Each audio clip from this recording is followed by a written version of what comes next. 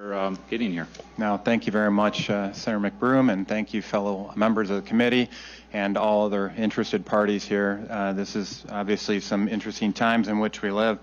I appreciate the opportunity to address this body. I know there's a lot of discussion around what happened in the 2020 election. Hope to provide a lot of information around that today. And keep in mind, what I'm going to be talking about today is just the tip of the iceberg due to time constraints. But a lot of people are here to provide testimony. And even right now, I see signs that say, show us the evidence. Please understand there is plenty of evidence. The toughest part on this whole thing is sorting it out and triaging it and identify what is most pertinent to the discussions of the day. And today I'm going to focus in on one particular body of evidence. The rest of the folks can chime in on the rest of them. And as you pointed out, I was present at the Detroit AV Counting Board. I was there as a poll challenger, certified through the Election Integrity Fund, which is an organization I helped start quite a while ago in anticipation for concerns around this upcoming election. And in addition to that, which is pertinent to my testimony today, I'm also a certified Microsoft Small Business Specialist. I work on cabling design for the International Space Station. I worked on with the Department of Defense as a contractor on advanced simulation systems for the military, wargaming systems, so pretty comfortable in the software area. There's been a huge narrative around this whole election that says, number one, it started off saying that there is no voter fraud. Then the narrative changed in the media to there is no widespread voter fraud. Then it changed into there is no widespread voter fraud that could impact the results of the election. Well, what I hope to provide you today is just a snippet of information that indicates no, it was rampant. It doesn't have to be rampant to be significant. If we have voter fraud in just one out of our 83 counties, if that county is Wayne County, you got an issue because over 800,000 votes were cast in that county. And that's much more than the margin of difference we're talking about in the election for the president.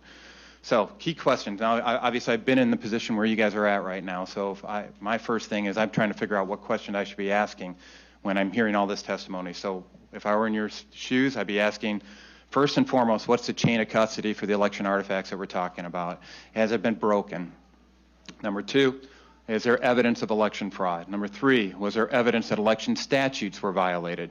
And you can have election fraud and not violate a statute if we don't have that hole covered in statute right now. Was there evidence of any third party or external manipulation of our election data? And how do you respond? And this is very important, and we'll talk about this at the end. How do you respond if the answer to any of these questions is yes? All right, so key concept, chain of custody. And I simplify this to just 4 key links in that chain of custody. Qualified voter files, number 1. Number 2 is the poll books. Number 3 is the ballots themselves. And number 4, which is where I'm going to focus my testimony today, is on the vote tally itself. How do you communicate the tabulated results upstream to all points, up to the county, up to the media, et cetera? How does that information get packaged and shipped out? And we're going to talk about what we've saw as far as concerns here. A lot of people are testifying here today are going to talk about a lot of things that happen specific to the poll books and specific to the ballots. The QVF is not something that happened on the ground here, but that's something that should be of concern as well. But let's focus in on the vote tabulation.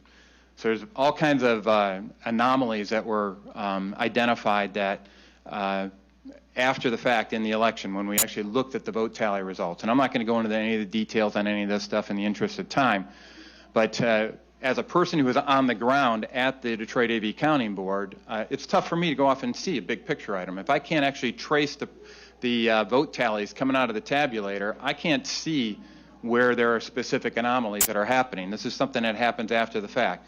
I will attest to some things that corroborate nefarious purposes towards the end of what we did when you look at this data in context of what we did observe. First thing I want to point out is one of the things that when you're looking at data that was transmitted during the election, there was something very interesting that happened. And they were transmitting, we have evidence that from the Dominion voting system, there is a transmittal of fractional vote data. Now, you guys have done a lot of votes inside the Senate, as I did when I was serving my 2 terms. I don't recall any of those vote tallies up on the board having a decimal point. Do you guys? So that indicates right off the top that something's rotten in Denmark. So I'm going to start off just one quick example. I'm not going to belabor this. I call it the little switch, where we all acknowledge that there are some issues with votes. If it wasn't for an alert, regular old citizen by the name of Bill Bailey identifying that this doesn't make sense, that Antrim County went for Joe Biden and it led to a recount, we never would have understood or found that vote flip of 6,000 votes. And what are some possible technical explanations for that? Well, we know what the official explanations were. They said that it was initially a software glitch, and then it was changed to a clerical error. But the technical explanations for what might have happened is that when you scan a ballot, it's going to be coded in accordance with it's going to have a QR code that tells you what the ballot type is on it or what the ballot style is. And if you flip that ballot style so that maybe you juxtapose the position of maybe a presidential candidate from one to the other, all of a sudden what would normally have been registered as a vote maybe for Trump turns into a vote for Biden. Another way that could happen, and how you can, this is the only way that I know of that can explain a fractional vote, is if you implemented a ranked choice voting algorithm. That's the only technical part of the Dominion suite that I am aware of that could lead to a fractional value. You could have data manipulation via remote access, and then you can also address the need for, there's an opportunity that if you do not do a robust public accuracy test where you've investigated all the different permutations of votes that could occur, people that know that there's loopholes in those public accuracy tests can take advantage of them in the algorithm and flip votes in context of that. In particular, be concerned about the idea that they could flip, if you don't test for this explicitly in your public accuracy test, they can flip from one candidate to a write-in candidate, and we have an affidavit attesting to that in the, among our many examples of evidence. So, where's this election data saved? Well, on these compact flashcards. There's a primary and secondary flashcard for each one of the tabulators, and that's where that data is collected. There's also a security key that enables you to update the information on these compact flashcards. Then we're going to go into the big switch. And so we talk about the margin here in Michigan to be about 154,188 if we're just focused in on the presidential race. And in that context, what we've identified through sworn affidavit is that there were votes that were being dumped in counties of Kent, Macomb, Oakland, and Wayne counties that just defy logic because they were dumped at a time within about a 2.5-hour time period that there's no possible way that you could have tabulated that many votes with the scanners that were on site for those particular locations in that time frame. So per that analysis, we understand that at least 289,000 votes are questionable in that context. And there's much more than that when you add up all the discrepancies. So specifically, let's zero in on the Detroit AV Counting Board.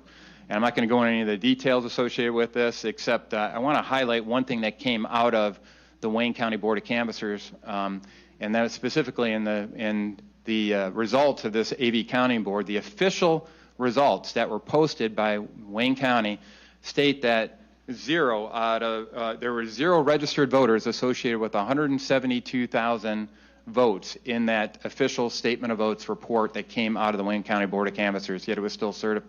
Well, there's doubt about that, but they went up and eventually certified at the state level despite knowing that. So that's already an indication that paperwork's not in order. So what did I specifically focus in on? Like I said, I'm zeroing in on vote tallies. There's going to be a lot of evidence on the other elements, but I wanted to focus in on the big picture when I got in there. And due to my background and kind of a network techie geek, you guys all know me well enough to know that I'm very geeky in that context, right? I like to focus in on what was going on with the network configuration because I wanted to understand how those vote tallies were being communicated. So my first question was up to Chris Thomas, who is serving as a consultant for the city of Detroit. And Chris, as you know, is the state elections director here in Michigan for decades, very knowledgeable gentleman on voting processes. And I had what I thought was a pretty simple question. I go, Chris, I want to know how you maintain chain of custody between these tabulators and all points north up to the county, and where are these reported, where are these results being reported? And he stated that he didn't know. All right. So I kept asking him. Finally, the end game was, I don't know, and I'm not going to tell you. That was the final answer I got. And I thought that was kind of disconcerting because my role there was as a poll challenger to make sure we protected the integrity of the election. And I was specifically You know, I can see physically, I can see a ballot, I can see if an envelope signature doesn't match a poll book signature. That stuff I can see. If you're communicating via the internet, via the Ethernet cables that were in there, via computer, it's very difficult to get in there and follow those electrons up the chain here to see what's going on here. So I wanted to know exactly how that's done. In most precincts in my former Senate district, what would happen is the way you communicate the results is that you wait until the end of the night, you do a final tabulation of the books, and you put all the final results. So you get a dump onto a flash drive, you put that flash drive into a sealed envelope, and you send that up the chain either to the city or to the county, actually to both. There's probably about 5 copies of the flash drive made. And you send it, it's in a secure package, and you can maintain that chain of custody. What I saw in Detroit was something more concerning. Every one of those tabulator machines was connected via Ethernet cable. That Ethernet cable connected to a router. That router connected to all the other computers in that network, including up to what's called the local data center, which was managing all the returns for 503 precincts here in the city of Detroit. What was further concerning was that I saw a Ethernet cable coming from the wall connected into one of these routers that was connected to the local data center, which was connected to all the tabulators and adjudicators, and that seemed to indicate an outside internet connection. When I flip on my phone and I look for connected networks, I also understand that there's a wireless network called AV_Connect that was accessible. I wonder what AV stands for. I mean, it doesn't take a rocket scientist to figure out that that's probably something to do with absentee votes. So, bottom line, I was a little concerned with the physical configuration. So the stuff I could observe, here's the network topology that I put together the night that I got back after serving on the at the AV Counting Board, and what it showed to me explicitly was a connection to the internet. Furthermore, I asked all the election officials that were there, Daniel Baxter, I asked former state representative David Nathan, I said, are these connected to the internet? And they all denied internet connectivity. Yet when I went around to all the monitors on it, and you guys probably have Windows laptops with you right now, you go down to the bottom right-hand corner and look at that little, there's a little icon there talking about your network connectivity. When you roll your mouse over there, it'll pop up in Word saying connected to internet. All right, so why is that a big deal? Let's go through. First, I want to demonstrate these guys were indeed connected to a local area network, and that local area network includes a connection to the local data center. Chris Thomas has already, through other statements, validated that local data center was connected to the internet. And for anybody who's not familiar with IT, if one computer on a network is connected to the internet, all the computers are connected to the internet. Now, the folks at Dominion will say that there's an air gap because they have a firewall in between there, and they use encryption for all the communications. I'm telling you, there's folks from that attend these DEF CON conferences every single year that can hack into a system like that in a matter of seconds. So, no, there's no such thing as an air gap. And you think something like elections determine who the leader of the free world is going to be for the next 4 years might tempt somebody to go off and play games with that? And we've got evidence that indeed happened. So further evidence of, even the contract with the state of Michigan defines that these are designed, this equipment's designed to connect to the Ethernet and also in some cases, specifically via cell-based modems, to the internet. The Dominion Tech Support Manual says these are designed to connect via Ethernet cables. So, so why does it matter? Here's why it matters. How many of you guys had a chance to read Sidney Powell's lawsuit in the state of Michigan? It's about 75 pages. Good. Hopefully you went through that in detail.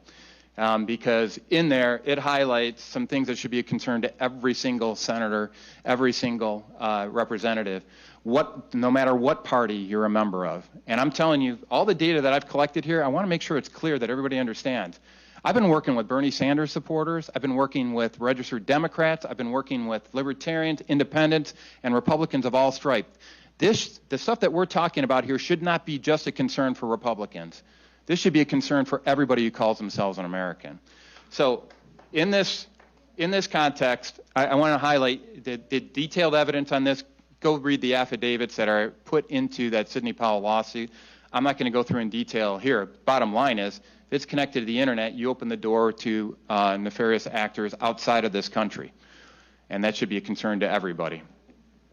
Furthermore, we discovered that the National Institute of Standards and Technology left a proverbial key under the mat, essentially provided a map for anybody. By the way, first, before I get into that, we found admin passwords for the Dominion voting system, and the testimony attests to that, available up on the dark web. People could get access to it. That's important because with this key under the mat left by a gentleman out at the NIST, it provided all the specs or the specific files to look for in these election systems and what their sizes were so that you could mask any abnormal traffic that would happen when you're hacking a system. So is there any corroboration to what could happen with somebody accessing this via the internet and what we observed out at the polls? Yes. We've got affidavits talking about computer or network anomalies that happened at these, including one error message that says, warning, this computer is being hacked. So, guys, this is really happened. It happened at the poll books for that. There's adjudicator, or I think it was the adjudicator stations that had the computers down for about a half an hour inside of Detroit due to a network-related issue. Furthermore, there's another data piece here that's not on here, but I talked early on about we've got an affidavit that attests specifically to poll worker in Detroit that observed the precinct printout at the end of the day and noticed that there was a bunch of write-in votes for that particular precinct. And the thing that was odd about that is that they did not see one ballot with a write-in vote on it the whole time they were doing that. And they got an affidavit to that effect. So what does this all add up to? I'm just going to say this is a referendum. There's only two choices for each of you in this context. Number one, you believe in print and you realize that chain of custody is broken, there's significant evidence of election fraud, et cetera, or, and I'm not saying this term lightly here, or there's an attempted coup. And those aren't my words. That's the word of a registered Democrat, Brian McCaffrey, when he made his observation as to what was going on in the Philadelphia counting board. Like I said, this should concern people of every party inside America. Any American citizen should be concerned about what they're seeing here. So what can you do as legislators? Well, I'm just going to give you what I would recommend, and you guys can take the steps that you believe is appropriate. There's a lot of people are trying to convince you right now that there's nothing you can do. It's been certified, move on. There's nothing else that you can go off and do. I'm telling you that's not the truth. In the United States Constitution, Article 2 gives the legislature specific authority on how to allocate electoral college votes. That doesn't mean that the governor has any say in it. It means it's, and because of Article 6, Section 2 of the U.S. Constitution, Supremacy Clause, that supersedes anything we may have in statute here in the state of Michigan.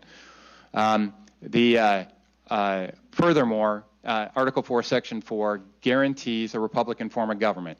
A Republican form of government means that people elect their representatives, which implies that we've got integrity around the election process itself. I believe this is just a small sample, that one chain of this overall chain of custody around this election was broken, and I just submit it to you for consideration. There are options before you, and I'd just like to yield the rest of my time here, if I could, for any questions that you may have. Thank you, Senator Colbeck. Questions from Vice Chair Lucido. Thank you, Mr. Chairman. Thank you, Senator Colbeck. I appreciate you coming and offering your testimony. I had listened to you about the chain of custody. We use that in criminal law. When you break the chain of custody, you find that there's a flaw, and as such, it makes for a difficult conviction. In fact, you throw the case out. Yeah. So I appreciate your analysis, but I like to get to what's called substantive issues. You indicate that the vote tally affected the election. What offer of proof do you have? That's what they use in a courtroom. And I know this isn't a courtroom. Yep. This is a legislative process that you were a part of. Yeah. So, and I did talk to you on the phone, did I not, this weekend? Yep. And I want to make sure when you came with your testimony that you'd have offers of proof, because as legislators, we like to take that information, digest it, and bring it back to our districts, indicating what we've heard by the testimony, because this isn't out there, and I wish it was. I wish it was on TV right now, so that the people can hear exactly what these offers of proofs are. So you were down there, you were a poll challenger, You were looking at 800,000 votes that passed into Wayne County. Your vote tabulator, you said, or the vote tally, affected this election. Yeah. Well, I'll tell you, there's two pieces of evidence in that I've talked about here today. Number one, I don't think anybody denies that there was a vote flipping that occurred in Antrim County. They're just curious as to what the cause was. So there's Not to stop you, but we had the clerk testify. Yeah. Were you a party to that testimony? No, I was not. So when the clerk testified, she gave her analysis as Yep. the clerk. Whether she's right, wrong, or indifferent, we could only take value of what the testimony was. Right? Same with us. And she at first indicated that it must be a computer program software glitch. Mm-hmm. Later on, she found that she must have opened up, and I think it was Senator Tice, but I'm not going to speak for her just yet today. But it was somebody that opened up and changed the ballot that was already locked into place and had two nonpartisan candidates or counties or two nonpartisan communities Yeah. that they locked in, and that's what was said to us. Yeah. Whether it's right or wrong, and I do appreciate your depth and scope about being an engineer and having this amazing ability to go ahead and try to identify and articulate these issues. The next thing is the electronic chain of custody. Mm-hmm. I'm real interested in this. Yeah. If I have a computer with a ether cable, rotor, and therefore I would have the ability to be hacked, I think you called it, Mm-hmm. tell us how we don't have an expert in computer software with computer hardware about the cable, rotor, and the hacking portion that we can all digest as citizens. Yeah, well, number one, you need to have access after the fact. I mean, if they're not allowing me to inspect, and I was deliberately prohibited from getting close to a lot of these connections by one of the gentlemen that was up there and the configuration of the site, but I saw enough to indicate I could follow the connections between them. So, I mean, there's, I don't know how much detail to go into on any of this stuff, but the bottom line is, if you're connecting, I can verify this physical connection between all those, the tabulators, the adjudicators, and the local data center with one another. We've already got Chris Thomas testifying that the local data center was connected to the internet. So the only question is, were there protections and layers in between that would give the appearance of an air gap? And I'm just telling you, I'm not the hacker that does this. I'm not a black hat that can go in and do this, but there are people that can do that. I got it. So then it comes down to this. Yeah. How does one maintain the chain of custody in electronics? Well, I think the only way to do that is what I was talking about, what usually happens in other precincts where the clerks are getting that information from an encrypted flash drive from a tabulator that's not connected to the internet, and then transferring that in a sealed envelope up to the county so that they can add it to the tabulator result to the other areas. That did not happen in Detroit. I never saw one flash drive transferred from a computer to another computer. There was a wall up on the wall all around the center. There's a red area that was supposed to be where they put out the final precinct tallies, just like you would see in most other precincts, if you will. That never happened. That they had all the zero printouts from all the tabulators, which is good. So they had them printed up for the beginning of the counting day, but they never had the final tally printed up there at all. So I would be very curious, and this is an area that I think, frankly, the burden of proof is on the Secretary of State and the Board of Canvassers, which is how do you verify that you maintain the chain of custody? Because I'd be very interested in their answer on that. The data transmission, and Mr. Chairman, going to Senator Colbeck's point, we are all elected. We all put a vote up on the board, and I've never seen a fraction, so thank you for sharing that, because we don't have fraction votes. We have one vote for our district. Yeah, I was joking that sometimes you don't feel like your vote means as much as some other people's votes, but it's kind of, The data transmission, though, of the fractional vote, has anybody ever questioned the software company and asked them, is that a possibility? To the best of my knowledge, no, but it's undeniable that that's something that they use it for. I guess if I was to ask, I think they're using the software in 29 states. Is that correct? It depends on where you look. I've seen anywhere from 28 to 30. Yeah. Okay. So we're right in the ballpark, just maybe a wrong base. But at the end of the day, Yeah. has anybody asked the software company, including maybe the Attorney General of this state, could you explain how this fraction tallied? how it was possible that a fraction could even be thought about? To the best of my knowledge, no, but I do know that the state of Texas refused to procure Dominion voting systems because of security vulnerabilities. Thank you very much for your testimony, and it's great to see you, Pat. All right, Thank you, thanks. Mr. Chairman. Thank you, Vice Chair Lucido. Senator Tice.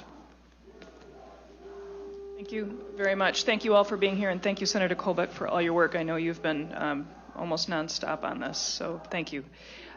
First off, can we get your presentation? He's got it. Great. And then secondarily, we were speaking about Antrim County, and this is something that I've focused on quite a bit. So the issues that happened for her happened once she finalized the election and then realized there were candidates that needed to get added onto it. So she locked it, and then she unlocked it, changed it, and relocked it again. All over the state, there were courts that ordered things on ballots after that deadline. And so I'm wondering, has anybody that you're aware of done the analysis in those communities to figure out whether or not those are accurate representations of what we would expect out of those communities? I don't believe it's been done, and this is why it's so concerning. If it was literally, if it wasn't for Bill Bailey saying something's wrong here, there never would have been a recount. We never would have identified this software glitch / clerical error / whatever you want to call it. So no, I anticipate that this is across the spectrum. And when you look at what actually changed in there, to testimony we were looking at earlier, this is affecting down ballot. I mean, I know we're all focused in on presidential race here, but man, I'm concerned all across the state for down ballot issues too. To your point, it was way down ballot that she was making the changes. Yeah. It was at a township, no, it was at a village School board, level. yeah. And then millage level, so you were at the lowest partisan, and then below that is Yeah. what where the changes were being amended, and it affected all the way up to the top of the ballot. So I find that disconcerting, and I'm wondering if anybody's done the analysis on the other counties where changes were made last minute. And gets into a whole topic of reform down the road, but I'll tell you one of the biggest challenges to this whole thing, why there's delay in some of this information coming out, is we've literally had an army of volunteers trying to get the precinct by precinct results just for the presidential election. Then we're working our way down to U.S. Senate, to congressional races. It's tedious as heck, and a lot of people here are part of that data warrior crew that's pulling this data together. But there's no reason we shouldn't have precinct by precinct roll-ups at the state level available for data mining analysis like you're suggesting. And then, so there are a couple of things. One of the other commentaries that you said talked about having no registered voters. I know that many communities create a separate, just kind of a separate area where they're doing all of the absentee tabulation. So you won't show any in-person voting at that tabulation, but everybody is going to be absentee. And sometimes, I think, those registered voters would be reported within their precincts rather than in the absentee counting board. So I think it's possible that might be, but I don't know. So again, we need to dig into it further, and I thank you for coming forward very, very much. Thank you. Thank you, Senator Tice. Senator Colbeck, Yes, sir. when it came to the Antrim County issue, did you observe the testimony of the clerk before the committees? No, I haven't seen her specific testimony. I've been looking at some of the affidavits that were based on that testimony. So, I asked this question at that time regarding how such an anomaly may have been observed in a precinct, a county, where the weirdness of the result would not be as readily observable as it was obvious in Antrim County.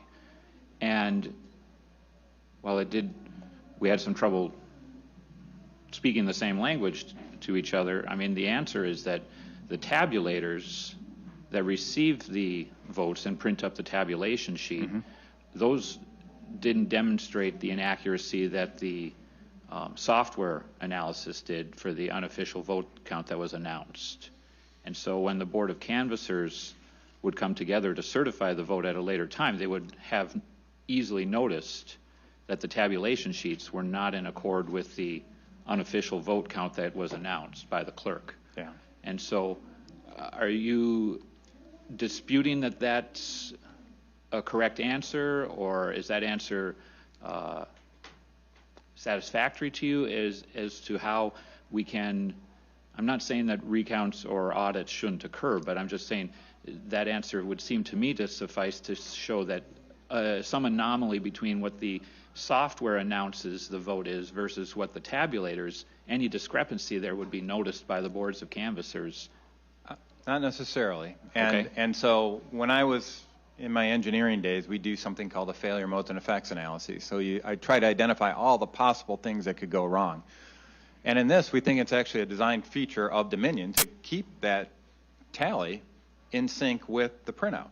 So there's another step that happens in between, and that's kind of an all-important step. First you scan it, then you allocate the vote, then it's printed. So in the translation between the scan and the vote tally itself, which is what gets printed on the card, which is supposed to correlate to the printout, as long as you make your transition or switch before that, I understand then, that. I'm sorry, I didn't mean to interrupt Yeah. you.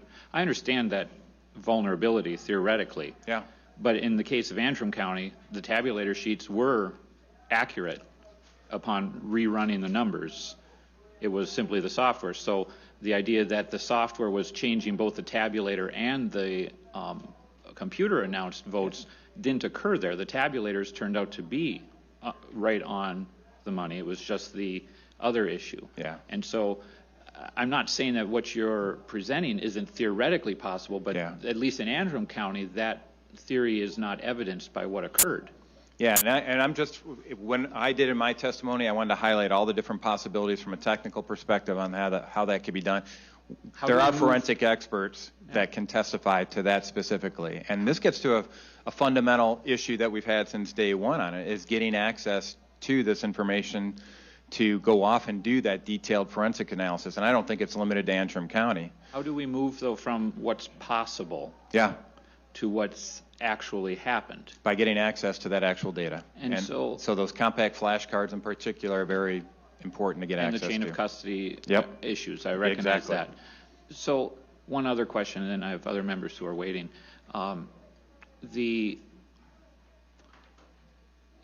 These possibilities, these possible vulnerabilities that you detailed seem to me to be undercut in Michigan, and I don't know other states, but at least undercut in Michigan by the fact that we maintain the paper ballots. And so the opportunity to recount and the fact that every election cycle there are random audits done that have continued to validate that the software has been accurate would seem to undercut this possibility it's happening or being something somebody would attempt to do in Michigan. This gets into a very complex discussion because now it's conceivable you can go back in and prepare whatever ballot tally you want in physical ballot form to match the numbers that you want to have in the physical in the final vote tally. It's possible to go off and map that together, which is one of the reasons why it's so concerning as to how sloppy it was in Wayne County in regards to the idea of poll books balancing with the number of ballots that were out there. So I just want to highlight that I've focused in on vote tallies as part of the key issue on it, but where you're going starts taking us upstream as well into the ballots themselves, because you're looking and saying, hey, these are what the ballots said, there's no discrepancy associated with it. It gets into a discussion of where did those ballots come from? What was the chain of custody around those ballots? What's the chain of custody between the ballots and the person who was supposed to have voted for that ballot? Did you maintain that in the poll book with the verification?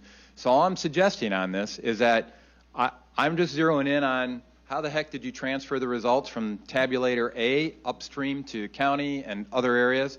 Is there evidence to suggest that there's a concern, not just in Antrim County, but keep in mind the other testimony that was for 289,000 votes that were pushed out as the official vote tally or whatever from those 4 counties that exceeded the complete scanning capacity of those 4 counties during that time frame. That's an explanation that I'd really like to see. So the stuff you're talking about, it's going to get into a detailed discussion of everything upstream of that chain of custody. But Senator, help me understand, if a person or persons had the ability to stuff the box. Yeah. You know, just to borrow colloquialism. Electronically, yeah. To stuff the box with the paper ballots, as you're mentioning. Yep. Then what would the need be to have the software provide an inaccurate count? I mean, if you have the ability For to recounts, yeah. I guess it seems like one or the other is all that's, No, I'm not sure I mean, why. ultimately, when it's all said and done, I mean, you're going to go off and try to make sure that you have all this stuff in sync. Right. I'm sorry, to members, I have one other question. And this is a follow-up to Senator Lucido's question earlier regarding fractional voting. Yeah. Do you have actual paper or screenshots or something that show a fractional vote and where it came from, what that's referencing specifically? This is in the affidavit provided by Russ Ramslander, and what they were doing, and it's probably too complicated to go into here, although I do have a slide that kind of demonstrates a little bit of the path I can get into. But this is an actual printout from Dominion Voting Systems, and in their translate or their feed to all of the news outlets, and there's a whole chain of command that they go through for this data. And I was never interested in that. I was interested in seeing the flash up on the screen that says percentage of precincts reporting, what's the vote. But behind that simple number chase, there's a whole bunch of handoffs. And Okay. I think I've got this actually in a backup slide, so let me just double check here. Once you get an appreciation for all the different handoffs that this goes through, it starts making a little bit more sense. So let me.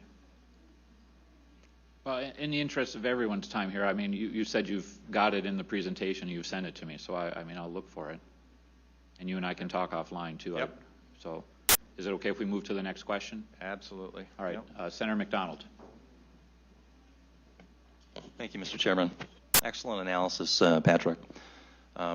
Quick question. The integrity of our elections, you're right about that. It's not a Republican or Democratic thing. It's just too important. Where is the Justice Department? Why aren't they looking into it? That's a good question.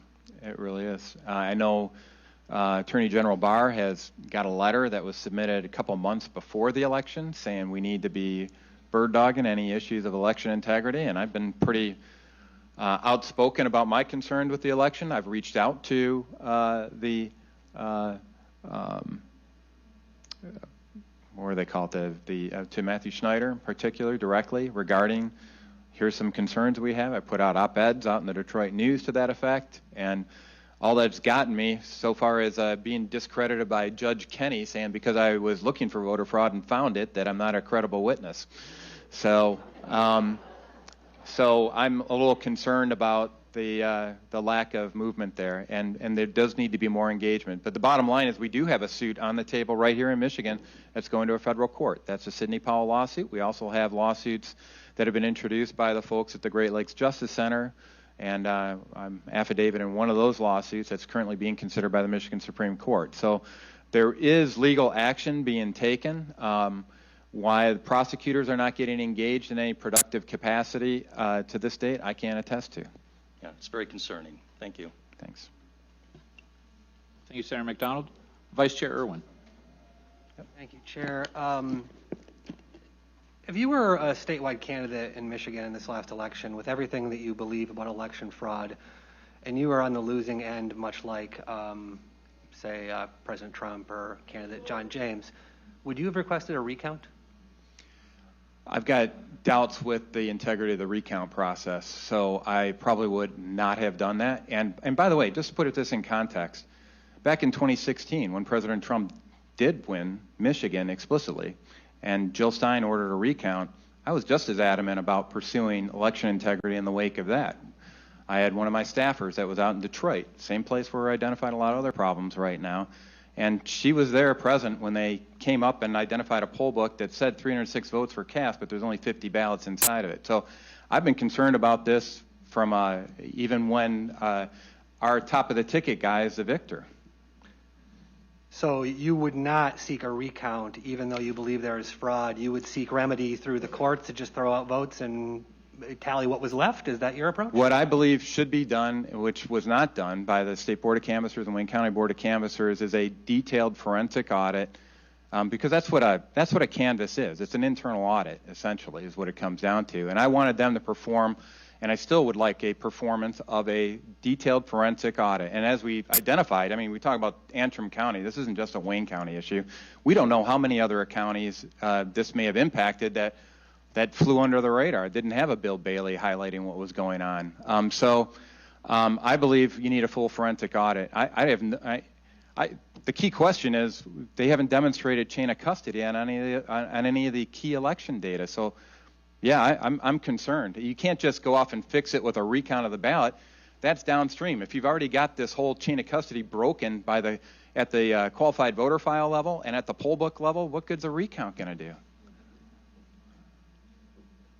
Well, I think that it's pretty telling that the Trump campaign did not request a recount in Michigan. It seems pretty clear to me that they know that a recount would mess up their current strategy, which is just to throw up a bunch of smoke and mirrors. And it's particularly telling also that you here, sir, in committee, you have continued to repeat information about Antrim County, and then when you are corrected with the testimony that this committee heard, you just go back and repeat the same old misconstrued statements about what happened in Antrim County.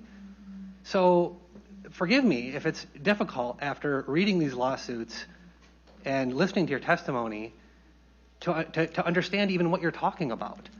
We need some evidence. We need some proof. All we've got here are conjecture and musings by former Senator Kolbeck.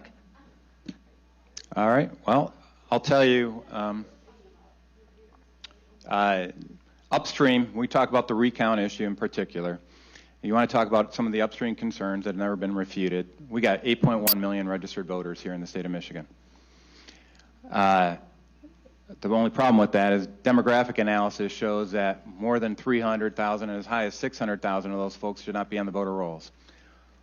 So you want to go off and do a recount, you've already got a broken link right up at the top that says there's over 300,000 people that should not even be eligible to vote in the state of Michigan. You've got some serious problems when you even, the Antrim County and everything downstream of it, frankly, is interesting side notes once you realize that somebody's breached the top link of the chain of custody. So how can you be confident in anything downstream? Senator Santana. Thank you, Chairman, and thank you allowing me to sit at your table today, committee members. And as the only Detroiter up here today, I have a couple questions for you, Senator Kolbeck. Sure.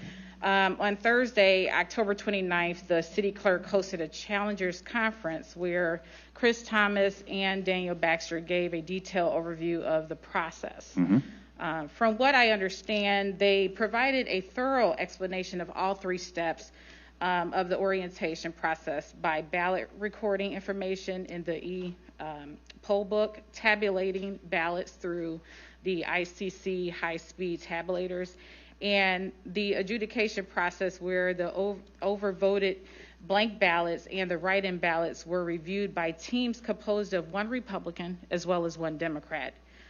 Did anyone attend the conference? To the best of my knowledge, we've been asking for when that would actually occur, and there's a gentleman here, he might be here, Phil O'Halloran. Phil, are you here? Phil can talk to that because we're specifically making repeated requests for information related to events like that, and I'll let Phil fill in the blanks associated with that, but I was very concerned. I can tell you, if I was notified about that meeting, I would have been there. Well, it seems like, these things would have been addressed at that meeting, and that meeting was open to everyone. So it seems that, maybe your committee should have had some more communication with the city, but the city also provided that information as well. Yeah, like I said, we'll let Phil testify, but believe me, there were attempts to do that, and I can tell you COVID was used as an excuse to push off meetings, to push off attendance at different things. There's a whole sequence of emails that I was working with folks to try to identify specifically when things like that would happen. We're concerned about the use of a Reliant scanning system to verify ballot signatures, for example. The Reliant system, when you want to go off and the clerk's office will validate that the voter signature on the ballot envelope matches the one that we have in the qualified voter file. And if it doesn't, then they're not a qualified voter, right? So you can't go off and count their ballot. we wanted to know what was going on with that Reliant system. How was it being calibrated? Because if you calibrate that at a very permissive level, if you will, you're not going to filter out any bad signatures. And we also know that Reliant voting system is based on 8-point signature technology that was over 2 decades old. So it's not the latest and greatest you'll see with banking systems that are used today. So believe me, we're trying to get access to that type of information for quite a while before the election. Mayor Chair. I'm glad you brought that up because I actually ran into a constituent at Marshall's as I was shopping, and her mother had an issue with the signature, and so her ballot, she got that information back to her home, so she had, because the signatures did not match up. Yeah. And the clerk's office did resubmit to her a new. That one obviously was spoiled, but they did submit to her a new ballot for her to be able to fill out. So the integrity that the clerk is providing, in my opinion, is very concise, and it is a integral system. So they did look at that signature to see that it was not matching up with her mother's signature. So I don't think that your argument is valid. Wow. And if you don't have factual information to prove that, then it seems like this is speculative in nature. Okay. Thank you, Senator Santana. Senator Colbeck, I really appreciate all the time you put into the presentation and for your efforts at voter integrity and stuff. And so appreciate you being here today and submitting this to me as well as some other information that I'll be making available to the group on process flow for Election Day. Any other members have a question? No. Yes? Sorry, it's not a question, just a point of clarification. The Antrim County Clerk said that they pulled their numbers off the tapes. They didn't do an actual physical recount of the ballots. Thank you, Senator. Appreciate that correction. Yeah. Okay. Thank you, Senator Colbeck. Thank you very much, committee members. Appreciate it. Okay.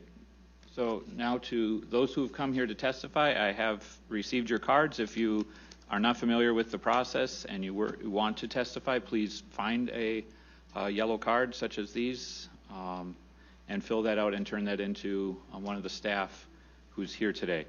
I will be running a timer and you'll hear an alarm go off when your 3 minutes are up. I will also give you a 1 minute or a 30-second warning.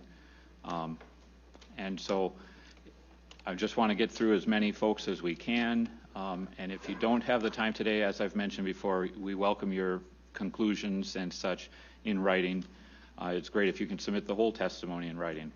If you don't have firsthand knowledge, if you weren't there, we still will accept written testimony, but I ask that you not take the time away from those who do have firsthand knowledge at the microphone today, and I'll rule you out of vacate the space for someone else if that turns out to be the case.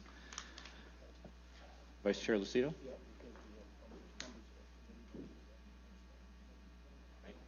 Right, and I, as the chair, have the time to stay here, but other members of the committee will be in and out at times for whether it's personal reasons or other committee obligations they have as well.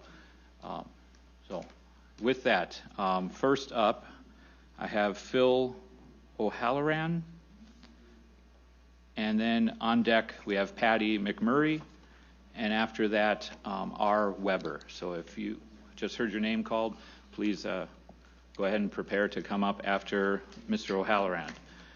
Sir, your 3 minutes begins. Thank you for coming. Thank you very much, Senator McBroom. My name is Phil O'Halloran, and I'm a registered voter in Michigan, where I've lived since 1986. My comments are based on sworn affidavits of myself and others in a group I organized, and I'm speaking under oath. I've been a GOP challenger on many occasions dating back to the mid-1990s. I was at the TCF Center on in the general election 2018 and also the August 2020 primary. I saw that ballot security was a serious problem, and chain of custody of the ballots arriving at the TCF Center was virtually non-existent. So in October, I organized a group of volunteers to observe ballot movements from the Department of Elections on West Grand Boulevard to the TCF Center. The following are some of the things our group discovered. While ballots are generally transported by 2 people, on more than one occasion there was just a single transporter. At the departure point, which was the Department of Elections, The loading of the vehicles was rarely, if ever, supervised by election officials. We saw no transfer paperwork, no people with clipboards logging the departure and arrival times, no logging of the type or number of ballots on departure, or any logging of the type or number of ballots on arrival at the TCF Center. In a Challenger conference the week before, which someone had earlier mentioned, Director of Elections George Jesus admitted that they do not transport ballots with a chain of custody.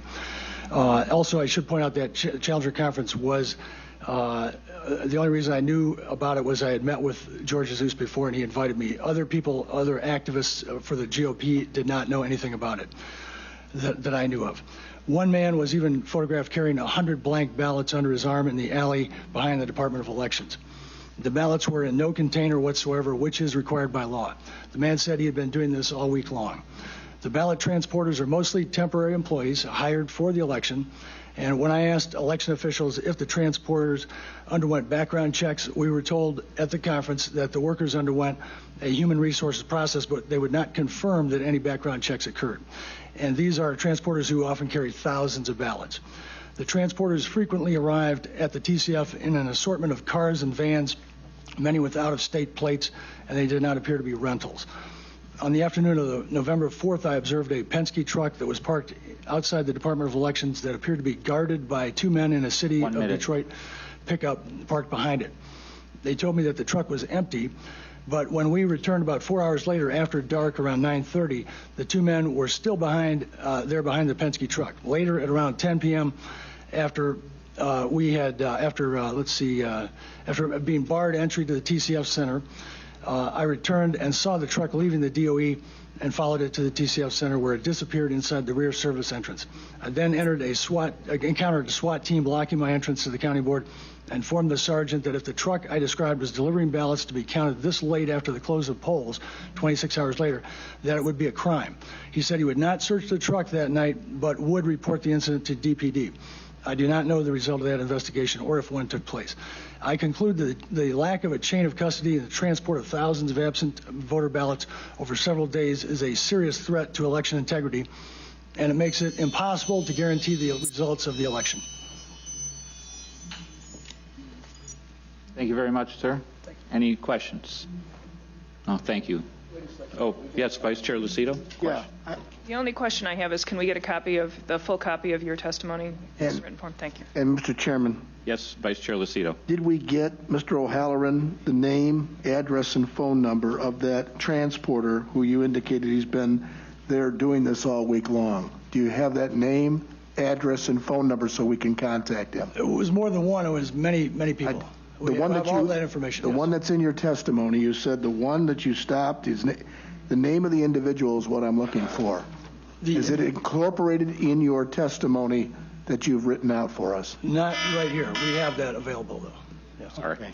So I can't contact him, is that what you're saying? You can't. Well, you talk about the person who was carrying the ballots or the person who saw them. The man that you said all week long he's been carrying ballots like that.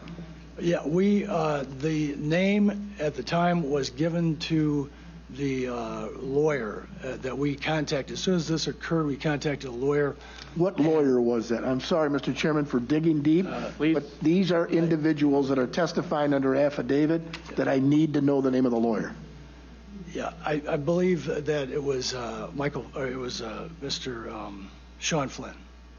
Sean Flynn?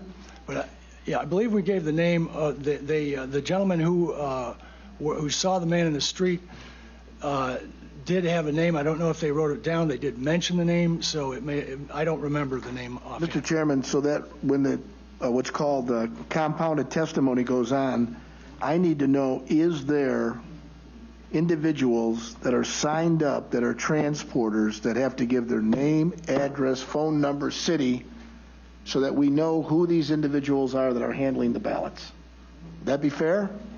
Correct. When the committee has the opportunity to speak to the elections officials of Wayne County and the city of Detroit, we should ask that question, but we'll try to get an answer even before then. Thank you, Mr. Chairman, and thank you, Mr. O'Halloran.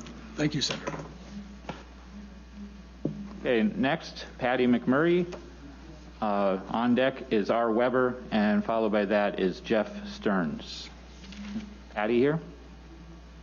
Welcome to the Senate Oversight Committee, Patty.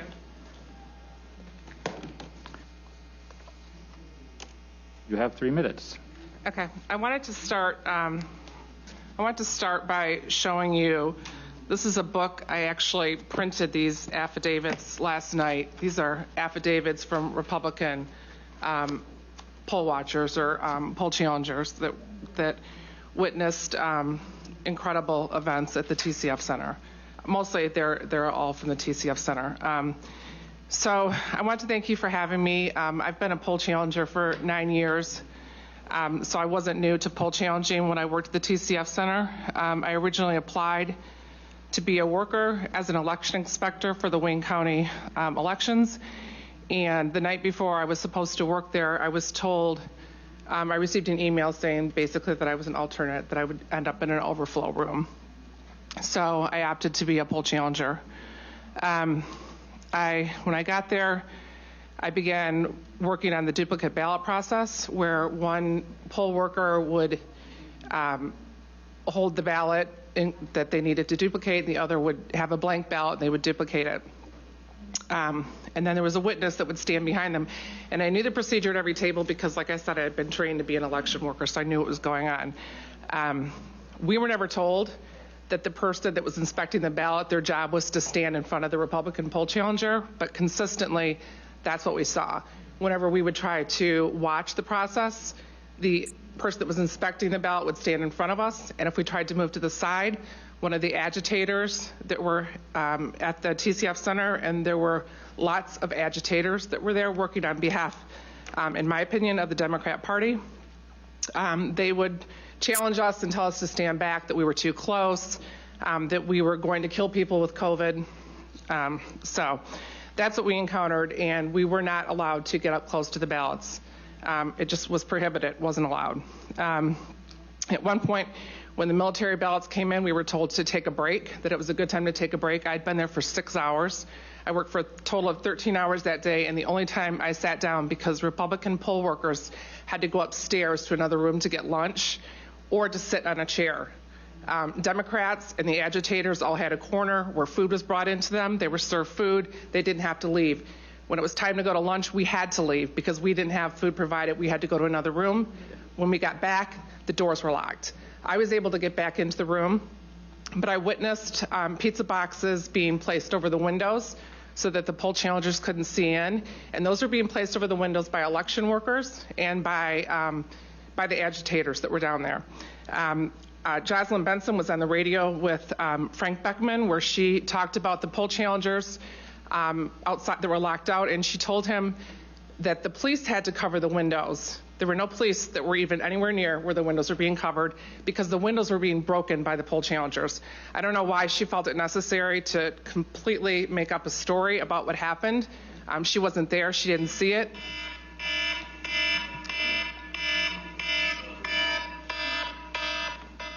Dumb phone, sorry. I real briefly just wanted to mention about the military ballots. When it was time to count the military ballots. I need you to wrap up. Pardon? I'll give you 15 more seconds to wrap up. Not one of the military ballots was a registered voter. And the ballots looked like they were all exactly the same Xerox copies of the ballot. They were all for Biden across the board. There wasn't a single Trump vote, and none of the voters were registered. They had to manually enter the names and addresses and a birth date of 1/1/2020, which would override the system and allow them to enter non-registered voters, of which I saw several that day. Throughout the day, that's how they would override voters that were neither in the electronic poll book or the supplemental updated poll book. Thank you. Any members have a question? Were those being cast then as provisional ballots, or were they actually being tabulated? No, and when we would try to challenge them, they would tell us no. Okay. Thank you very much. I'll try and put this on airplane mode so I have less time. Next we have R. Weber, followed by Jeff Stearns, and then I believe it's Colin Sitch or Glitch, I'm not sure, somebody from Rochester Hills from the Integrity Fund. So that's the third one up. Right now it's R. Weber.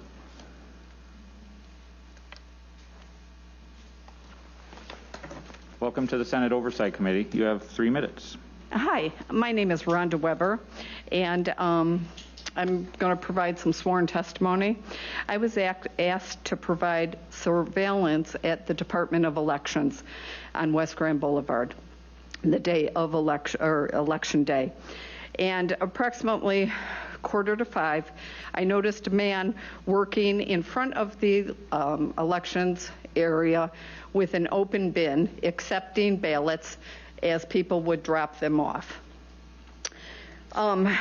Then I noticed a black SUV parked on West Grand Boulevard, and a woman with blonde hair was taking a Tupperware and dropping these off into the man's unsecured area or kind of box. And she did this 3 times. And so what I did was I took a picture of that, and I have photos of that, so if you'd like to see them. Thank you. And the photos are kind of, I mean, they're very busy, West Grand Boulevard, but I have circled what you should be looking at. Then, on the day after elections, I was providing observation in the back of Department of Elections, where there's a big garage door, and I was then kind of relieved of my post by an off-duty police officer. And all of a sudden, he contacted me and said, "We have a gentleman who has ballots in his hand, placed them in the back of the car, and he's driving off." And I was right at the alley, right on 2nd at West Grand Boulevard. So I followed him. I have photos of that also. And he went to the post office, which is a few blocks east of West Grand Boulevard. I then got out of my car and took some photos of him, putting in white envelopes that were in post office trays into the back of the car. The car that was doing this, I have a license plate. It was a municipal vehicle, and I have the license plate. And again, these photos. He then saw that I was taking his photo. So when he pulled out, he boxed me in, and it became quite aggressive, and I was scared. Him doing that prevented me from following him, but he went down in the direction to Woodward and then made a left, so he would have been going in the direction of TCF. I then spoke to my colleague, who was an off-duty police officer, and he was back at Department of Elections at 2 o'clock that day. And this is, again, the day after elections, and I have photos of this. And that's my testimony. Thank you very much. Any questions?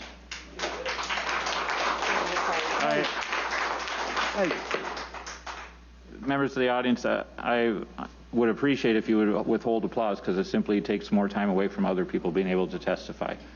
Senator Tice. Make sure we get copies, so for anybody that's speaking, for anybody who has that kind of evidence, please make sure that we get access to those and that you get them Yeah, if you would please to bring the chair, and then he'll make sure they come to us. Thank you.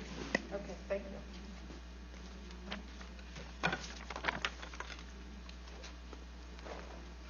No, that's ma'am.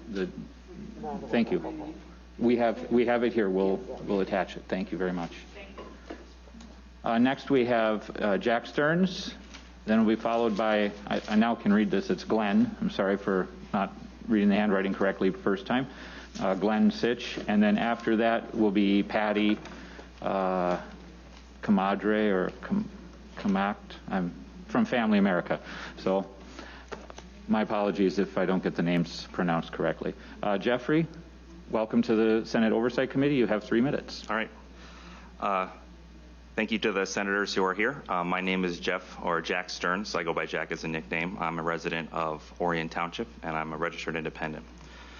First, I want to begin by thanking the Oversight Committee today for allowing me the opportunity to present my concerns regarding what happened here in Michigan and in Oakland and in Wayne County on November 3rd and 4th of the 2020 election. I realize that the process of oversight can be trying and tedious, but it is nonetheless an important part of transparency, which I think we can all agree is something that is necessary and critical when it comes to having a free and fair election. The people here today are in the spirit of seeking closure and answers for what many believe was a potential miscarriage of justice in the form of voting irregularities, rule breaking, manipulation, or outright fraud. And these are issues which must be addressed.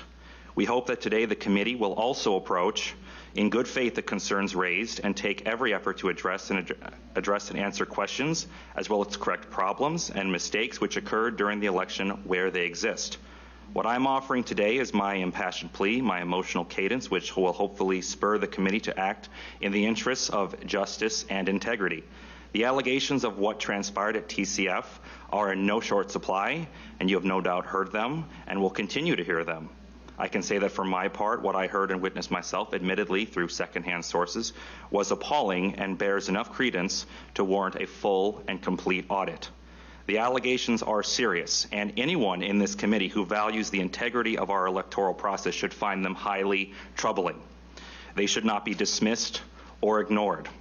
I offer this plea not because I am disappointed in the results, but because the response by our governor's office, by the Secretary of State, and by administrators of Wayne County to legitimate questions and concerns has been wholly and astonishingly unsatisfactory. There is a vital component of our representative democracy, of our republic, that allows for any government action, and that is consent of the governed.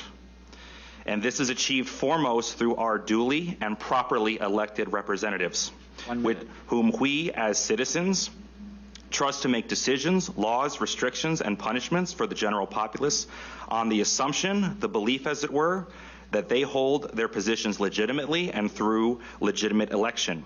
If a portion of the population believes that their representatives from the lowest office to the highest were not elected fairly, properly, or legitimately, then it throws the whole system through which we agree to be governed, in effect, this experiment of a republic, of a liberal democracy, into question.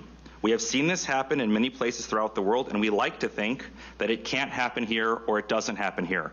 But when there are signs, when people witness irregularities, be they subtle or blatant, or when there are occurrences which make no logical sense, then it should be concerning to everyone, not just the side that lost. Benjamin Franklin famously called our proposed system of governments in our nation's infancy, quote, a republic, if you can keep it. This relies on the consent of the governed, so that we are not merely subjects under the whims of tyranny. Do not simply tell us that everything went smoothly, that there's nothing to see here. Do not tell us to shut up and crawl back into our holes. These are actions of people who are not in control of a transparent election, and these are not the actions of a government who values the consent of which it governs. Thank you. Thank you for your Members, any time. questions? Thank you. I submitted this in email to the committee so you can read it in full. Thank you very much. I appreciate your time. Next, we have Glenn Sitch, or Sita, followed by Patty, and then Lori Levi, or Levy. Is Glenn here?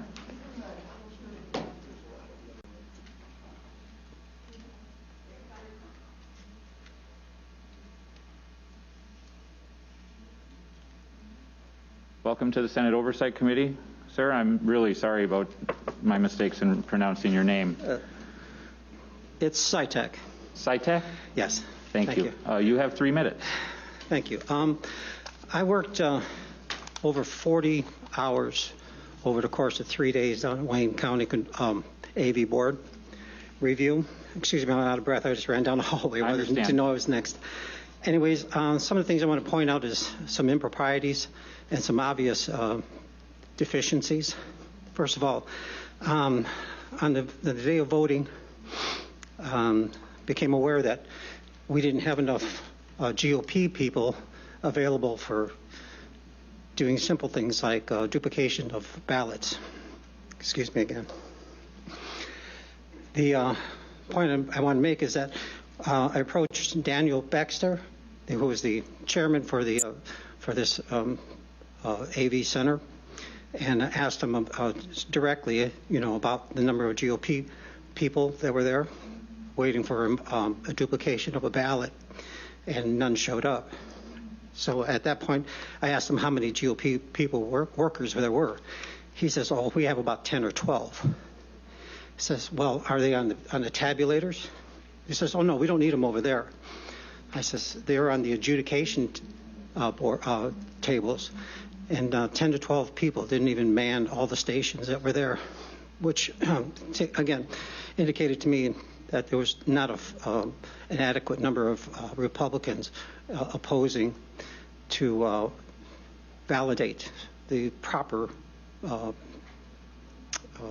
dual party evaluation of all these adjudicator tables, the regular ballot counting stations.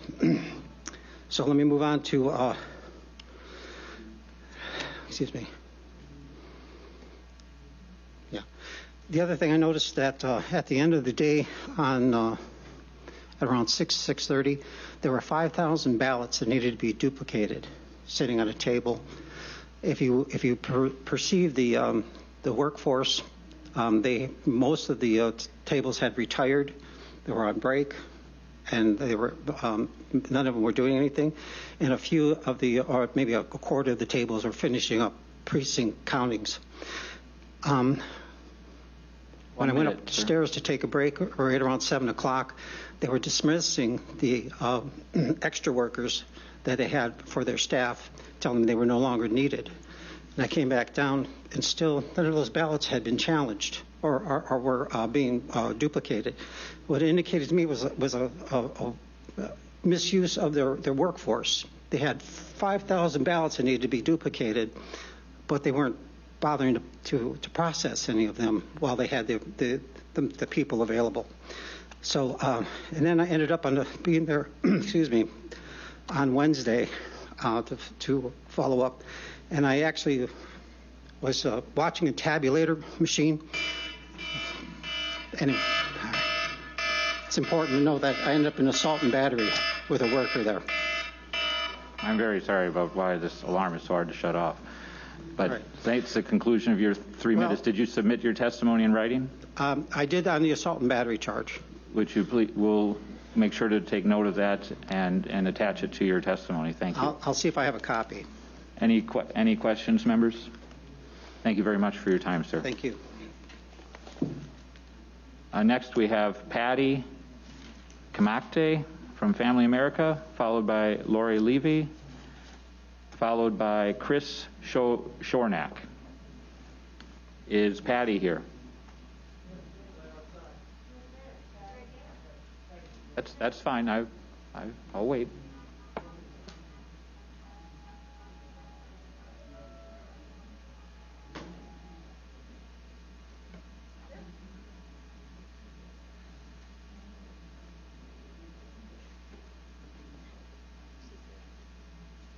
Welcome to the Senate Oversight Committee, Patty. Hi, thank you. I apologize again for mispronouncing your name. You have 3 minutes. Excuse me. Take your time. Well, I'll reset it. Not sure exactly how I was selected to come before the committee because I was not at TCF that morning. Oh, well, if you're not, I'm sorry. Yeah, I'm not an actual witness. I have lots of opinion or things to say, but I wasn't an eyewitness. Okay. So I'd give my time to someone who was there. Thank you very much. Okay, thank you. That brings us then to Lori Levy, or Levi. Levi?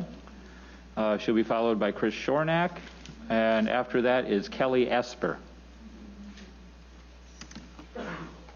Good afternoon to the committee. My name is Lori Levi from Canton, Michigan. I am a registered voter, and I was at the TCF Center as a poll challenger. As you're going to hear multiple duplicate testimonies here, what I'm going to focus on is the thing that was most disturbing to me. I was under the impression that as a poll challenger, our primary responsibility is to make sure before a vote is cast that ballot is either in the registered poll book, the computer book, or in the paper poll book, of which anytime as a challenger I tried to look at the ballot and then try to verify it, I would get 2 or 3 of the poll workers literally screaming at me to get back 6 feet. However, we did not know that that had been overturned the night before, which would have been helpful. But at no time were we able actually to physically see the ballot and then see it in the poll electronic book. The person opening the ballot would probably be sitting where Senator Theis is, and the electronic screen that we were supposed to be watching is basically to where the committee clerk is. Now, I don't know if you guys got binocular vision, but I don't. So I cannot look at a ballot over here, run down to this screen, and be able to see it and verify that it is the same. I did address that with them multiple times, and they told me, sorry, I should have planned better. Plan better as to how? Needing binoculars? I mean, we as a poll challenger are supposed to verify the name, address on the ballot to the electronic poll book. And if it is not there, then it is supposed to be in a paper poll book, of which there was a significantly large poll worker. Anytime that I said that is not in the book, when she would scan it, it would not come up on the screen, then she would basically hover over this paper book, sometimes checking something, and other times we could see that they did not check it. And then they proceeded to manually enter these into the electronic poll book, where then they would come up on the screen. Many of these papers were not absentee ballot, the yellow envelope, the standard ballot. Some of them were on printed paper. Some of them were in white envelopes. Some of them had multiple papers attached to them. So then they would manually enter them into the electronic book. And I wrote down as many as I could see as quickly as they were entering them, of which you have before you. Now this, in disclosure, due to my travel schedule, I did not see I was supposed to submit this in writing. So what you have before you is the same testimony that I submitted to Robert Steele. You can submit at a later time. I mean, if you don't have it now, you can write it up. But basically, it is the same thing that I submitted, and I printed you a copy. So yesterday, my husband and I attempted to verify these addresses. Out of the 8 or 9 addresses here, we were only able to verify that there was one voter that actually lived at this address. And I can present to you one voter. I don't want to say their name, but you have it. This is their address that they show on their voter registration card. This is a church, of which it is illegal to register to vote anywhere but at your home address. So, thank you very much. Thank you. And I'll provide that to you. Was there a question from a member? Oh, no. Sorry. Yes, it was. Thank you very much.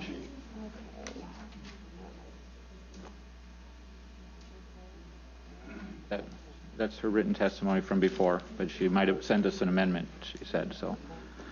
Okay, next we have Chris Shornack, followed by Kelly Esper, and after that, Christina Karamu. Thank you. Welcome to the Senate Oversight Committee, Chris. Thank you, Chairman McBroom. Dear Chairman, I was a poll challenger with the Nonpartisan Election Integrity Fund, both on Tuesday, November 3rd and Wednesday, November 4th. On Tuesday, I was a poll challenger for the city of Royal Oak, where only 10 ballots out of the 25,000 ballots were spoiled and not able to be matched to the QVF, qualified voter file. Royal Oak ran their absentee ballot counting board perfectly. The chain of custody was broken at the absentee counting board in Detroit. How? I watched as hundreds and thousands of ballots came in that poll workers were not able to verify in the QVF nor the paper logbook. Yet, that ballot was removed from the secrecy sleeve, bunched together with other verified ballots, counted and ran through the high-speed tabulators. I have a sworn affidavit of this and have attached it to my public statement. I was able to challenge only 2 of these ballots and get them entered into the electronic record. I attempted to challenge more, but the poll workers simply refused, verbally attacked me, and had others do the same. Since then, I volunteered with Guard the Vote. Over the last 3 weeks, Guard the Vote had over 1,000 volunteers painstakingly go through 30,000 of the 172,000 absentee votes in the city of Detroit and found the following results, which I've brought with me here. 229 of these 30,000 we went through are deceased. We have proof of this. Senator Lucido, you were asking for proof. 2,660 of them, invalid addresses described by vacant lots and burnt down houses. I have a genuine question. Can someone in this room tell me how a deceased person can vote? Nonetheless, at the very lowest levels, if these percentages carry through, this means that of the 172,000 AV votes in the city of Detroit, 1,300 of them could be deceased. We're investigating it. Another 15,000 could have fraudulent addresses described as living on vacant lots or burnt down houses. What I can say for sure, and swear to you here today, I can say that overall, 8.9% of the 30,000 absentee ballots that we've gone through and investigated just in the city of Detroit were unqualified, fraudulent ballots that should have been spoiled. And again, I have this printed out on the list. It's available for all of you. Why should this alarm you? Because this confirms that the City of Detroit poll workers were not properly performing a crucial step of verifying ballots in the qualified voter file, corrupting the whole chain of custody. And despite that, as I've sworn in my affidavit, and so has many others, those ballots were in fact counted and ran through the high-speed tabulators. We can prove there is fraud, which should disturb all of us. Isn't that the officials who are supposed to care and do something about this? They don't want to even listen to the fraud that we know exists. I would plead to everybody's sense of truth and justice to fair and honest elections. Are you listening? Will you even remember my name in 30 seconds? You know, say my name, Chris Shornack. Say my name, Chris Shornack. I do thank you for your time, and I hope for the love of God, truth, and fair elections that you will take the proper action and void the election in Wayne County. Thank you. Senator Lucido has a question, please. Thank you, Chris Shornack. Thank you, Senator. He doesn't even have it written in front of him. And you know what's interesting? I grew up with a Shornack family in St. Clair Shores, so I appreciate you coming out. Yeah, you intrigued me. These 30,000 dead people that voted. Well, not 30,000 dead people. This is 174,000 absentee ballots were counted in Detroit, and we were starting to go through them. We only got through 30,000 of them. Of that 30,000, 229 of them are deceased. Okay. So now, what have you done to further your investigation? I know you started it. Have you turned any of this data over to the U.S. Attorney's Office, which is the United States criminal justice system, or to our Attorney General? These are the top law enforcement officials of this state. And I guess what I'm asking is, why haven't I done anything with it? Well, you brought it to the legislature. We are lawmakers. We're policy people. Some of us are even wonks, like I guess his name is Senator Patrick Kolbeck, which we all respect. At the end of the day, I would love to see some of these things turned over with a CC to the Oversight Committee, because what we've learned is that I know the chairman and the other members of this committee are working real hard to start to look at policy and fashion legislation that will ban, bar, and vitiate all of these concerns. It's very tough to do, but at the end of the day, this needs to go to the Attorney General's office. If there is people that have died and are voting in an election, that needs to be brought to her attention, as well as the United States Department of Justice, that ensures voting as well as the respect of our Constitution. Yeah, I can assure you that's going to be done. I stand here representing over 1,000 volunteers, and they got my word. And you know, I'm a husband, I'm a father, I'm volunteering like everybody else behind me. And this is new to me. I'm a hack, but I do know that we're going to follow this up, and we're going to get it to those exact same people. And we appreciate that, and I got to tell you, the concerns that everybody sitting in here, outside, in the other overflow rooms have are genuine, legitimate, but more importantly, they need to be brought to our attention as policymakers, not court of law. This is not a judge sitting here. He's a committee chairman, respected in his communities as we are all in ours. We're elected officials. But we don't wear robes and we don't make decisions on what is going on here. But we will listen to it for policy purposes to ensure the sanctity and security of the voting system. Thank you very much, Mr. Chris Shornack. Thank you, Senator. Mr. Shornack, the file folder that you have there, are we going to receive copies of that for the record? I printed out one copy, and okay. I tell you what, you can have my copy too. Thank you. So you'll have 2 copies of that. And I did cut my testimony a little short. It's slightly longer. I appreciate wanted that. to keep it under 3 minutes and respect everybody's time. But yeah, Let me give you this. If you don't have the opportunity to give me the doubles now, I mean, later is fine. I just, Okay. whatever's convenient Let's for you. do that so we can speed this along. Okay. Any other questions? Not seeing any others. Thank you, Mr. Shornack. Appreciate your time.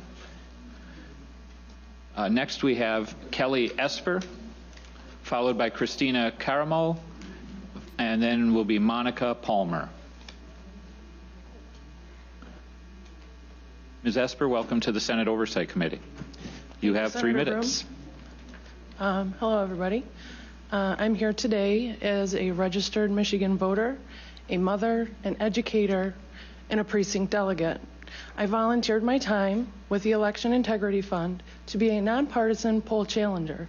I worked at the TCF Center from 6:30 in the morning until approximately 9 o'clock at night. Throughout my training, I was told that the poll workers should not even have pens or pencils at the table. Shortly into the whole process, 150 tables simultaneously started duplicating ballots. And by the admission of several of the people, who are like the supervisors in Detroit, they had 10 to 12 Republican poll workers.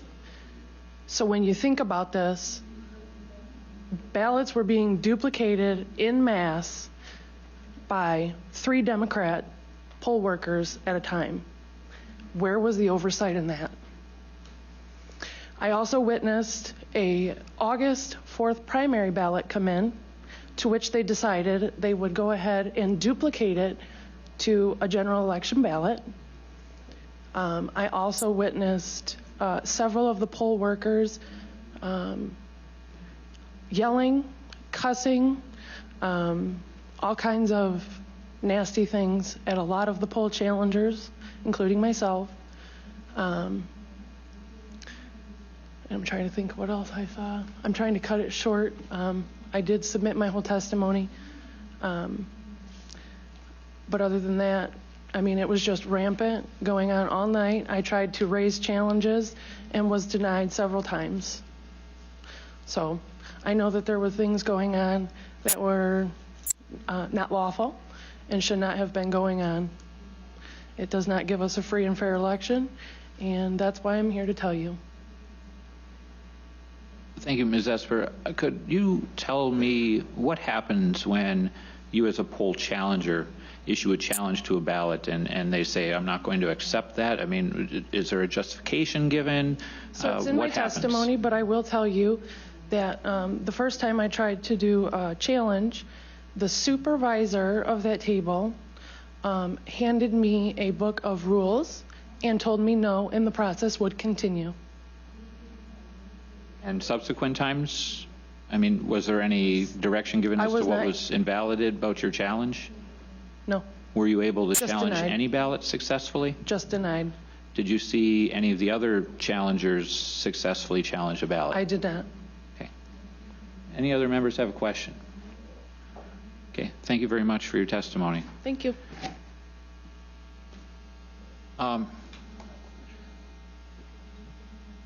We'll go at ease at the call of the chair.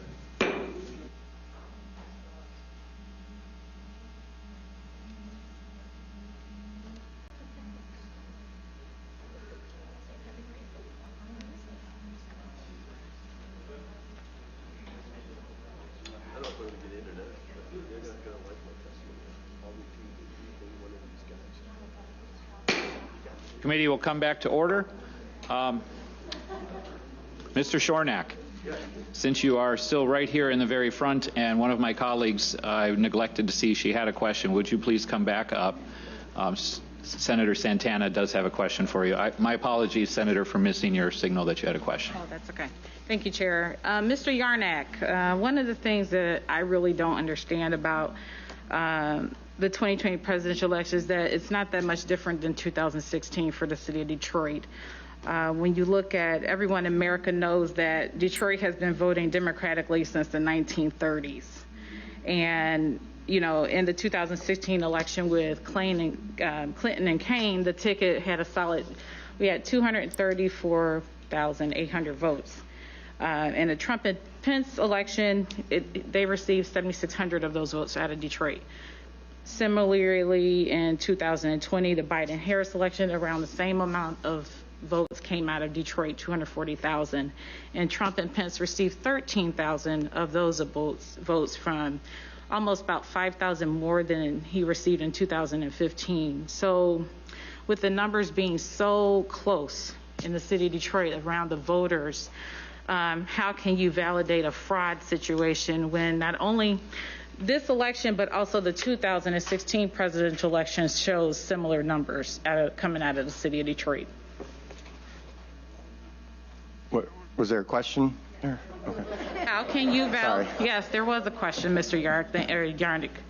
How can you validate fraud coming out of the city of Detroit when the numbers from the 2016 election are not that much different from the numbers from the 2020 election? You had 234,000 votes, 800 votes coming out of Detroit in 2016, with Trump receiving 7,600 of those votes, and 5,000 more in 2020 for Trump in this 2020 election. So where's the fraud? Yeah, super. I can't speak to the numbers of 2016 or now or total votes, but your question is, how can we verify fraud and validate fraud? Over 229 deceased people voting, that's fraud. That's not my definition of fraud. That's just the generally accepted definition of fraud. And 2,660 vacant addresses of burnt down lots, and these people voted, the dead people voted, that's fraud. That's how I validate the fraud. And my personal experience on November 4th, being there, watching ballots come in that aren't in the qualified voter file, they're not on the written log, and yet they're still counting those. And you'll hear from other people say, hey, all we want to do, it's so easy to challenge a ballot. You just go like this. You type in the computer that one of the poll watchers challenged it. It takes 3 seconds. It doesn't slow the process down, and they pretty much refuse to do that. I struggled to get to, and I said to our attorney, Tim Griffin, I said, Tim, they won't let us challenge anything. He goes, Chris, you got to get at least something in the poll book that you challenged it. And I said, I'll push it until I get arrested. Well, lo and behold, I didn't get arrested. They didn't put cuffs on me, but I was pulled out of there for about 20 minutes by 3 police officers. It was rough. It was a really hostile environment, and I know you guys aren't judges or legislators. I just want to be transparent in answering your question. What we all witnessed there on Election Day and the day after matches the research of the 30,000 records we just went through very clearly. And did you also attend the training on how things were going to operate at the TFC Center? Yep. I didn't bring my training with me, but yeah, I had hours of training, almost like a day and a half, because I helped train other people too. Thank you, Senator Santana. Thank you, sir, for coming back. Members of the audience, please remember. Senator Tice. Thank you. I just want to apologize. I have another committee that I'm supposed to be chairing. I'm going to head off and do that. It shouldn't take very long, and then I will be back. But I wanted to apologize. I'll make sure I watch whatever I miss on the recorded session. Thank you. Thank you, Senator Tice. Next, we have Christina Caramo, followed by Monica Palmer, followed by Karen Cordes. Ms. Caramo? I'm sorry if I'm not pronouncing that correctly. It's Caramo. Caramo, thank you. It's quite all right. Welcome to the Senate Oversight Committee. You have 3 minutes. All right, thank you for having me. So I was a poll challenger at the TCF Center on Monday, November 2nd, 3rd, and 4th. On November 4th, early in the morning, I was standing at the adjudication table, and a ballot came across the screen. The ballot had a straight party ticket vote for both the Democrat and the Republican. It was a filled-in circle, which is an intentional mark. It's not a dash, it's not a dot. When the ballot came across the screen, there was no other marks. None of the judges and none of the other ballot proposals had been voted on. The poll worker then said, I think I'm going to give it to the Democrats. That's absolutely absurd. That is illegal. The vote should have been tossed out. At that moment, I said, absolutely not. I'm going to challenge this. So I go get her supervisor. And then her supervisor defers to her and says, well, what do you think? And I'm like, well, what do you think? It doesn't matter what you think. It's the law. Our feelings, our emotions, our thoughts are totally irrelevant. You follow the law. And that ballot is to be tossed out. but she wanted to give it to the Democrats. So then I go get the gentleman who was overseeing the entire absentee ballot counting process while Daniel Baxter was gone. So this gentleman's name I do not know. I go get him. He's overseeing the entire process while Daniel Baxter is gone. I ask him. He says to the girl, "What do you think?" It was disgusting. I was enraged, and I simply asked a question. I said, "Well, why not give it to the Republicans instead of the Democrats?"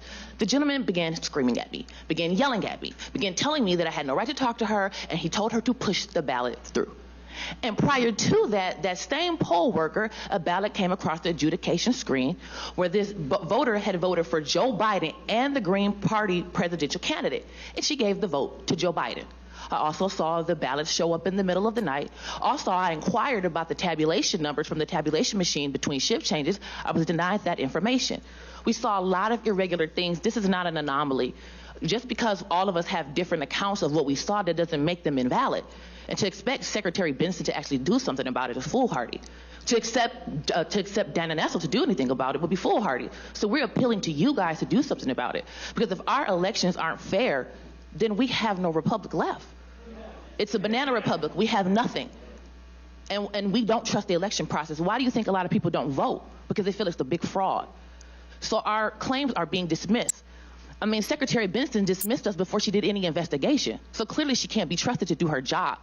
It's not our job to conduct an investigation. There are paid officials who are to do that. And we're imploring you guys to please step up and listen to us and investigate our claims. Check us out. Don't just take our word. Investigate what we had to say, because we have nothing left. Thank you. Thank you very much. Any members have a question? Vice Chair Lucido, please. Thank you. Extremely insightful. All these accounts that you've indicated, and it's pretty clear. I mean, it doesn't seem like you're on the edge. You're sitting right here in front of us. Has any of these accounts gone to the attorneys that are representing the candidate or candidates? I did submit an affidavit. They are pursuing lawsuits, but we also need our Attorney General to investigate it, because ultimately it's her job to enforce the law. I agree. And if she doesn't do her job, we can't just accept that as, oh, I'm just not going to do it. You guys are lying. Thank you. Appreciate it. Thank you, Senator Lucido. I don't have any other questions. Thank you so much. Did you submit written testimony? Okay. No, I did not. No, I can, though. Please do. All right. Thank you. Thank you. Next, we have Monica Palmer, followed by Karen Cortis, and then after that will be Brian Panabaker. Ms. Palmer? Yes? Yes. Welcome to the Senate Oversight Committee. You have 3 minutes. Thank you, Chairman McBroom. Members of the committee, I appreciate the opportunity to speak to you. My name is Monica Palmer. I am the chair of the Wayne County Board of Canvassers.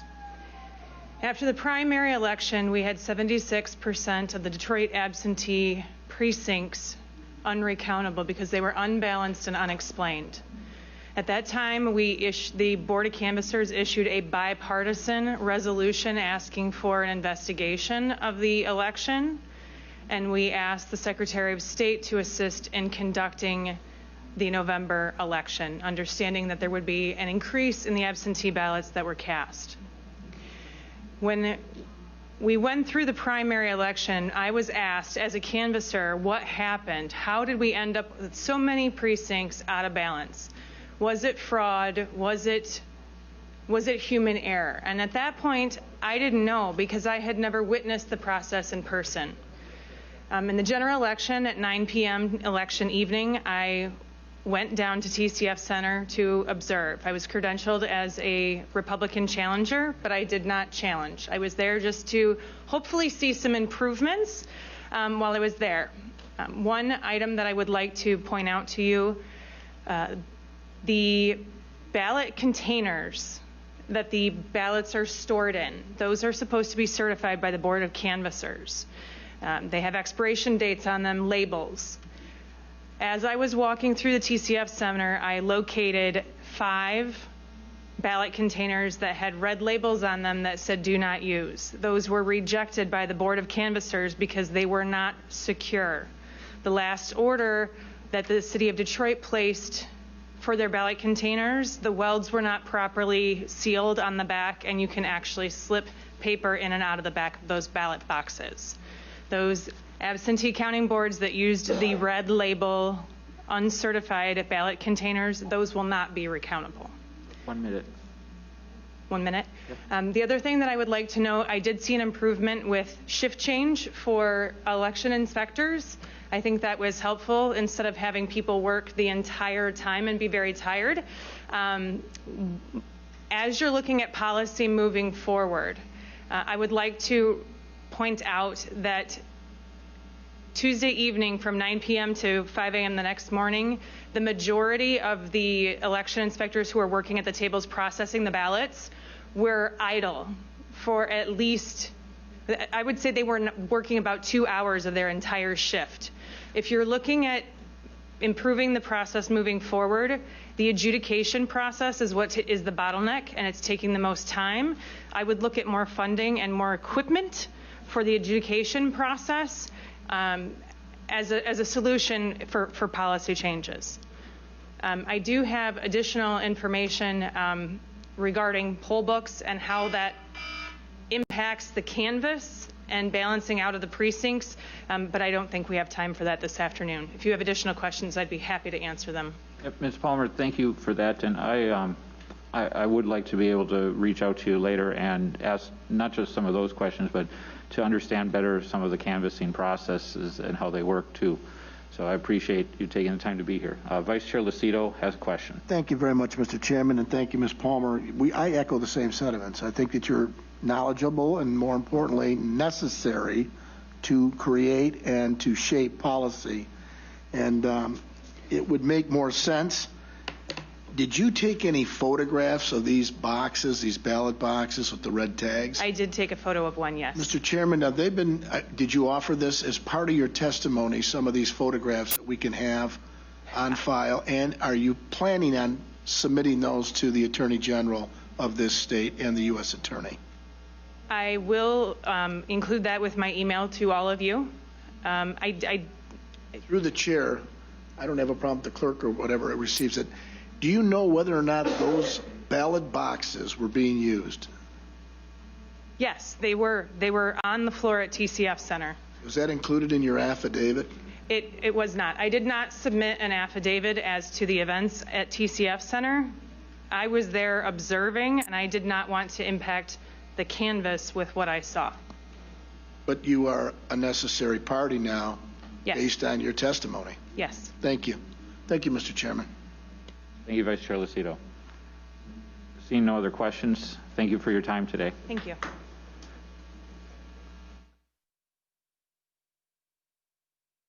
Other questions, thank you for your time today. Thank you. Next, I have Karen Cordes, followed by Brian Panabaker, and then a name that I'm absolutely not going to get right, I'm sure, but Hima Kolanagridi from Northville. So if you aren't sure if I pronounced your name correctly, it's Hima from Northville. Okay. Right now we have Ms. Cordes. Right. Welcome to the Senate Oversight Committee. You have 3 minutes. Thank you. First of all, I'd like to thank you for the opportunity to speak today. My name is Karen O'Brien Cordes, and I'm a registered voter from Novi, Michigan. On a sidebar, I'd like to say that I was so thrilled to work at TCF this year. I'm born and raised in Detroit. My father was a firefighter for the city of Detroit for 35 years, and I love the city. There's 5 points that I think are of interest that I'd like to present today.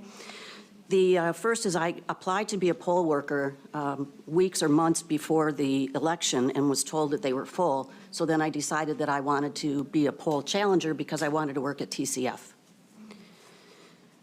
The first thing in the morning before the work started on November 3rd, Mr. Baxter was speaking to the entire community at TCF, and I found it interesting when he asked for a show of hands of how many Republican poll workers there were.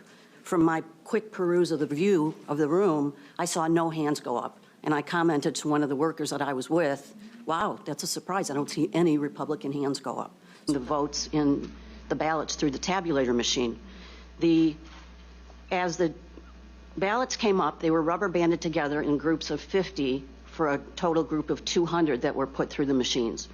I counted the ballots, and the ballots that went through the tabulating machine were 196. So I commented to the workers. I said, well, that's kind of interesting because on the laptop, it showed 204 ballots that were counted. But on the tabulator, only 196 went through. So I asked the workers about that, and they said they didn't know why that happened, that they had to put some of them through twice, but they didn't know why, and that I would have to speak to a supervisor. I went back. That was on November 3rd. On November 4th, some of us were summoned to come back that they needed more workers, more challengers. So we went back on November 4th. In the afternoon of November 4th, I believe it was about 4:30 or 5 o'clock when the military ballots came in. And I was working with one particular table when I was witnessing the military ballots. And I found it highly unusual that every military ballot that was logged into the system had a birth date of January 1st, 1900. You have 1 minute. And nobody could tell me why the birth dates were 1900. When I went to challenge those votes, the supervisor at the table told me, and I quote, "We're not doing that." So I pressured her. I said, "I want this challenge. I want it noted in the laptop and in the poll book."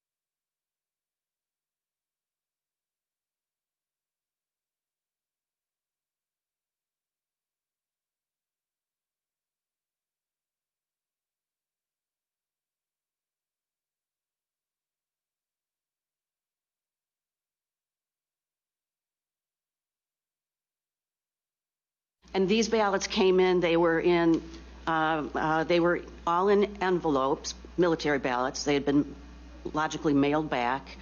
And I found it interesting because they were all in pretty stationary envelopes. And I thought, oh, well, maybe our military gets gifts from their families or friends of stationery, because every one of them was in really cool looking stationery. But they were different? Yes.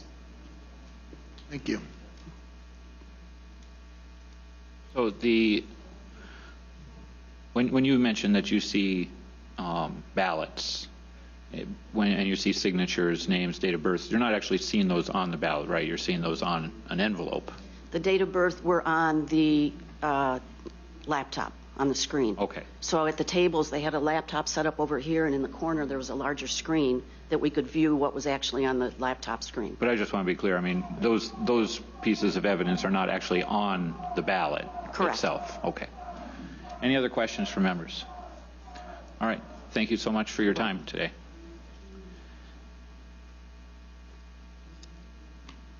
Next, we have Mr. Brian Pennebecker. After him, we have Hima Kolangareddy, and then Melissa Carone. Welcome to the Senate Oversight Committee, sir. Thank you, Chairman McBroom.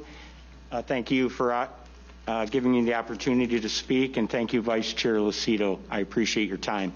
I know it's valuable. I drove through a snowstorm from Macomb County to get here today because I felt it was very important. It was very important to do everything in my power to help preserve the republic that was established 245 years ago. Great patriots gave their lives for this republic, and we're about to see it start slipping away from us if we don't preserve election integrity in this country. So I want to give some general observations of specific events that I witnessed on the 2 days that I served as a poll challenger at the TCF Center in Detroit. And it's important to note that I applied to work at the TCF Center online. I was referred to a website to apply to specifically work at the Absentee Voter Accounting Board, and I never heard back from them.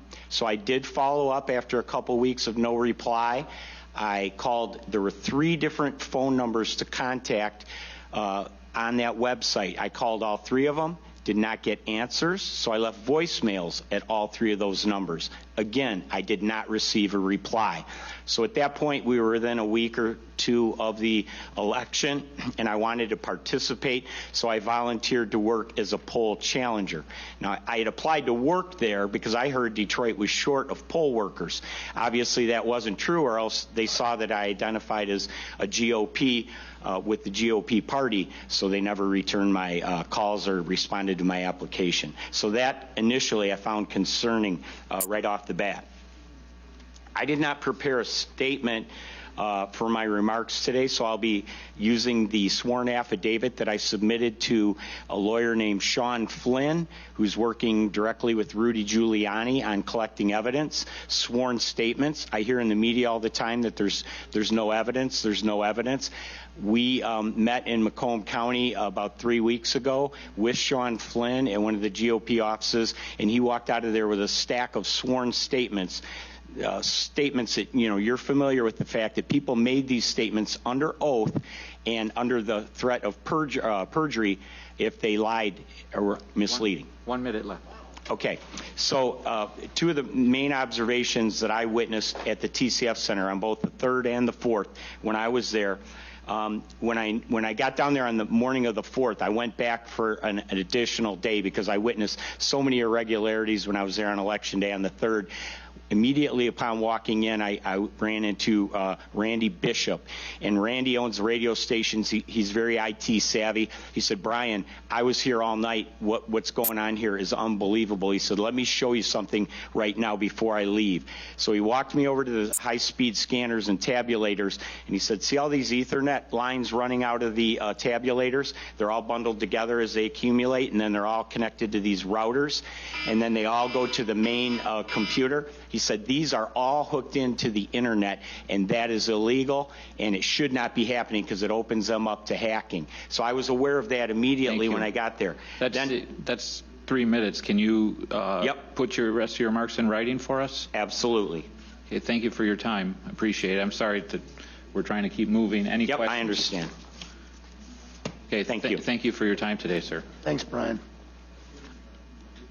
Next, we have this name that I'm doing very poorly with, Hema. Oh, Hema, welcome to the Senate Oversight Committee. After her will be Melissa Carone and James Danley.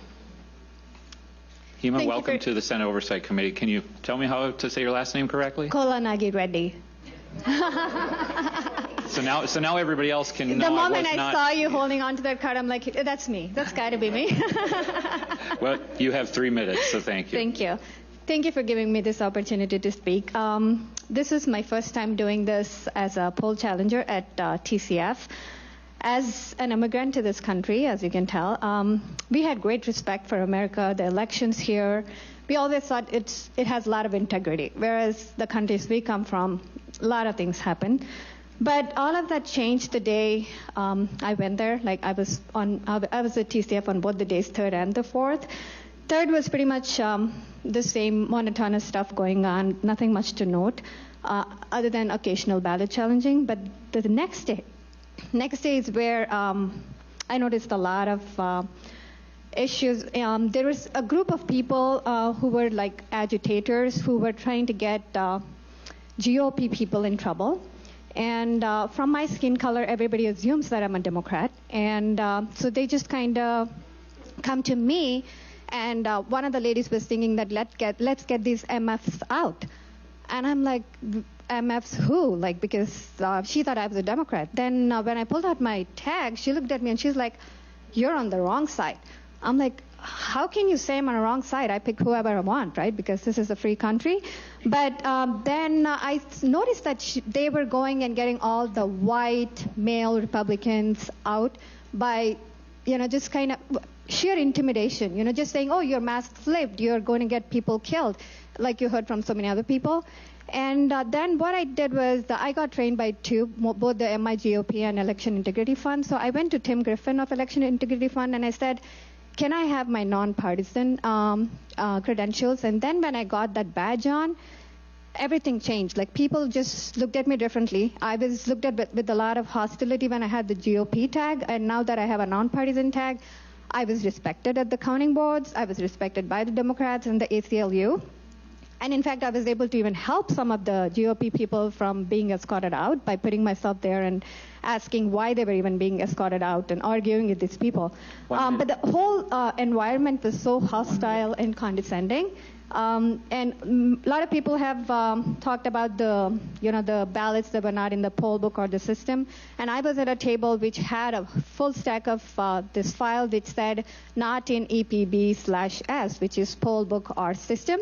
They were scanning and manually entering them, and the signatures on those sleeves were exactly alike, like a bar graph.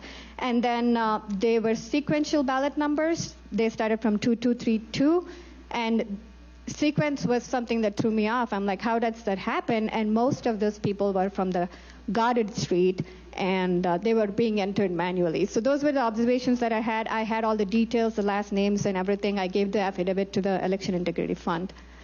The thing that bothered me was that every time a GOP challenger was being escorted out, all the poll workers, Democrats, and everybody else were cheering. And that was very disappointing because these people were just doing their job. They were not attacking. They were not there with guns. They were just volunteering their time, and they were treated with utmost disrespect.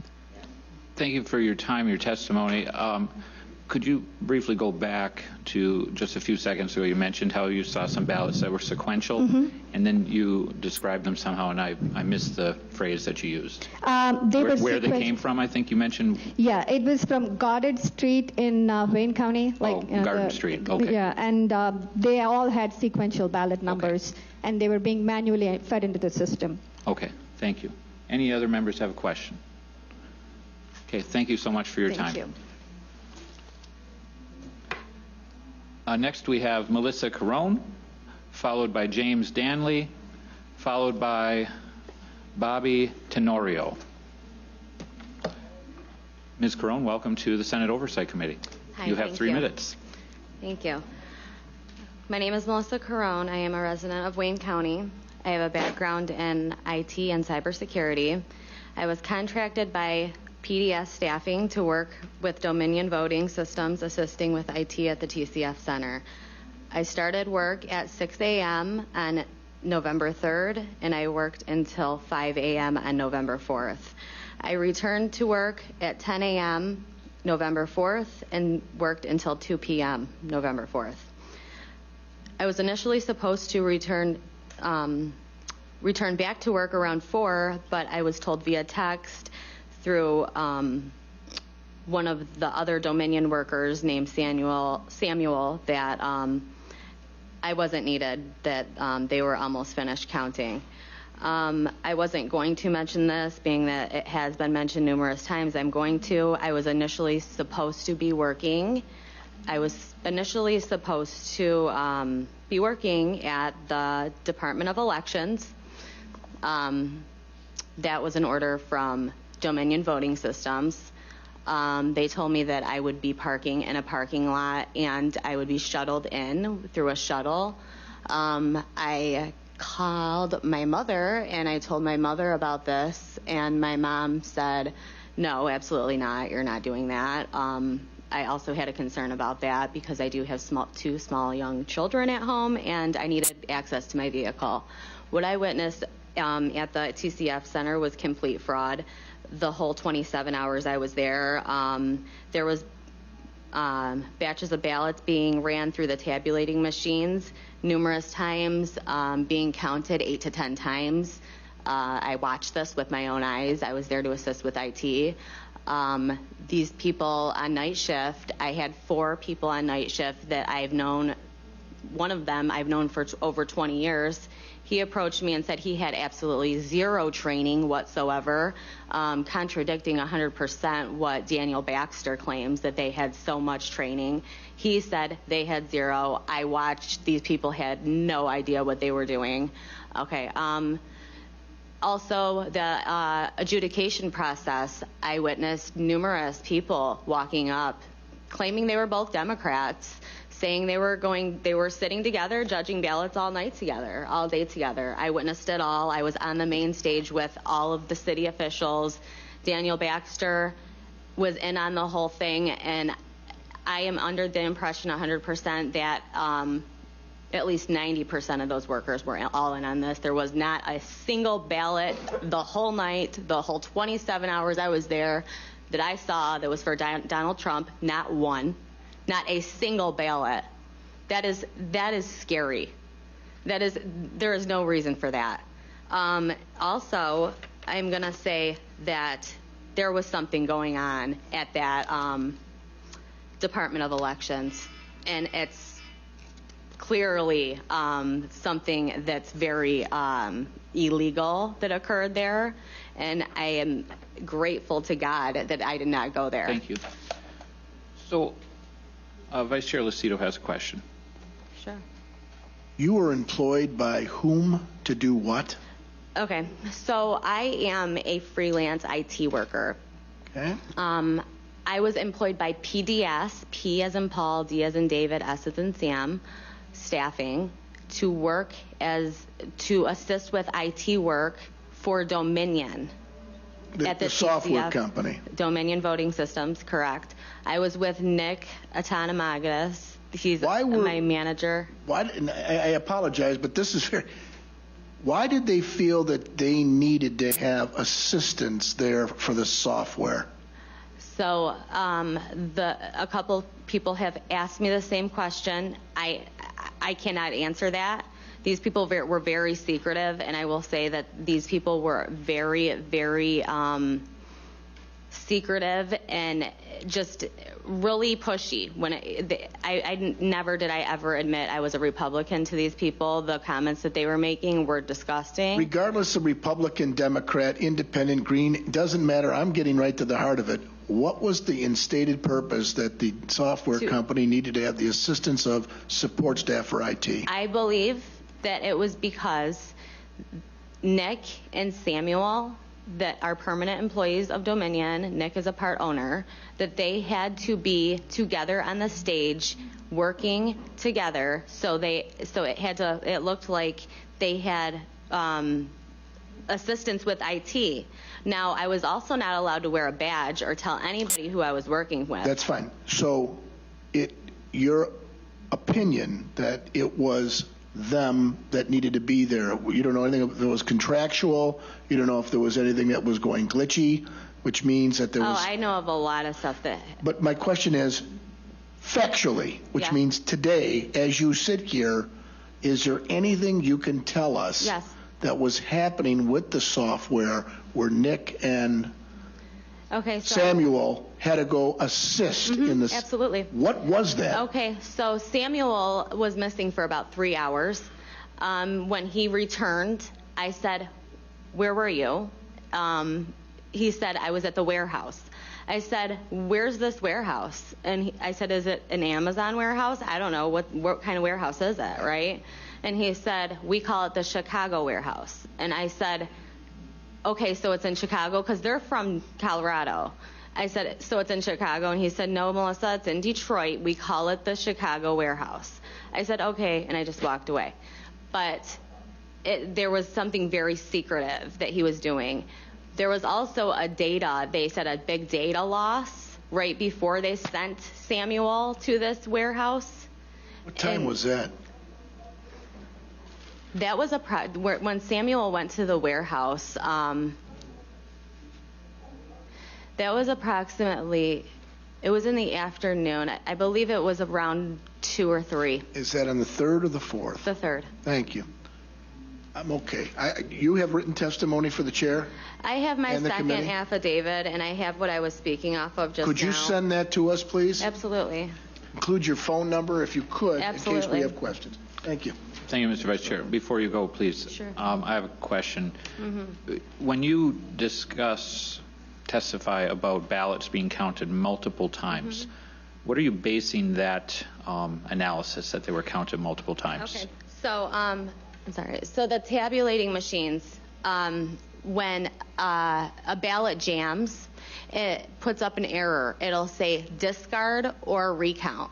So when it puts up that error, when a jam occurs, the correct way to go about it is to discard the whole batch, take the ones that have already been tabulated, put them back into a pile, put the one that jammed on top, and then discard the whole thing, and then rescan them. They were not discarding. So they were just rescanning, counting ballots 8 to 10 times, just recounting them. They had absolutely no idea what they were doing. So you're saying that they were literally opening up the box, taking the ballots back out of the box, and then sending them through again? No. They Okay. were just taking, I wanna be clear on this. okay, so when a ballot when the error came up on the PC in front of them, and it said that a jam occurred, I would go try, because it happened so many times in the 27-hour period. Each machine, it did it between 2 and 3 times an hour. So, because these were folded ballots, they're mail-in ballots. So when it occurred, and then it threw up the error, discard, rescan, as I just stated, you are supposed to take the problem ballot that got jammed, put it on top of the whole pile, discard it, because that's why the option is there. If you do not discard it, it is recounting it. So they would take the ones that were, say ballot number 25 had an issue. You had already went through 24 ballots. So you're going to put them back all in a pile, and you're just going to rescan it. So it's counting those 24 again, instead of discarding those 24 and restarting. So, but that's what I was trying to ask. So they're literally taking, Did I answer correctly? You're saying that they're taking ballots that already went through the machine, taking them and scanning them a second time. That's absolutely what I said, yes. So help me understand, because I haven't worked in AV counting center. I've been to my precinct, and when our ballots go into the tabulator, there's no access to them after they're accepted. They go into a sealed box. There's no access these to ones, them. no, I've heard that too from other states, that they do drop directly into a steel box. No, the steel boxes were behind them, which I could say a lot about that too, but I won't. But they were using those for barriers for the poll watchers so they couldn't get close, the steel boxes. But no, they were 100% in the counter's hands. This whole process, they were allowed to do whatever they wanted to do. Nick and Samuel that worked for Dominion, they were on the stage. They had a contract employee, me, and another one that was from Texas. I have his name right here, Miles Smiley, 90-year-old man there to assist with IT work. He did not have any kind of background in IT and worked and lived in Tennessee. So this man was just walking around aimlessly. I was really the only one running around like crazy helping these people. Thank you for that clarification. I'm not aware that it. No, and they were responsible. The machines I've been exposed to don't work that same way, so I was just checking in on that. Senator Tice. So I'm trying to figure out the whole line of everything here. So you were trained to work with the equipment and the tabulators themselves? Correct. And they were going to send you to the Department of Elections? Initially, that is where I was scheduled. Tabulators at the Department of Elections? That's the main question here, huh? Because I was trained on the tabulation and adjudication process, and how many people just came up before me stating that they saw people walking in and out of that Department of Elections with ballots. Okay. As I stated, I was not supposed to even talk about this today. And but then I'm going as to. they're scanning, they have a pile of them. They're putting them through a scanner, and the pile, once it's gone through the scanner, is still fully accessible to the person Absolutely. who's doing the count. Absolutely. Okay, thank you. They could scan them 50 times if they wanted to. Any other members have a question? Senator Lucido? Yeah, Senator? this is interesting. You were trained to oversee tabulators. Is that what you told us? I was trained to assist with IT In tabulators. and the adjudication process, correct, sir? Who trained you to use Dominion. your technique on the tabulators as it relates to the IT? Dominion. Dominion did. Was it their representatives that came to the TCF Center? It was the owner of Dominion, Nick Economagnis, that came to the TCF Center, which is extremely insane because he's like the top of the top with Dominion, which is he's missing. When He's did gone. you meet with them at the TCF Center to get your training? Okay, so my training was in Allen Park at the hotel they were staying at, right off of Southfield Freeway. It was November 2nd for 1 hour. The day before the election. November 2nd, correct. The day sir. before the election. Yes, sir. 1 hour training. Was it done by video or was it done with a tabulator? It was done with a tabulating machine and an adjudication machine in a room, in a conference room, and all we did was walk around it and nothing. We were given a binder, I have it right here, from Dominion about all their image cast, about how their software works. I have every Dominion employee here. I have the ones that were at How many were with the you warehouse. in this? How many? 5 total. 5 total. 2 contract employees, 3 permanent employees of Dominion. Let me just say this. There was 1 permanent employee of Dominion. She went by the name of Danielle. Her real name was China, which she told me later. She's the one who told me Nick was a part owner, which was confirmed later on. She was acting very bizarre the whole night, would start crying, would start saying she couldn't handle being there. Okay. I saw the van come in at 4:30 full of ballots. That she left an hour before that, had someone pick her up. Thank Mr. Chairman, as long as we get her testimony, I would be intrigued to look at whatever you have. Absolutely. Through the chair. Absolutely. Thank you. Thank you, Mr. Vice Chair. Hold on. I have another question for you, ma'am. Please. Please. Vice Chair Irwin has a question. Thank you. Thank you, Mr. Chair. If I were to take a ballot, an absentee ballot, and I were to run that through a machine multiple times, and that ballot were to be counted multiple times, is that machine going to reflect those votes in the vote total at the end of the day? And is that ballot going to be recorded in the poll book 8 times or something? I mean, what's the... Why do you think the poll books were so off? Well, they were off a little bit less than they were in previous elections. So unless your allegation is that they were off 100%. Excuse me, members of the audience, please respect the Sorry, I mean, you asked me a witness question. and What do you expect the answer to Excuse be? I was hoping for an answer, but I don't think I'm going to get one. Excuse me. I couldn't hear what was going on because too many people talking over each other. So if you could please, Mr. Sure. Vice Chair, finish your line of questioning. I'd like to hear the end of it, please. That was the end of it. There was just one question, which was that, if this were to happen, it would show up in the tabulations being off.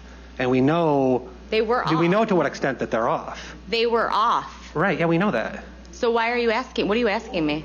I'm trying to ask you if Sir, someone were to... Go ahead. If someone were to go and run the same ballot over and over and over again, that would end up showing up as a massive discrepancy, right? Did We've added up the somebody took a discrepancies. ballot and ran it over and over and over again? You Just did? one ballot? Or a batch of 50? Either way. I mean, the batch of 50 is going to be even more. If you take one and you run it over and over and over again, yeah, people are going to notice that one has been ran over and over. I had numerous challengers come up to me and say, what's going on here? One guy got thrown out because he took a picture of me. Sure. I'm just wondering why the numbers at the end of the day aren't matching up with the stories that we're hearing. I'm trying to square that circle. And I know there's going to be an investigation of all of these Your question is as good as everybody allegations. else's in here. Yeah, there's Why going to be an isn't it investigation why of all isn't it this, and matching we're going to up? look into all It's these not details. matching up. Everything that happened at that TCF center was fraud. Every single thing. Every avenue was Excuse me. taken to commit it. Please. Appreciate your passion, but he feels his question was answered. Appreciate that. I do have one additional follow-up. Sure. You mentioned observing ballots arriving Yes, sir. late. Do you have knowledge of where they came from? I cannot say that for 100%. I do not know 100%. Okay. Do I assume where they came from? Absolutely. Okay. Thank you. You're welcome. Senator McDonald, thank you. I'll be brief. Your testimony was very compelling. So I just want to go back to what I asked Senator Kolbeck. Where is the Department of Justice in this? I mean, without arresting it, I mean, are they even looking into it? I mean, your testimony is unbelievably compelling. So I'm just wondering, where are they? Okay. Your question is as good as mine. So I did call the FBI on November 5th, and Okay. I spoke with a woman for at least 40 minutes. The phone disconnected. She had all my information. She never called me back. I had to call them back. I haven't been contacted back since. Well, you would think that, did you contact anybody from the Trump campaign? Oh, yeah. I've been Wouldn't talking they to have a pipeline to the Department of Justice? Well, I mean, I've been talking to attorneys. What I said just now regarding the Department of Elections and how I was scheduled to work there, that is coming out. That is coming out. That will be coming out next week. There's a lot coming. I was not even supposed to talk about that, but a lot of people mentioned it. So you know what? I'm going to tell you guys about it because this is fraud. Okay. And there was fraudulent activity occurring there. thank you. Your testimony was excellent. Thank you. Thank you. Thank you, Senator. Thank you, ma'am, for being here. Next, we have James Danley, and he'll be followed by Bobby Tenorio, and then Austin Kreutz.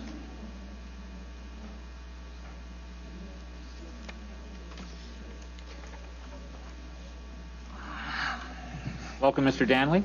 Thank you, committee members. You have 3 minutes. Appreciate the time.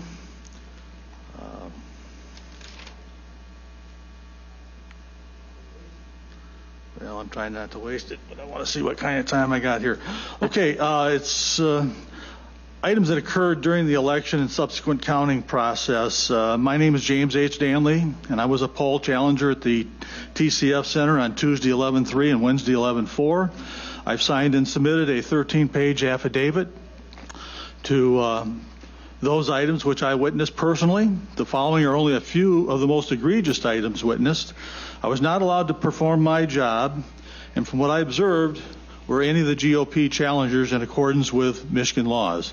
We were constantly prevented from getting close enough to see what was going on with the respect to the ballots. Procedures were not being properly followed. When we brought these to the attention of the supervisors, our concerns were dismissed and ignored. We observed ballots being backdated from 11/4 to 11/2, and data being entered into the computers for these mail-in ballots. Poll workers were entering ballot information from new mail-in ballots, including dates of birth of 1/1/1900, into the electronic poll books and processing those ballots for tabulation.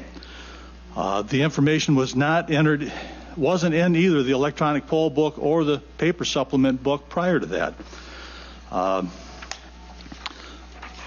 There's been lots and lots of reports after the election counting process.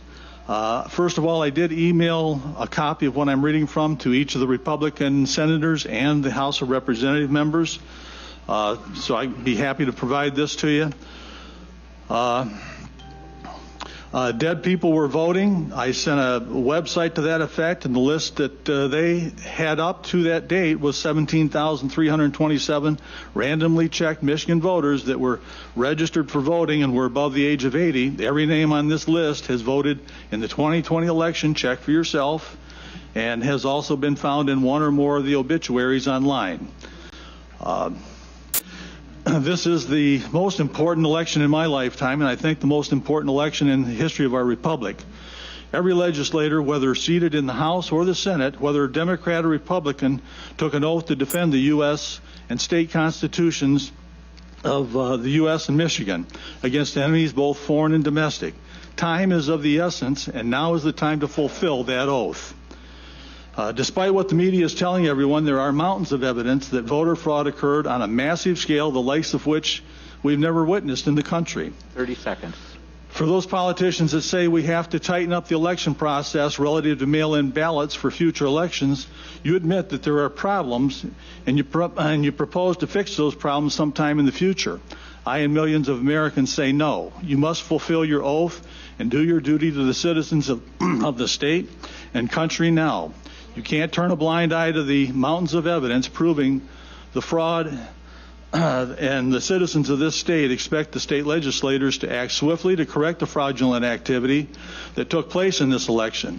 Because time is of the essence, this cannot wait for the completion of the lawsuits currently underway. Thank you, sir. I did submit this to each of you. I would appreciate it if you would go through it thoroughly, read the articles that I've attached to it. Thank you, sir. And we appreciate it. Thank you. Any questions? No. The committee will go at ease for 5 minutes.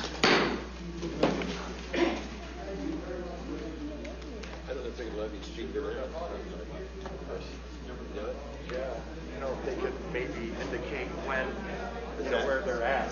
They're not giving me details. I mean, they really aren't. The problem is they don't know about the other side. They only know about the video. They're not even talking about the other stuff. When can they come down?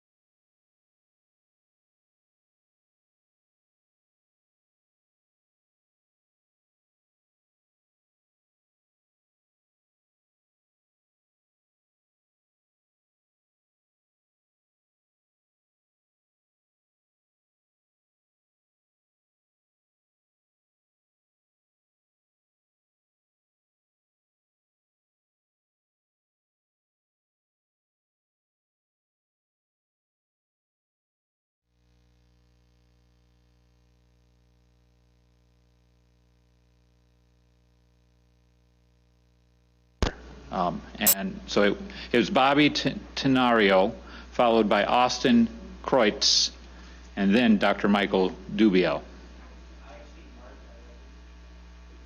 Oh, my mistake. You're the first one who marked that, so I hadn't even been looking at that box anymore. So, Austin Kreutz, are you available? Austin Kreutz.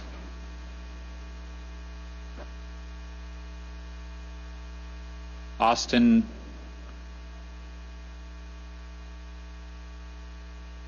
After him will be Dr. Michael Dubiel, followed by Michael Halls or Halves. Anyone seen Austin Kreutz?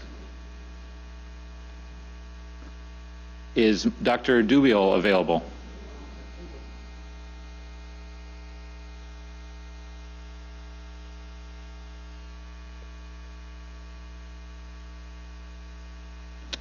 Is Michael Halves or Halls available?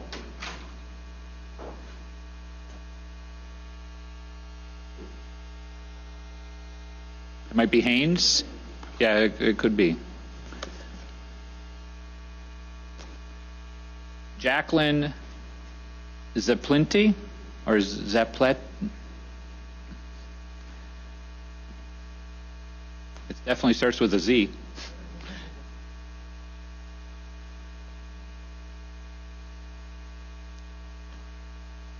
Lori Eba. I'm going to run through these names one last time, but we can't hold up the show forever. Austin Kreutz.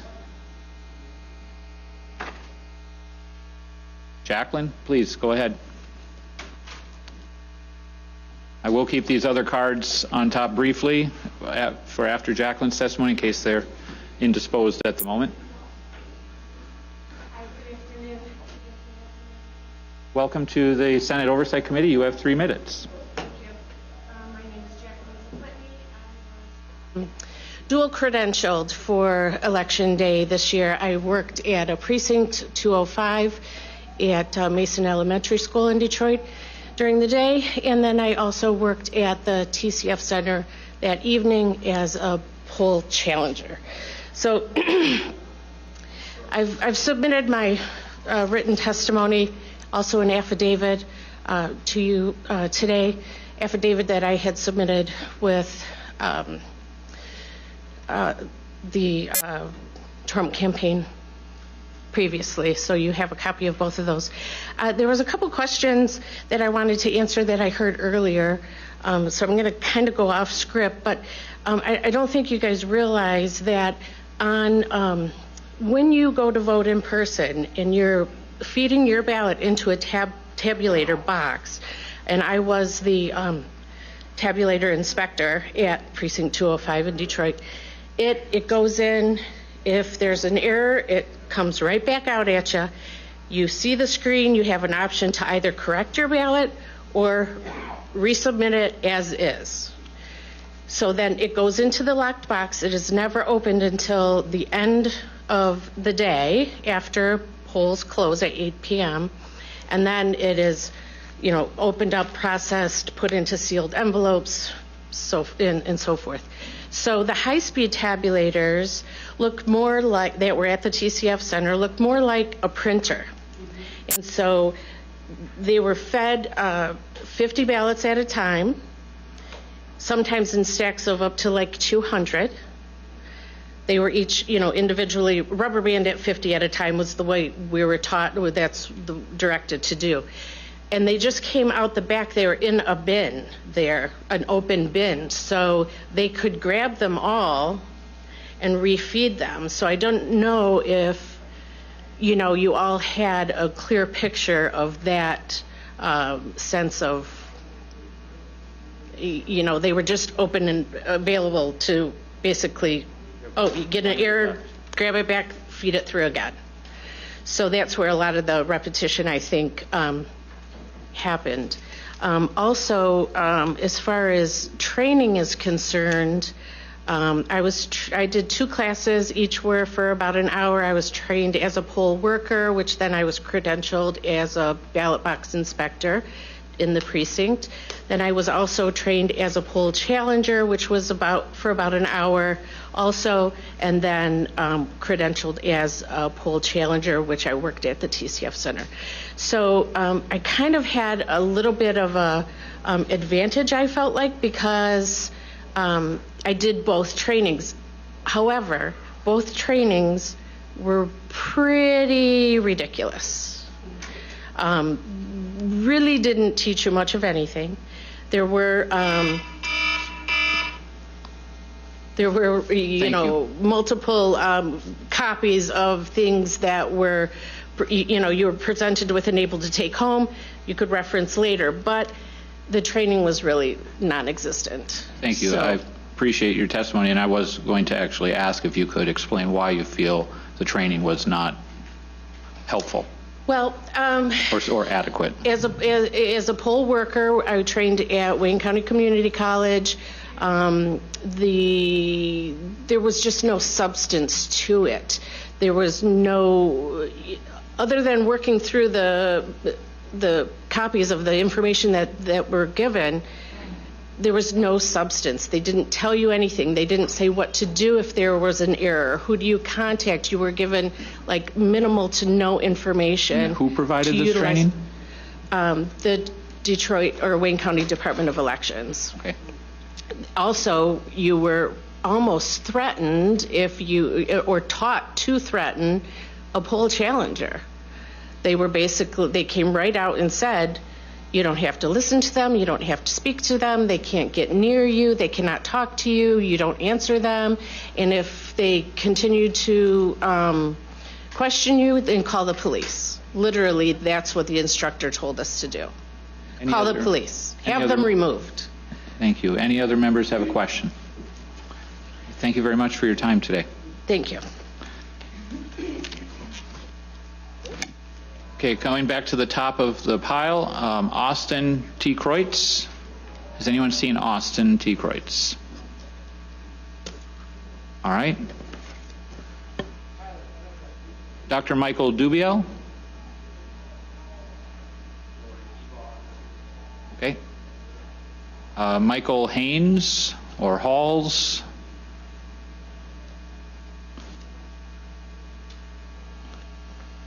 Lori Eba, please come on up. And then on deck, we will have Braden Giocabazi and Andrew Miller. Welcome, Ms. Eba. Thank you so much. I am a resident of Oakland County. I live in Milford. I've been here all my life, not necessarily in Milford. I grew up in Detroit. I was a Republican poll challenger both on Tuesday and Wednesday. On Tuesday, things went pretty well, and I was trained by the GOP party. Tuesday, things went very well. When I was called back in early on Wednesday morning, I came back into the room. I could not believe, number one, how many more people were there, the tension in the room, and where did all these ballots come from? When I'd left on Tuesday, most of the tables had been complete. The table I was overseeing at the time still had about 200 ballots left, but it certainly didn't look like there was going to even be enough for a night shift. I was very surprised to see the level of activity on the following morning.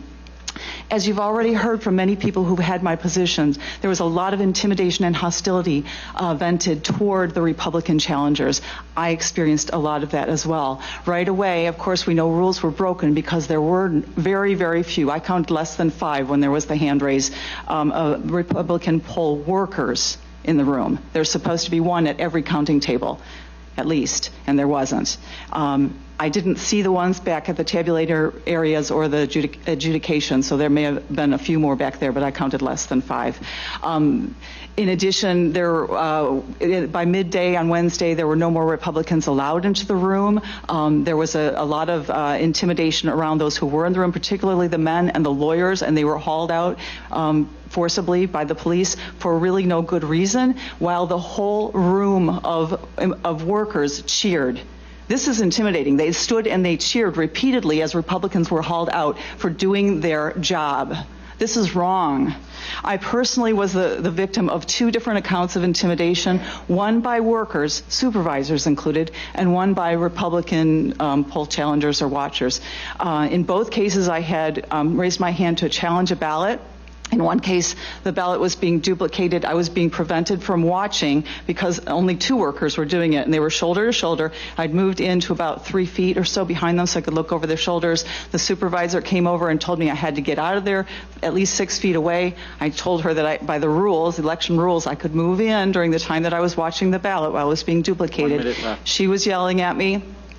And that ballot ended up being duplicated in error.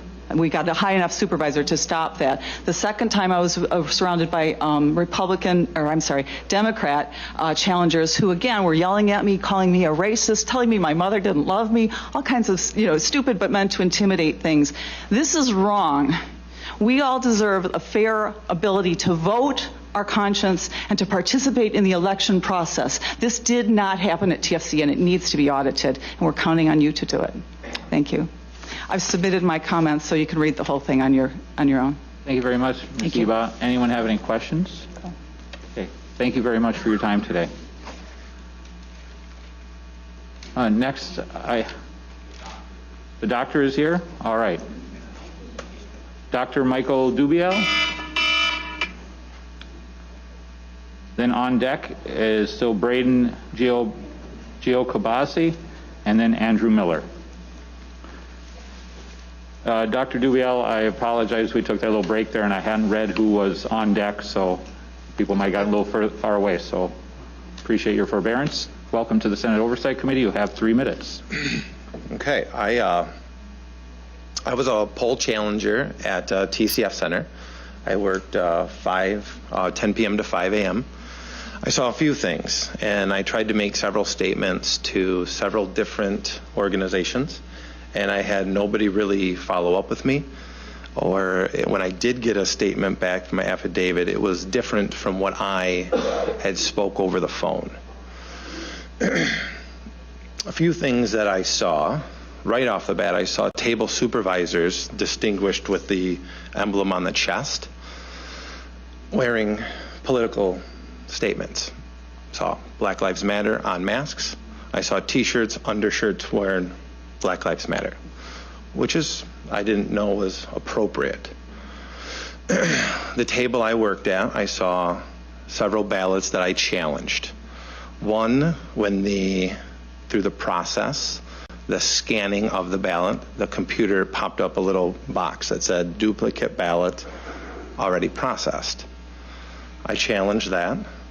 I saw a ballot that was opened up that was completely blank, front and back. At the end of the night, I asked my table supervisor if our numbers matched and if it reconciled. She said it did. And then she told me, we decided to take the ballots that were challenged, the provisional ballots, and they will be tabulated. She told me the tabulator ultimately uncovers errors with ballots, that they would be spoiled by the tabulator. And I thought that was interesting. And I asked her again, and she assured me that tabulator would correct the error. And that's interesting because when I gave that statement over the phone, that was never put in my affidavit. And I have yet to make an affidavit because I tried to give it to a couple of people and nobody's followed up with me. Or if they followed up with me, it was inaccurate information. 1 minute left. Okay. And to me, that's a big deal. I also saw the ballots being dropped off about, 3:30, 4 o'clock in the morning. I was actually standing next to the lead attorney, and we were all talking about why are these ballots showing up as late as they did. I thought that was interesting. Those were the main things that I saw. When I first arrived, this was interesting as well. I was wearing a mask, and I was fidgeting with it because it was itchy. There was a gentleman who was a table supervisor. Again, he had the emblem on his breast. And he basically called me a bioterrorist. Basically said I was killing people. We're in the middle of a pandemic. And he was going to kick me out if I continued to itch my face because I was wearing an itchy mask. And I kept on trying to ask him, does everybody have to have this standard of wearing a mask? Because I saw numerous workers not wearing masks properly. Eventually, as he called me an agitator, I pointed to a gentleman. I said, does he have to wear his mask? And he didn't respond to me. And I wanted to stay in there because he told me he was going to arrest me because he identified himself as a Wayne County, working for the Wayne County Sheriff's Department. Thank you. I would like to know about the ballot that you said you saw that was blank. Mm-hmm. Do you know what the disposition of that became? What do you mean, the disposition of that? What happened to it? It was put in the folder to be tabulated, and it was ran through the tabulator from what my table supervisor told me. But it was blank, so. Mm-hmm. Okay. She said then the tabulator would uncover that, and then it would be spoiled at that time. I see. Mm-hmm. And then there was another ballot that you challenged specifically? Absolutely, because when they scanned it, the little window popped up on the computer. It said duplicate already processed. So what happened with that? So they initially put it into the provisional ballot folder like they should have. Okay. And I thought that was great. And I was like, awesome, we got a process that's working here. And then when I went up at the end of my shift, because I was told there was going to be reinforcements. So I left at 5 a.m. It was a long day. And I'm from Grand Rapids. She told me that all of the ballots in the provisional folder would be taken out and put into the folder to be tabulated because the tabulator would uncover the error. The tabulator would find out that this was a duplicate ballot. And I asked her that twice because I was under the impression that the tabulator is a counter. So I asked her, how will the tabulator uncover that? She told me, and she assured me, the tabulator would uncover the error. Okay. All right. Any other members have a question? Senator Santana, please. Thank you, Chairman. You mentioned that some of the people had on shirts that said black people matter, right? Or what did you say? Black Lives Matter. Yeah. Okay. Did anybody have on a shirt that said vote for this person, vote for that person? Not that I was aware of. Okay. Thank you, Chair. But distinguished on the face masks, and it was, I want to make this clear, it was underneath the T-shirt of the table supervisors. It wasn't outward, it was underneath the T-shirt that they were wearing. I understand. Chairman. Thank you. With all due respect, I mean, there's a sign right here that says black votes for Trump. So, I mean. I don't believe that there is a statute that prohibits the wearing of non-political candidate shirts. So it may, so now on to Senator Tice, please. Thank you very much. So thank you for your testimony today. I have a question about, you said between 3:34, you said that there were ballots that came in late. Can you tell me what it is specifically that you saw that came in? Were you outside and you watched the truck and you watched them unload, or were you inside and watched them bring in the ballots? What was your... Well, I was inside the TCF Center, and I watched them bring ballots in on carts, boxes of ballots. So they were like open boxes where you could see the ballots in, or you saw them? They were no different than the ones that were already there. And then what they did is they put them out, and so there was a center raised stage, and then they had tables off to the side, and they would put the ballots off where they were already picking up the ballots, how they were doing normal business, right? I was under the impression that all of those should have been segregated and separated. Well, they weren't. They were put right up there, and then the person or the people that were running the election process basically encouraged the table supervisors in the tables to come up and get work. That's how they were describing it. Come up and get work. Come up and get work. So those ballots, they were running ballots. Thank you. Senator Tice, did you have more questions? Or? Just one more. Did you have any idea how many there were, or do you have any way of knowing? Yeah, so the attorney that was there, or the counsel that was there, we were all trying to take a rough estimate, and it looked like there was maybe 60 boxes of those ballots, and in each one of those sleeves or boxes or whatever, there could have been hundreds of ballots. So we're thinking maybe several thousand, tens of thousands. I'm not sure the exact number. Because who knows how stuffed they were. Who knows? But I definitely saw those ballots come in. Absolutely. Thank you. Yeah, thank you. Do you have any idea where anybody say where all this came from? No. Right. And I left my table to go over there because I was curious about that. Senator Lucido? Yeah, it's intriguing. What time of the morning was it when you saw this come in? Or what time of the evening was it? Like I said, 3-ish, 4 in that window. In the afternoon? No. I was there from 3 or 4 in the morning. I was there at 10 p.m. to 5 a.m. They were in male sleeves, you said? Mm-hmm.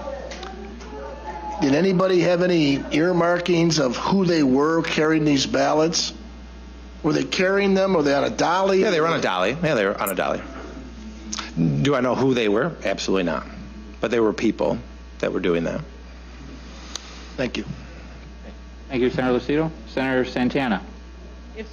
Was there any particular reason you didn't ask for a supervisor to question, the ballots coming in on a dolly? Or Well, I didn't figure I needed to because the lead counsel that was supposed to be there was taking tally, and I was there standing right next to him. So I figured he was kind of the person that was overseeing the whole night. That's what we were told. No, we were talking directly about why are these coming in. We all thought it was interesting that these ballots were coming in so late. What was his response? We were trying to take.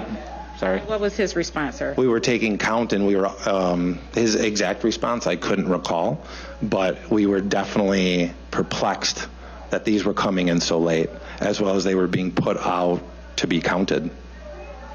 Thank you, Chair. Thank you, Senator. Thank you very much for your testimony. Mm-hmm. Appreciate it.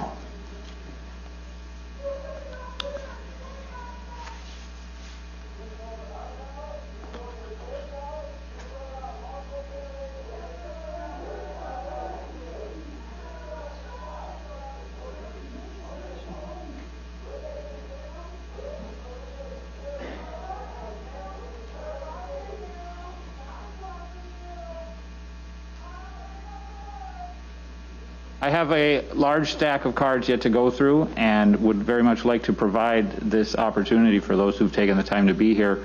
If there is somebody here who has some credibility with the crowd and has the opportunity to share with them that their disorder is only disrupting what they're trying to accomplish, I'd appreciate you taking that time to do that. Otherwise, I'll have to be forced to adjourn the meeting if it gets so difficult to hear anymore. So we'll continue. I'm not stopping the meeting at this point. I'm just suggesting that somebody suggests to the audience outside that they are disrupting the meeting in here, and it will cease if they can't control themselves. Do you think that we can control an audience by one person or a couple people going out there? If the audience inside also needs that same assistance, we can adjourn the meeting for that reason too. I have worked hard to put this together, and I would appreciate the opportunity to continue the work and listen to the folks who've taken the time to be here.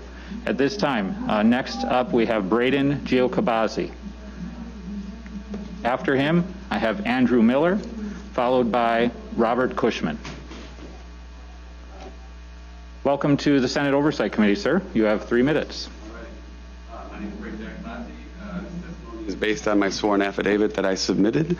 I am an unaffiliated Michigan voter who was trained by the GOP to be a poll challenger on Wednesday, November 4th, beginning in the late morning until around 8 p.m. because I was told that they needed help. They were understaffed. I witnessed the room erupt in thunderous applause and derogatory cheering as Republican poll workers were picked off one by one and ejected from the room repeatedly by police escort throughout the day. By the end of the day, they had picked off so many GOP poll workers that there were probably only a few dozen left to monitor all of the processing stations in the room, which I'm told was between 130 and 160. Because of this, I had to move between several tables. One was processing a stack of roughly 35 ballots with pink challenge stickers on them. Many other tables also had similar stacks on them as well. None of the ballots appeared to be in the poll database, so the poll workers were simply entering 1/1/1900 as the birth dates and entering the addresses and names that no one seemed to be verifying and which I could not see to verify. When I would politely try to check such things, as had been the case throughout the entire day, I was told that I wasn't allowed within 6 feet of the tables even to verify ballots, and told that I was trying to kill people.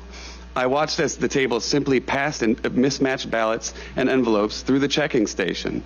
When I challenged it, and subsequent ballots that weren't in the poll book, the table supervisor laughed and said, "You can't do that." And several other operatives gave me the COVID runaround as I had gotten throughout the day. all trying to intimidate me and prevent me from doing my job, claiming that I was endangering their workers, trying to kill their people, and even holding a pen in a threatening way. Yet, when non-GOP operatives would stand near the tables and harass me, no one would give them any problem at all. At one point, a Democrat who was hanging back came up to harass me, and then a table supervisor showed up and because I was challenging a ballot. Once several table managers and non-GOP operatives have showed up to harass me, this Democrat operative simply melted back into the background with a satisfied grin on his face, knowing that he had caused me a problem. These people were like professional agitators whose job it was to sow discord among GOP workers who were trying to do their job and then get them kicked out. At some point, a GOP lawyer was brought in and confirmed that I was properly performing my duties. Instead of backing down, the table supervisor's supervisor and his supervisor and all the damn supervisors, they came up and they started arguing with the lawyer, telling him he didn't know what the law was. 1 minute. In the meantime, the ballots continued to go through, so I stepped up to the table to inspect the next ballot briefly. The manager separated me from the table, wielding COVID as a weapon one more time, and walking towards me, forcing me to step further away. He made some innuendo about playing with him that made me uncomfortable, and then he said something to the effect of, "I will kick your ass or I will kick you out of here." And I said, and I looked at him and I quizzically, and I said, "Are you threatening me?" He repeated the mantra more than once as he began to wave down a police officer. I raised my voice so that others could hear what was going on, and at this point, and I said, "Are you threatening me?" And at this point, the police officer arrived, and I did not ask any questions, and I was removed from the room without any due process. Realizing I had no recourse or rights, I grabbed my coat, and I peacefully was escorted. I'd like to say one final thing. Please wrap it up. Okay. I saw several dozen military ballots throughout the day. I only saw 3 that were for President Trump, and I was also at your hearing the other day when the clerks were testifying.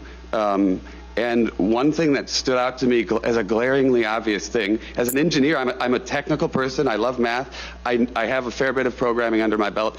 Those people were not IT specialists. They know nothing. I assume they appeared to know nothing about programming, and yet they said multiple times throughout that hearing that it was the most secure election in history. And I would like to say that it seems like they have no credentials to be able to say that. Thank you. Anyone have any questions? Senator McDonald. Yeah, it's kind of a question for the group. I've been hearing a lot of troubling stories about harassment. So sick, I don't even want to say them. You're saying people call you a murderer, they're going to kick your ass, all these things. It sounds like there's a lot of experience in this room, poll watching. Have any of you ever experienced anything to that level ever before, any other election process? So, never? Is this, it seems unprecedented, the type of stories that you're sharing, so.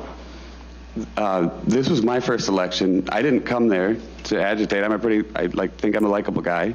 I came in there on Wednesday because I was told they were understaffed, so I thought this would be a good chance to just see how the process works. If I would have thought that it was going to be that much of a madhouse against the GOP people and it was so biased, I would have been there every day. I was not there with an agenda. I was there to just do my job, and they didn't like that simply because I had a GOP lanyard on, even though I'm an unaffiliated voter. They didn't know that. Sounds like from the stories you're sharing, it was a complete sideshow. Hopefully it doesn't continue. Professional agitator. That's the word that I would use to describe these people. They would melt back into the background as soon as they knew that they had accomplished their job of getting you agitated or kicked out. Thank you. They knew what they were doing. Thank you, Senator McDonald.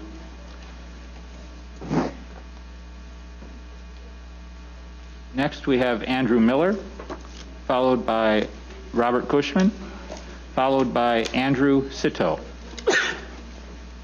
Welcome, Mr. Miller. You have 3 minutes.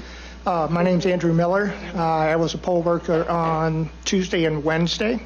I originally applied to be a poll worker, but nobody ever got back to me. I tried twice to call the phone number for assistance. Both times I was on for over an hour on hold with no response, no way to leave a message.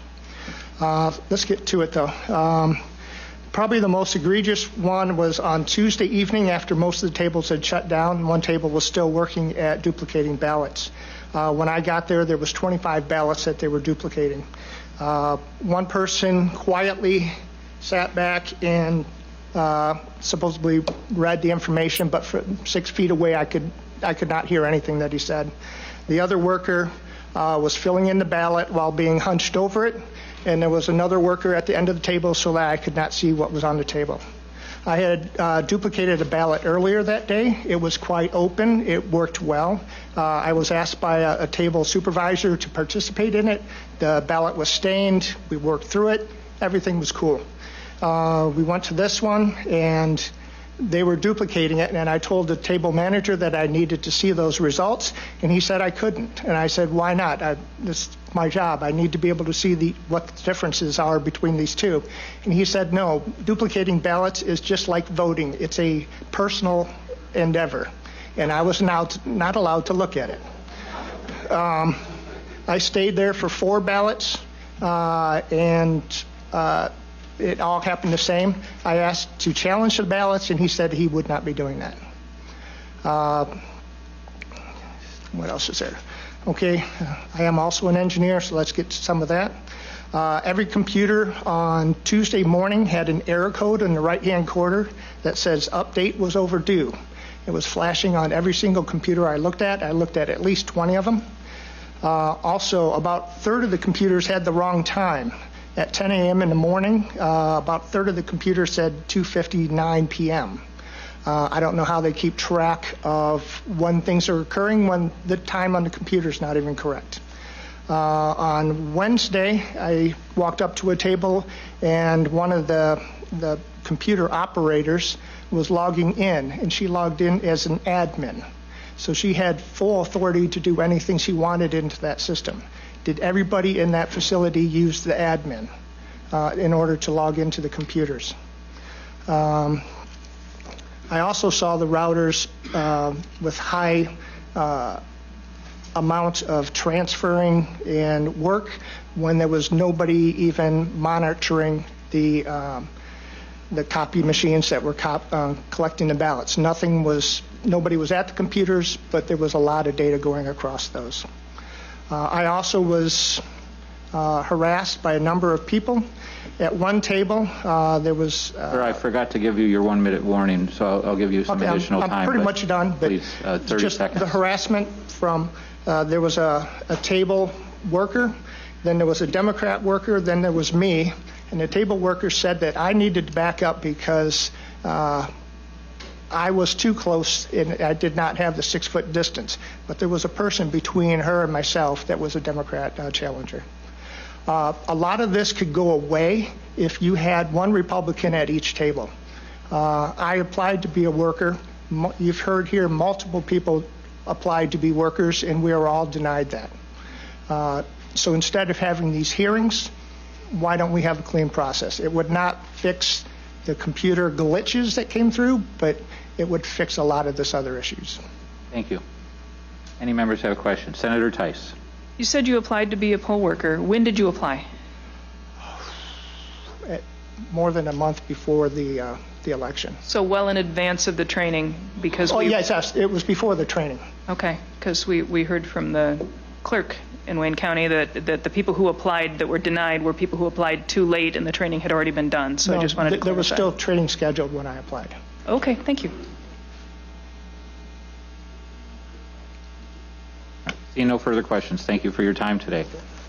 Did you submit your testimony in writing by any chance? My affidavit contained everything that I had except for the admin.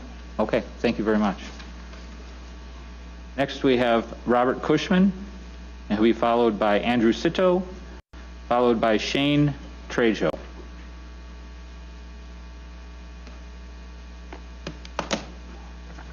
Welcome to the Senate Oversight Committee, Mr. Cushman. You have 3 minutes. Thank you, Senator McBroom, Michigan legislators, and fellow citizens. My name is Bob Cushman. I'm a registered voter in Lyon Township, and I desire to testify concerning events in Detroit on November 4th, the day after the election. I believe that I witnessed evidence of mass election fraud on the morning of November 4th and the evening of November 4th, but I'm only going to talk about the morning right now.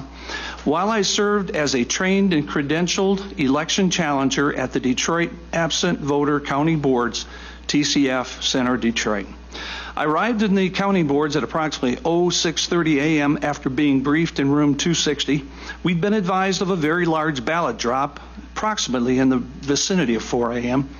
Night shift observers had indicated that about 61 boxes had been delivered. I began observing the process of ballots at several counting boards. I quickly noticed that none, and I mean none, of the names were being scanned from the ballots were in the electronic poll books. All of the names that were found in the supplemental sheets. We know that the poll books, the electronic poll books, were updated on Sunday, November 1st. That meant that all of these new ballots had to have been brand new registered voters on Monday, November 2nd, or Tuesday, November 3rd. I found it very hard to believe that tens of thousands of people had registered in just 2 short days. So I began writing down the names on the ballots immediately after they were scanned by the computer poll worker. As soon as I began, I was severely obstructed by 5 different persons that I could no longer continue my legal responsibility as a poll challenger. These 5 persons comprised of a poll worker, a supervisor, an uncredentialed person, a Democrat challenger, and one of the top leaders of the AVCB. The details can be found in my affidavit. Does anyone believe that 30 or 40,000 new voters were actually signed up legally in 2 days? I implore every member of this board to protect the Constitution. I implore you to give us a full forensic audit. Thank you. Thank you, Mr. Cushman. Does any member have a question? Seeing none, thank you, Mr. Cushman. Did you submit your testimony in writing as well?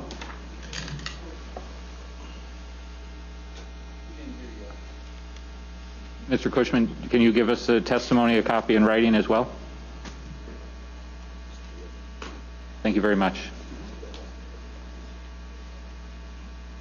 Next, I have card for Andrew Sito, followed by Shane Trejo, and then Linda Brandis. Andrew Sito. Thank you, Mr. Chairman. Welcome to the Senate Oversight Committee. You have 3 minutes.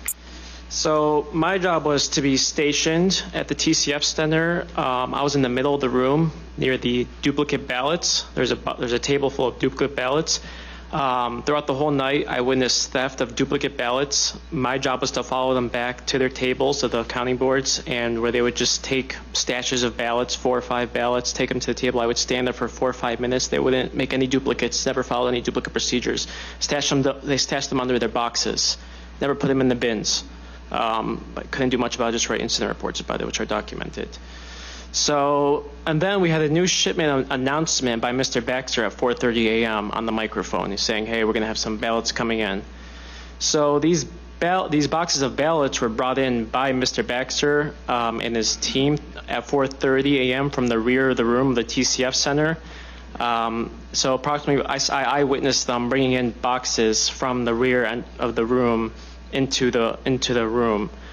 This is between 4:30 and 5. I estimate around 84 boxes placed on tables in the center of the room. Each box with approximately 600 ballots, totaling to approximately 50,000 ballots, equal to the 2 rounds before. Because we were there from 10 to 1, we did a round about 50,000, and then 1 to about 4, a second round about another 50,000, and then this last round, all you have to know is there's the same amount of ballots from the other 2 rounds. I'm not sure if they were all brought in from the back, because I think they were commingled and also brought in from other rooms. So I'm not sure how many ballots were brought from the back and then from the other areas, but they're putting all. It was just about the same amount. So most volunteers left at 5 a.m. and the poll workers had a shift change between 5 and 6 a.m. I stayed. At 6 a.m., Mr. Baxter and the management got back on the microphone and yelled, "This is what democracy is supposed to look like," in front of everyone with the new shift. Right after that, the whole room cheered, and you can tell that there was not a balancing in the poll workers there, even at that shift. Based off my sampling, because I was 1 minute. Okay, sampling off of the dozen of the duplicate ballots from 6 to 2 p.m. 2 p.m. the next day, none of those were for Trump. The other 2 rounds, I only saw 1 for Trump. 3 other challengers told me they witnessed the same sampling. I challenged ballots, all refused. Challenging procedure never properly carried out. Never issued challenge ballots, no track or remedy, no record. I resorted to writing incident reports. Poll workers changed duplicate ballots to straight Democrat tickets. That's why you see in the tabulators 2 different tickets. I witnessed employees filling in bubbles for the Democrat straight ticket. And so at the tabulator, I also witnessed what the Dominion employee said with the rerunning of the ballots. I saw that several times. At 2 p.m., I left the room for 5 minutes. Right after I left the room, they blocked it out, covered the windows up. I couldn't get back in for exceeded COVID capacity. I called the federal prosecutor. I called the FBI, made a report. I called the Secretary of State fraud tip line. I called Detroit Department of Elections multiple times, and there was no answer. Thank you very much for your testimony. I have a quick question. When it comes to the duplicate ballots that you were in the middle of the room watching, those are blank ballots for the purpose of refilling out when necessary? Yeah. And so you were solely in charge of watching those? There's a few of us, but there's too many tables, so when people would come and grab ballots, and for example, if there was like a coffee stand or something, which I never saw that night, they all looked like clean ballots, we would follow them back, and there would be several people in line waiting to follow that person back. And so once that process was done, I would come back to the center table and wait for the next person to come in. What's your recollection, with the group of ballots that came in at 4:30 and you stayed and began observing, and you say that, there was almost every one of them or all of them were for Mr. Biden. About how many ballots would you say you observed at that point? That shift, probably my sampling is over a dozen of duplicate ballots. And also we had some issues where we were making duplicates of the duplicate ballots. And when I asked the employees why we were making duplicates of duplicates, they confirmed to me that this is a duplicate of duplicate, but the tabulator said unknown reasons. So they were throwing away their first duplicate to replace it with a second one was what was? Okay, but so you're saying you observed several dozen ballots in that time? That one shift from the 6 a.m. to 2 p.m., I sampled about a dozen duplicate ballots, yeah. Okay. All right, thank you. Vice Chair Lucido. I appreciate you coming out, and I appreciate everybody being so patient to go through this process. At the end, your testimony has been submitted to us by way of written, or is there affidavit? Yes, affidavit is submitted. Perfect. These ballots that were brought in the middle of the night, early morning, whatever you want to call it, where did you see this go to? I'm looking at these numbers here, 84 boxes, 600 each in each box, over 50,000 ballots. Where did these ballots go? They were just processed just like any other round. So they were brought in from the back, which... In sleeves, again, mail sleeves? What I mean by that, do you know what I'm talking about? The banker boxes with sleeves over the banker boxes. The sleeves were removed. They opened up the lids and they placed them on about 10-foot tables. Yep. There's about 7 of them, and they placed about maybe like a dozen boxes per table, 10-foot tables, banker boxes pulled, with the width so they can place them out, and the ballots are facing towards you, and they were double stacked, filled to the top. Each bundle is about 50 ballots. So maybe like 150, 300 stacked on top, each box. Did they, after they put them on these 10-foot tables, were workers taking the ballots and then putting them into the machine? Yeah, so that's when Mr. Baxter said, this is what democracy is supposed to look like. Then they came in and took the ballots. The employees took the ballots, took them back to their processing tables, and everyone just did it at once. And most of the Republican workers were gone at that time. 50,000 roughly, right? It was the same exact amount as the 10 p.m. to 1 a.m. round and the 1 a.m. round to 4 a.m. round. Okay. Yeah. Yeah. Did you see anything else after that period of time? Did you stay on? You stayed on till in the morning hours? I stayed in until I was kicked out. I was not, they said, you can leave the room for a snack. I left the room for a snack and immediately they closed it down. What time was that? Around 2 p.m. Okay. So you were there 4 o'clock in the morning all the way? Yeah, the whole shift. Yeah. Yeah. Thank you. Thank you very much. No problem. Did you or anyone you know ask where the origin of the late night ballot delivery was? What precincts it came from? I did not ask. However, the person right next to me grabbed me by the, pulled me to the side and said, I see a truck at the loading dock coming in the back of the TCF Center. And by the time I looked, Mr. Baxter and his management team were personally holding in boxes and carrying them in to the tables. Okay. Senator Tice. The other deliveries, they didn't come in this way? No, this delivery was unlike every other that I witnessed from the other 2 rounds. Yeah. Thank you. See no further questions. Thank you very much for your testimony. No problem. Next, I have Shane Trejo, followed by Linda Brandis, followed by Bill Carzon. Welcome to the Senate Oversight Committee, sir. You have 3 minutes. My name is Shane Trejo. I'm going to be reading a little bit from my sworn affidavit and giving additional testimony, and I'll submit all that after the fact. I'm a registered voter and a credentialed poll challenger in the state of Michigan. I was a GOP poll challenger at the TCF Center Absentee Voter Counting Board in Detroit, Michigan on election night Tuesday from 10 p.m. to 5 a.m. I was there at approximately 3 to 3:30 a.m. and I saw the huge dump of ballots that were delivered to the counting hall. I noticed that the City of Detroit Clerk's office there was their emblem on the white van that showed up with the ballots. Janice Winfrey's name was on there and a number presumably for Janice Winfrey's office. I estimated that it was over 50 boxes that I counted, and I estimate that up to 1,000 could have been fit in each box, large boxes. There was no chain of custody. There was no accountability. There was no transparency. Nobody knew where these ballots had been. They had to be turned in at 8 p.m. They showed up at approximately 3:30 a.m. So 7.5 hours is a long time for these ballots to be kind of in limbo, not with anyone knowing where they are. There have been no answers up to this point, and whistleblowers are being intimidated.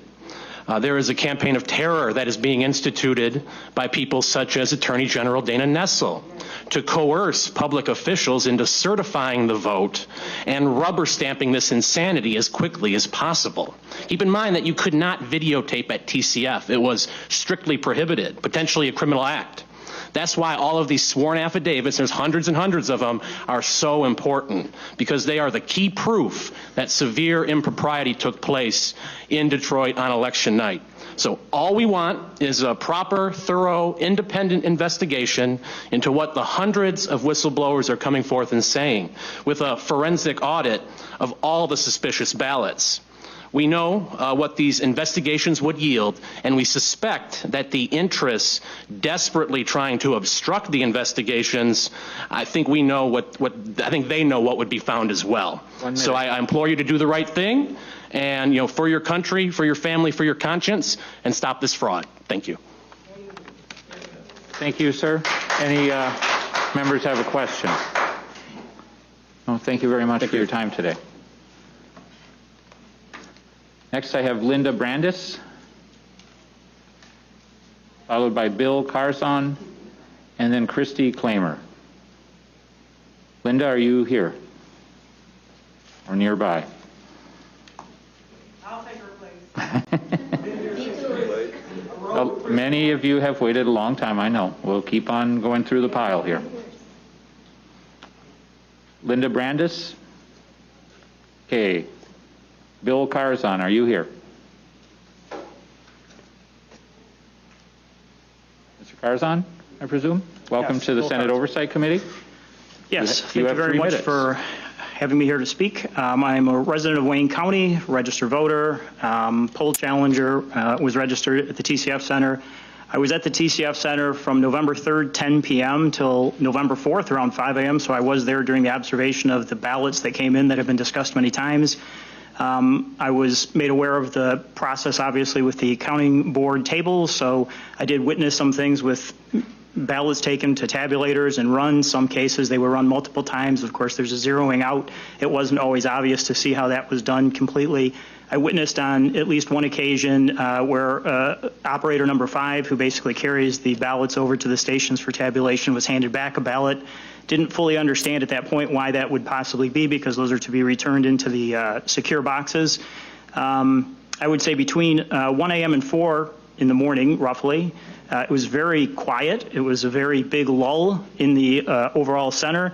Many people can attest to folks with heads on tables. This was on not only the polling stations or the absentee ballot stations, but also at the tabulator table areas. In fact, I witnessed some person on a tabulator screen playing a card game. I sat there with my son, who was also there as a poll challenger, and another acquaintance as we watched this. So to give you the sense, there was a big lull. Around 4 o'clock, 3:30, I think I've heard 4 o'clock, is by my estimation. There was a delivery, I would estimate, because the table in the center next to the main stage is where the ballots were brought to. Somewhere at least 60 boxes were brought in. They did have a wrap around them, which was what I expected to be standard. When that work was basically prepared for people to come up and get it, the person called up and said, "Come and get your extra work." They were called up by precincts, and then those groups would come in small sections and take these back, and then run them to their table. So just to give you a feel for that environment and what was taking place. I was also taking the opportunity, because of the canvassing that was taking place. I was at the canvassing board meeting that Monica Palmer spoke about earlier, and I will just tell you, it was extremely hostile. It was very personal. It was very aggressive with regards to the threats that were made to her personally, her family. 1 minute left. Yep. And I would just say that really didn't have any place, and nobody shut that down. It was high intimidation. And Mr. Kinloch, or his other representative on the Democratic side, made no comments to calm this down. So when the vote was taken to not certify, of course, there was a side discussion that actually had some other further developments that everybody's aware of. I would just say nobody talked about the fact that they had so many out of precinct locations. When the meeting began, a pile of affidavits were set on the table. Mr. Kinloch said they were received by himself in that day. They really weren't used, reviewed, or anything, just submitted to minutes. So really no benefit in providing that. The meeting was delayed by 2 hours to start, a very strange delay. As Monica said, there was no executive summary. The numbers were rattled off regarding out of balance.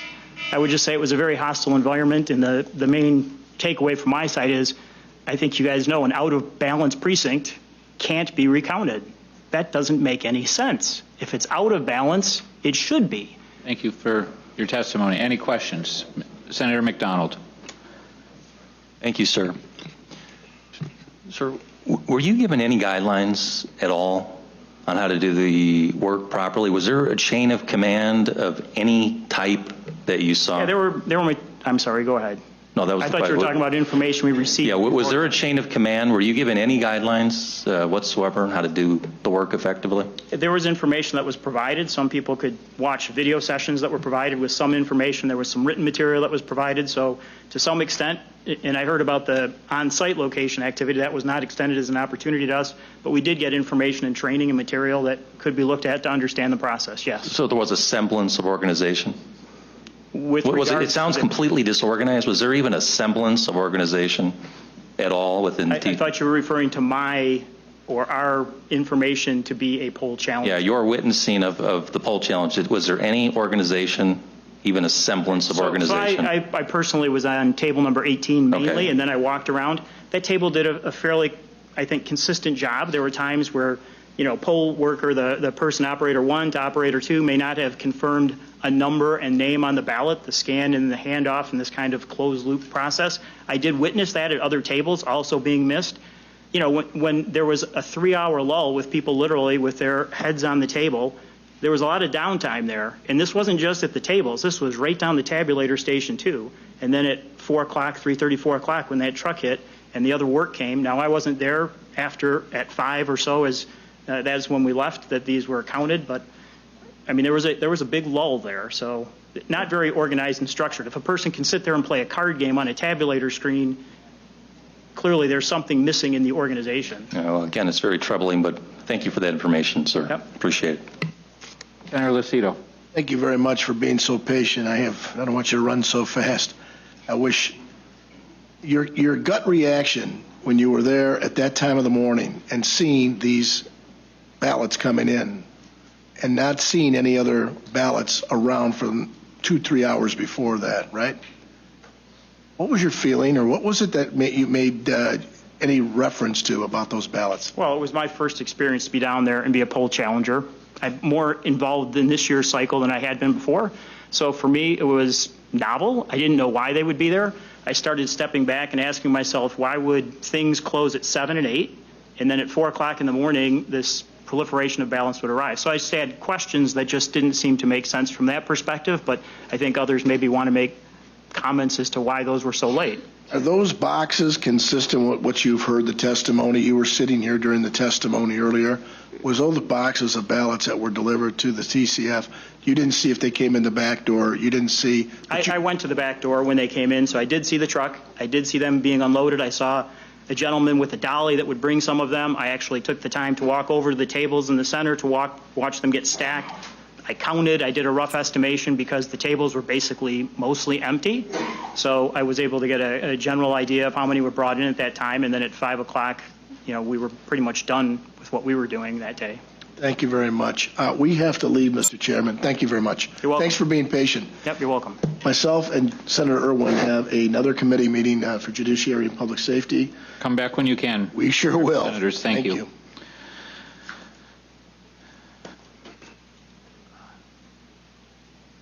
Was that just Bill Carzon that we had? Or I'm sorry. Thank you.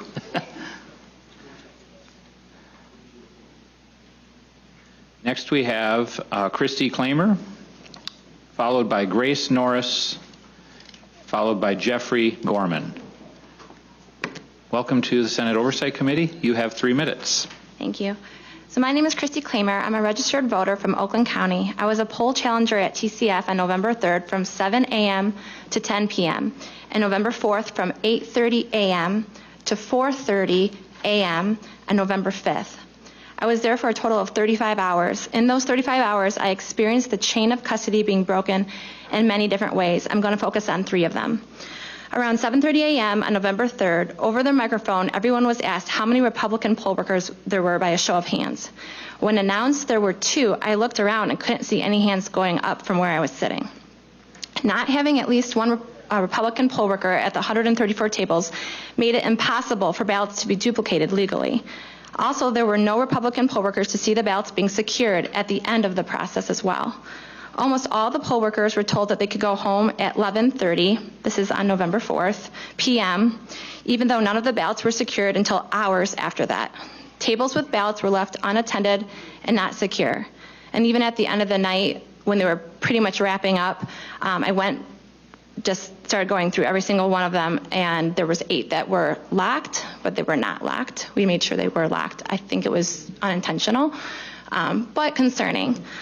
Also, I witnessed 46 ballots get put in manually, meaning they were not in the electronic system and they were not in the paper poll books. I recorded each name and ballot number along with how they had the birth date of 1/1/1900.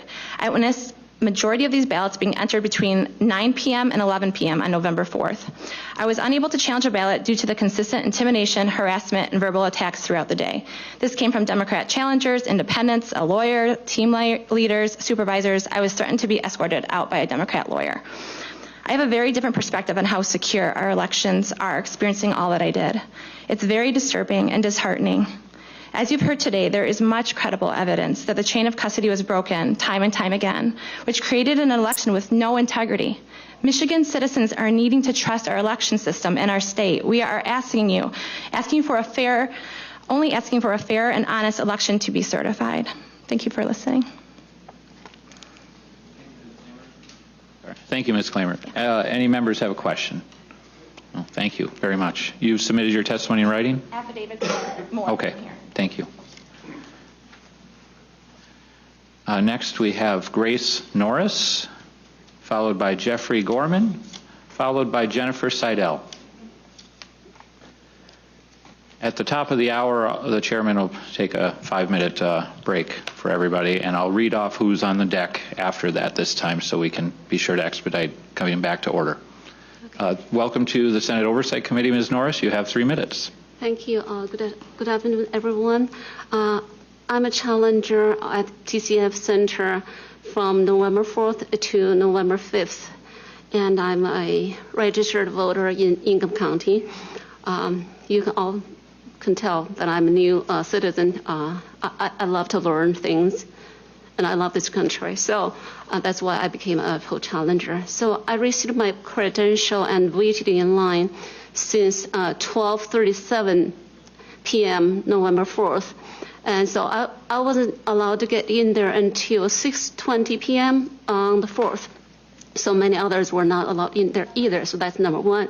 Number two, I walked to table 14, introduced myself as a poll challenger, and I wanted to ask, were there any Democrats or Republicans or nonpartisan independents? And the table manager told me, you can ask them, and nobody said anything. And they said, send away. So I felt, okay, well, that's kind of a little bit hostile. So number three, so when I walked around at 8:40 p.m. on the 4th, I saw a name appeared on 2 monitors. And why I paid attention because that was a military ballot, and I saw later, and that's why I remembered this, this name. And then the fourth thing was the printing of the remarks and the voter list at the end of counting took as long as 4 hours. So the last shift was supposed to end by 9 p.m., but some of the prints did not get done until 1:30 a.m. on the 5th.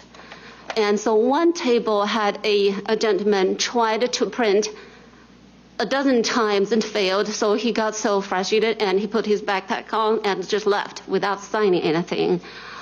So that's the fifth scenario I saw was 1 minute.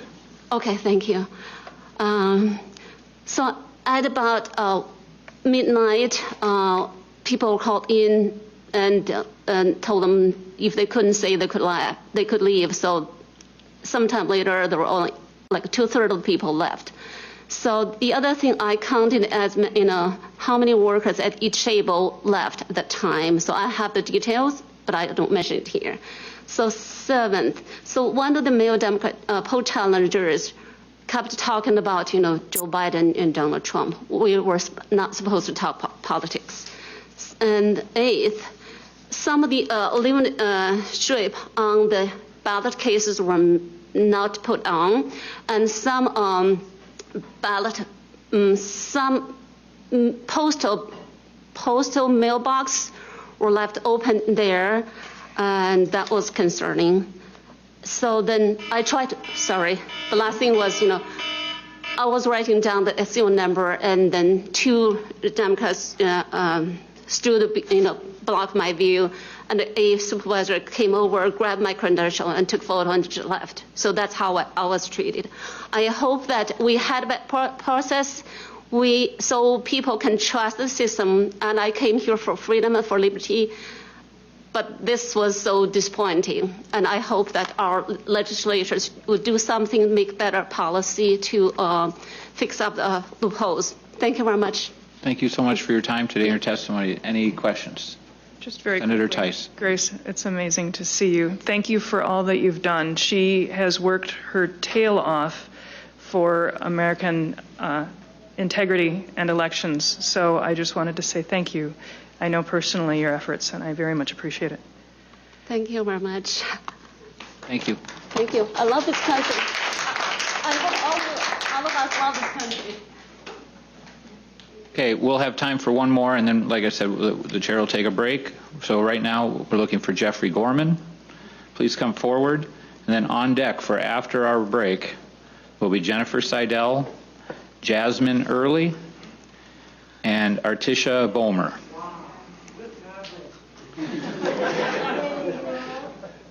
Mr. Gorman, welcome to the Senate Oversight Committee. You have 3 minutes. Yeah, my name is Jeff Gorman. I live in Wayne County in Garden City. Born and raised in Michigan. Spent most of my life away from here. Left when I was 17. Came back 9 years ago. I was a retired Navy captain, retired airline pilot, and captain as well. And so integrity is very important to me because lives depend on it.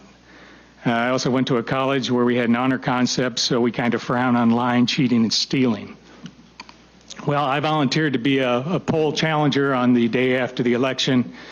Welcome Alice to the belly of the beast. It was a hostile environment from the Democratic lawyer that told me I didn't know what I was talking about when I was challenging, to I was briefed on two things to look for. One was when they were doing duplicate ballots, there was supposed to be a Republican and a Democratic witness. When they were doing the military ballots, I asked, where's the Republican witness? And they said, it's you. And I said, no, it has to be a paid worker. She says, well, I don't know what they are. The supervisor did. I don't know what they are. Ask him. So I asked him. The poll worker said, well, I ain't going to tell you. So it was obvious. I challenged it. They only, out of the 8 to 10 that I saw, they only took the challenge for the first one. They wouldn't record the challenge for the other ones. And the other thing I was told to watch out for was ballots that the name of the voter did not appear in the electronic or the supplemental. They had 2 that came in that met that criteria. They sent them back. They came back to the table again, so they raised the red flag to ask the supervisor, whatever the person's name is that was supposed to come in. She told them, oh, well, we checked these. These are on the list, so I'm going to show you how to get them and enter them in to the computer so that they appear, and then we can tabulate this. And they used the fictitious 1900 birth date in it. So I was only there for 2.5 hours. That was after in the hostile environment. I got there at 12:30.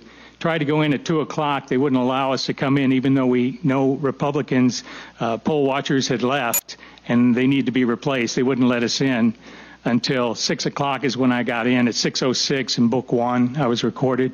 Left at 8:30.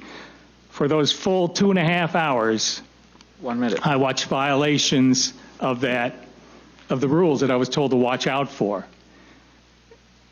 Now, I said about my jobs, integrity was important because lives depended on it. Well, it's no less any important that we have integrity in the election, because the life of the country as a democratic republic depends on it. This nonsense has got to stop. We got to take the steps that it takes that the legislature can take to make sure that we have fair elections, because I've never seen anything like this before. And like I said, this goes against my grain and everything that I know as a person, as a professional. And like I said, I don't want to ever see anything like that again. Thank you very much for your testimony. Any members have questions? Okay, thank you very much, Mr. Gorman. Again, we'll be hearing next from Jennifer Seidel, Jasmine Early, and Artisha Bomer. And I beg everyone's indulgence in a 5 to 10 minute recess. Thank you.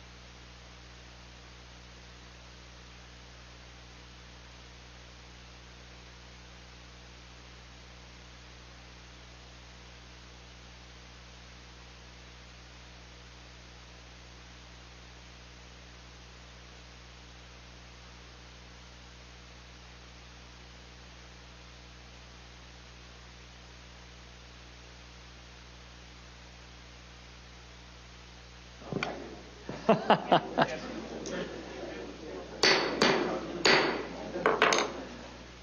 Senate Committee on Oversight will return to order. All right, next up, I have a card for Jennifer Seidel. Jennifer? Welcome to the Senate Committee on Oversight. You have 3 minutes. Thank you very much, sir. My name is Jennifer Seidel. I have provided you my affidavit, and I have provided this under oath.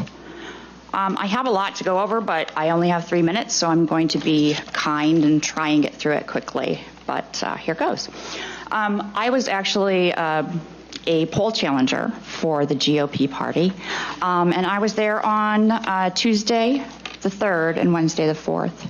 I was there on the Tuesday the 3rd from about 6:45 a.m. until about 11:30 p.m. And then I came back the next day, and I was there from about 11 a.m. until probably midnight. So I have a good overview of things that happened. I was one of the lucky ones who did not get kicked out of the room because I kept my mouth shut, as I was instructed to do. So there's a vast difference between the 2 days. The first day on Tuesday, things were, moving along. There were a lot of duplicated ballots. I was told by an election official that an entire area of about 5,000 ballots were mailed out, and they mailed out the incorrect ones, so they had to go back and duplicate all of those ballots. It was hard to get proper oversight over this. We were told to stand 6 feet away, and we were permitted on times to take a step forward. So that's 5 feet away if you have long legs like me. And about 15 seconds we could look in. So realistically, we couldn't really see much. So at one table, I saw a single ballot duplicated 4 times. I was told by the table lead that the first duplicate was because of the wrong precinct. The second was user error. The third was the wrong precinct again. I managed to see the notes in the QVF and that the incorrect ballots were listed, but the duplicate ballots were in numerical order, which I thought was weird by precinct. I estimate that I probably saw 3,000 to 4,000 duplications the first day. And the next day, it was chaotic. A poll worker, let me first say that I was assigned to and gladly took the lead of watching the military ballots. It was limited to me and one other GOP person that could stand there and monitor the table of about 17, 25, I don't know, boxes of ballots.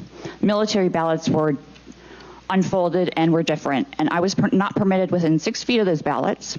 However, there was one lady from the NAACP and another one from the ACLU that were up wandering about looking in the boxes with an election official, which I thought was rather odd. I saw person after person getting kicked out of the room, and it was almost like, here's a shiny object in the room over here, look at this commotion while we do this over here. And I witnessed that on several occasions.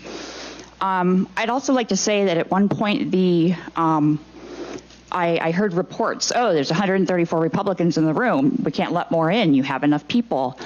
But they didn't, if I may, they didn't let us know that we were to sign out. And all the people that got kicked out were not getting signed out.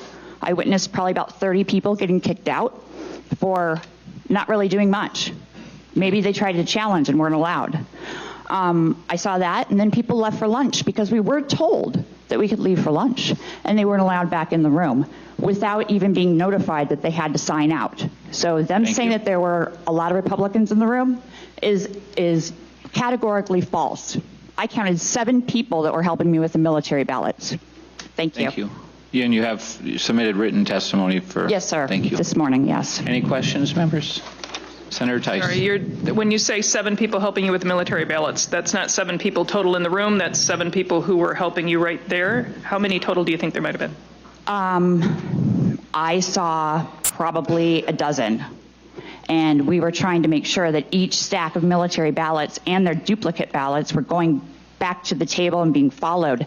Those people weren't even allowed to get an elbow in, and I say that jokingly, of course, weren't even allowed to see because there were swarms of people around the table from different parties that were allowed in And I also want to say one quick thing.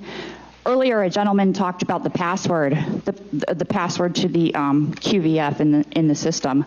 There was the piece of paper with the login and the password were taped to each table. And it was admin and this password taped to each table. So God and everyone could get that password. I just want to say, sorry, God. Senator, I want to make one clarification. For those who don't know, because I know there are a lot of people who are like watching on TV and maybe not everybody in the audience knows, military ballots come in a particular format that they cannot be processed with. So they have to be transcribed from the ballot that they mailed in to the ballot that's consistent with the precinct that they're at. So that's the reason why the military ballots are being so closely watched, is because everyone by necessity has to be transcribed onto a specific ballot that's different from the one that they sent. Thank you. Thank you, Senator Tice. Correct. Senator Santana? Thank you, Chairman. First of all, we're dealing with a pandemic, right? Of course. And so part of the reason why the voting and counting process was moved to the TFC Center was to make sure that people were socially distancing. Correct. And so, one of the protocols, and maybe you haven't heard this, but Dr. J with DHHS has also made it where we want to make sure that people are being safe based on science. So having people maneuvering in and out of the room where ballots are being counted, do you think that it would be a good practice to make sure that you sign out if you're going to lunch? I mean, it's just like if you were going to a job every day where you work hourly work, you would check out for lunch, correct? Correct. Okay, so do you think that process makes sense? Yes, absolutely. The COVID, I understand, and it's in my testimony about the COVID orders, and we were all trying to be polite, but we were standing 6 feet away, and the other parties were at the table, even sitting down at the table with them. I witnessed this on several occasions. The Democrat challengers were sitting down at the table with them, helping them duplicate ballots, and we weren't allowed within 6 feet. So it was a little bit disparaging. Thank you. Thank you. Thank you. Thank you very much for taking the time to testify today. Thank you for having me. I appreciate it. Next up, I have Jasmine Early, and followed then by Artisha Bulmer, and then Charles Richard. Ms. Early, welcome to the Senate Oversight Committee. You have 3 minutes. Thank you. I'm going to start with an Hispanic from South America with a bad grandmother and a Hispanic Indian native mom. I believe in one race, the human race. With that said, I can tell you that I'm not a racist. I'm a legal immigrant who is an Indian native mom. I believe in one race, the human race. With that said, I can tell you that I'm not a racist. I'm a legal immigrant who is speaking here because I took my pledge to become an American citizen very seriously. I was a Republican certified poll challenger at the TCF Center from November 4th to November 5th. I was one of the victims of harassment, discrimination, and intimidation by election workers while I was fulfilling my duty as a challenger. What the witness has shared are no conspiracy theories. Several times, election workers tried to remove me from the room with the false accusations that I was impeding their process. They were the ones who blocked me from seeing the ballots, and when allowed, workers would complain. An election worker was brought up to harass me with the base of being too close. However, among themselves, they didn't social distance. I explained to him that I was only following the chairperson direction in and out. Somehow we got to the point that English was not my first language, and he implied that then I shouldn't be there. I told him that he was discriminating and that he was treating me like garbage. He went away. Later, poll workers whispered to each other and brought police officers to remove me. It was pretty intimidating having officers approaching me when I had not done anything wrong. I understood they were trying to do their job. I noticed an officer was Hispanic, and I talked to him in Spanish. They were being lied. The officer started backing up. I witnessed many Republicans being kicked out of the room, and it was scary. That is not the America I came to a few decades ago. They were kicked out and not replaced, even though they were Republicans outside to be allowed to enter. It didn't happen. Since I was not able to see the poll books and didn't have anything to compare with, I was legally advised to challenge every ballot. The workers got pretty upset about it and advised to their people not to stop the process and dismiss any challenge. I had pages of notes of ballots. Here I had an affidavit where I can prove you that I didn't see, we couldn't do anything. There were people entered with a 11900, and I took the time to check those people. They didn't allow me to challenge it. The names of the people are here. While the Democrats are dismissing the finding from challengers, is those people were alive and registered to vote, why they were manually entered. Why weren't the ballot boxes properly sealed by the workers? Several of them were unattended, and I had a list of those tables. Me and another challenger questioned why those boxes were unsealed.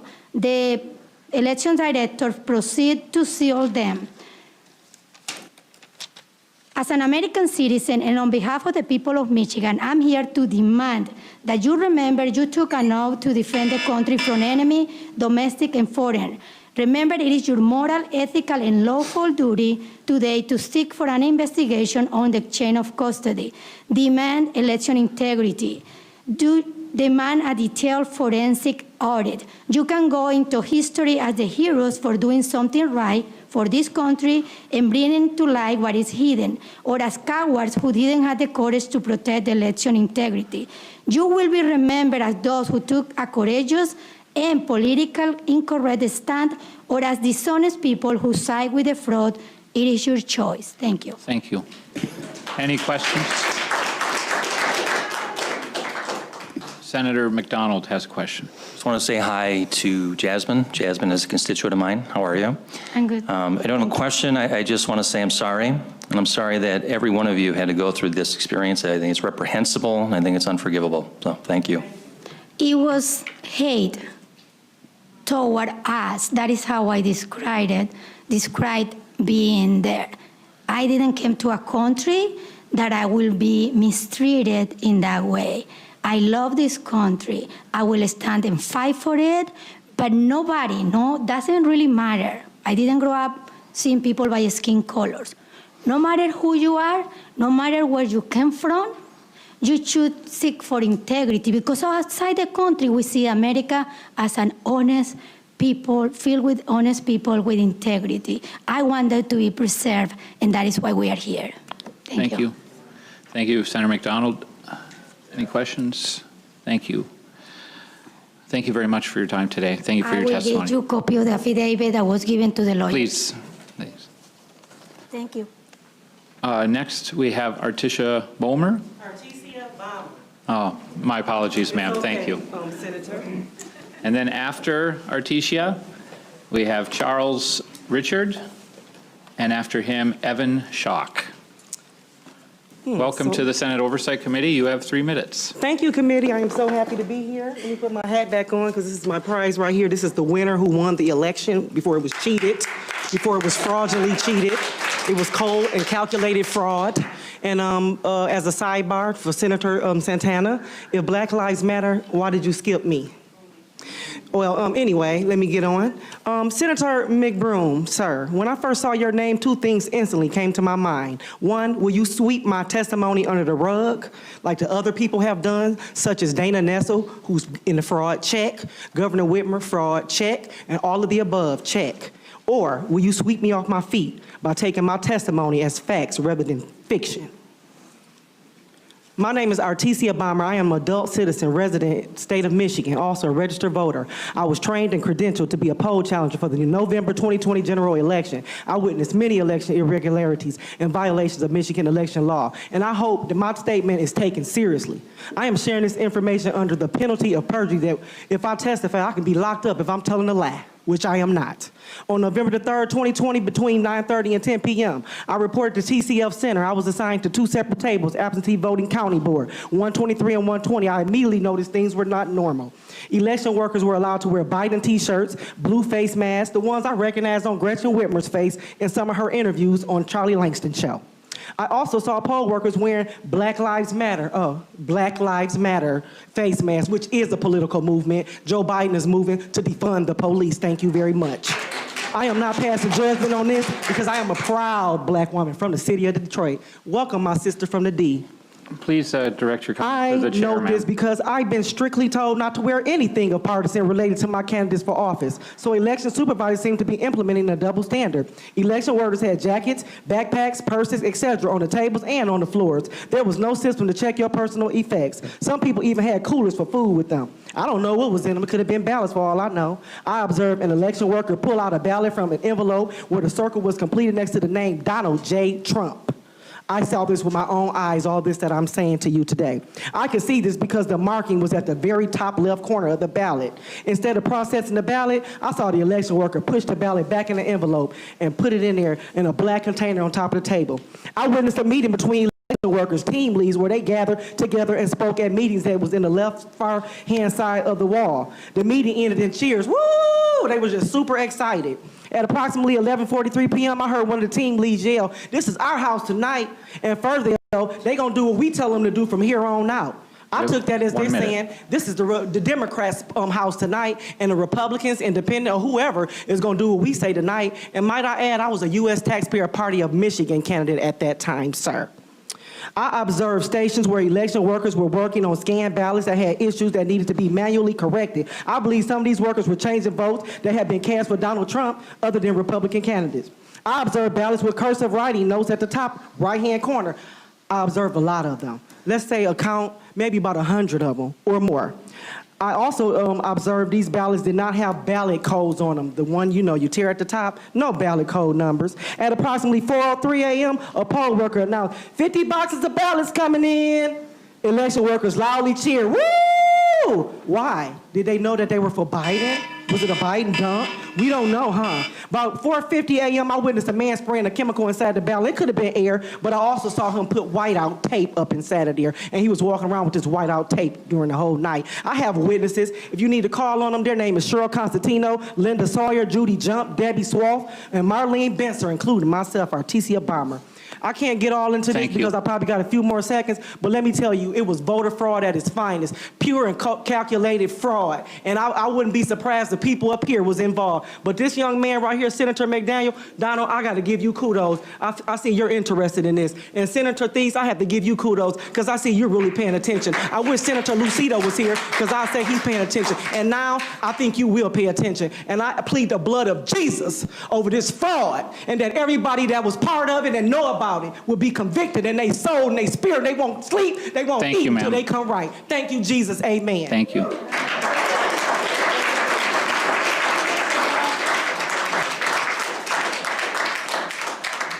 Questions from Any questions? Questions from Senator Santana. Y'all, please. Thank you, Chairman. You're welcome. And thank you, Ms. Bomber, for you're your welcome. testimony. You mentioned in your statements that you were also a candidate for the U.S. 13th Congressional District at the time that you were a challenger. Do you realize that you cannot do both of those acts at the same time? Well, that's a double standard because y'all committed fraud and y'all wasn't supposed to do that at the same time as well. Next. I still witnessed it. My eyes still witnessed it. Any other questions Any other from members? questions? Senator Tice? I just want to make sure we get a copy of your testimony. Sure, but it won't be done today because I'm going to amend it. So if you guys have anything with the word Artesia Bomber on it, dispose of it because it will be amended and that won't be withdrawn. Thank you. Thank you, ma'am. You're done? Thank you. You all have a wonderful day, and all who involved will not rest.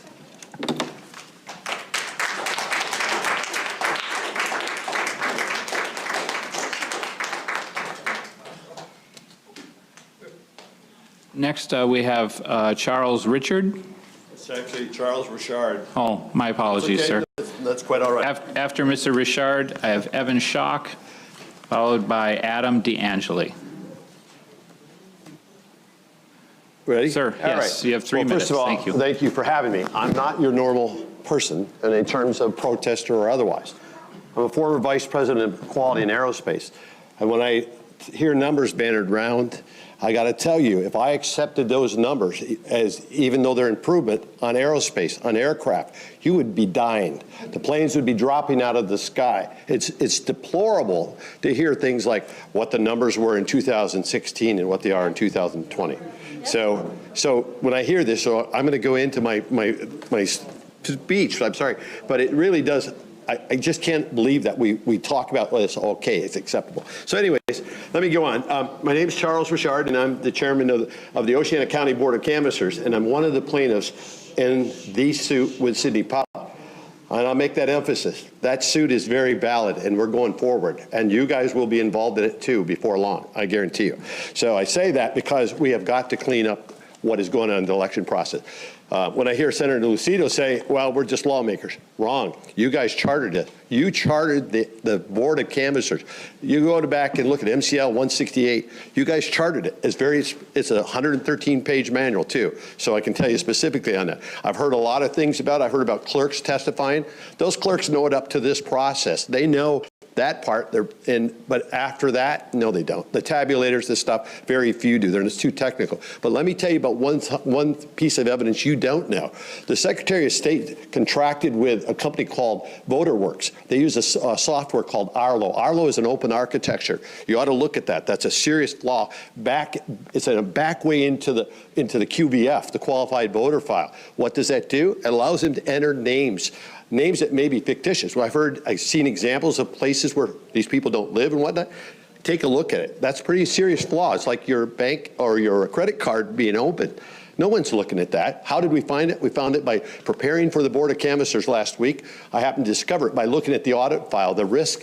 The state calls it a risk limiting audit pilot system. It's a joke. I want to tell you that. It's a joke. How do I know that? I'm an auditor. I'm a systems auditor, not a computer systems auditor, a quality systems auditor where we can tear things apart and understand what the documentation is, what you use as a standard. When you talk about an audit, what are you auditing to? What standard are you auditing to? So when I say that, so that's a joke. And that 1 minute, sir. Actually, that open hole there is like your credit card being breached, and that's what it is. It is a distinct breach, and it's there. We need to really focus on that. And another thing is, I heard a thing about the Black Lives Matter and Jesus. We had an incident in our poll. Well, a lady had a Trust Jesus shirt on. They would not let her be in the poll. She was a poll worker. They stopped. They told her it's a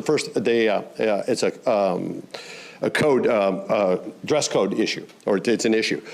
She went to five different people, including this state. So I didn't accept it. I went to the FBI, and I heard Pete Lucido say that. The FBI is a joke, and I want to tell you that right now, and I can validate it. So I want to finish with this. It's a joke because they don't go that far. I backed the guy into the corner, and then I talked to him again. He says, what do? Are we going to go after a $5 case, or are we going to go after a $10 million case? And you know what I said to him? I said both. You know why? Because that's selective enforcement if you don't. I've been on city council. I can tell you that. If you do that, you are subjugating freedom. You're basically just going after money. So let me finish with one thing if I can, and I'll give you my notes. It'll be quick. I said, finally, you have a job to do under U.S. Constitution, Article 2, Section 1, Clauses 2 and 3. That states, and I'll paraphrase, the legislature will pick a number of electors equal to the number of senators and representatives in Michigan's case. We expect that with all the fraud going on in this state, that you would do your duty and elect the electors as described in the U.S. Constitution and rule this election null and void. Be a leader, not a wuss. Void the vote, elect electors. Thank you. Thank you for your time, sir. We have questions from members. I do just, so you said thank you, sorry. VoterWorks, and then you gave another name, but Arlo is the software that they use, yes. But if you go on, if I can, let me give you just a little bit addition on there. On their website, and I didn't tell you because we're out of time, it's an item 3, it states, add voter information for voter request. They're given a procedure, okay, just so you know that. So it states, add voter information for voters requesting ballots. This can be done manually and does not require a voter registration system integration. In other words, it can bypass the verification steps. Who would ever approve an open system like that? It's a major flaw. And that's Arlo? Pardon me? That part is Arlo? That's right off. That's in VoterWorks. That's what that's a claim to fame. Pull it up and look at it. It's like I almost died when I found it. Thank you. So. Okay, thank you. Thank you very much, Senator. Okay. Thanks, Mr. Richard. Yeah. I'll give you these in case you want. Please. I didn't put my phone there. Yes, thank you. Next, we have Mr. Evan Schock, followed by Adam DeAngeli. And after him, I have card for Karen Chopshian, I believe. Mr. Schock, welcome to the Senate Oversight Committee. Hi, thank you for your time. I'm a registered voter in Michigan, and I was an independent challenger at the TCF Center on November 4th, 2020. So I arrived around the time when the windows were being boarded up with cardboard boxes and signs and stuff like that. And when I walked in, I was confused on why they weren't letting challengers in and why these boards were being put up. And the people around me were also confused, so we decided to ask questions. Nobody around us could give us an answer. We were ignored, and people were walking in and out. We had no clue how these people were being let in and out. There was really nobody constituting it correctly. So after about an hour of waiting, I was an independent, so I had somebody come up to me and ask me, hey, are you an independent? I said yes, and I was let in. It was me and about 8 other people. Once I got in, I signed in, and I noticed right away that it was very chaotic in there. There was groups of people in the middle where somebody testified earlier and said there's empty ballots in the middle of the room. There were groups around those empty ballots where it'd be easy for somebody to grab these ballots, hide them, or take them somewhere without being seen. I noticed a commotion in the back right corner, so I decided to go over and see what was going on. And in another independent challenger, I asked him what happened. He told me, from what I saw too, because I followed the police over there, he was being told to stay back. There were more than, I'd say, about 9 people around this table. And there was just a lot of commotion going on. He said that he was told he had to leave as an independent challenger, and they wanted a new challenger in. So I felt that was wrong. And as I was walking later, I saw a woman named Karen, who she's going to be speaking soon. She was raising her voice, so I went over and asked her if there was an independent challenger at her table, which she said no. And they were blocking her view from seeing the ballots. So I offered to tell her what I'm seeing when they're duplicating these ballots, because she was in fear that she would be kicked out if she spoke up and challenged any more than she did. With these manual ballots, after we watched the duplication process go on, they brought more ballots over, and we watched them scan the ballots and put in the date 1/1/1900. I was actually with the Democratic challenger too. We were both confused on why this was happening, so we decided to call over a supervisor, who the only response we got was, "Oh, that's the default date that we put." I didn't ask any other questions, neither did he. Didn't ask any questions in the fear that I'd be kicked out, as I just witnessed 4 other Republicans/independents get kicked out. And it was interesting because in the guide, or in the handbook, it does say that no propaganda is allowed inside of the polling center. And I did see Black Lives Matter masks. And again, I feel there's nothing wrong with that, but I feel like that's a double standard, and I feel that it's wrong that people can have that, and it's okay. I was called names whenever my mask fell down even a little below my nose. I'd be called names. I'd say I was killing people, stuff like that, while they'd be talking to somebody not wearing a mask. People at the polling centers weren't wearing masks, the people who were doing the duplicating. It was just very unorganized. Yeah, that's all I've got. All right, thank you. Any questions from members? Thank you very much for taking the time to testify. Yeah, thank you. Was that Mr. Schock? Or? Yes. Okay. Are we one card off here? This is the next. We haven't had her yet. That was the name I was struggling with. This is one we just did. So if you want to change the number on it. All right. Thank you. Next we have Adam DeAngeli. On deck will be Karen Chopshian, followed by Randy Bishop.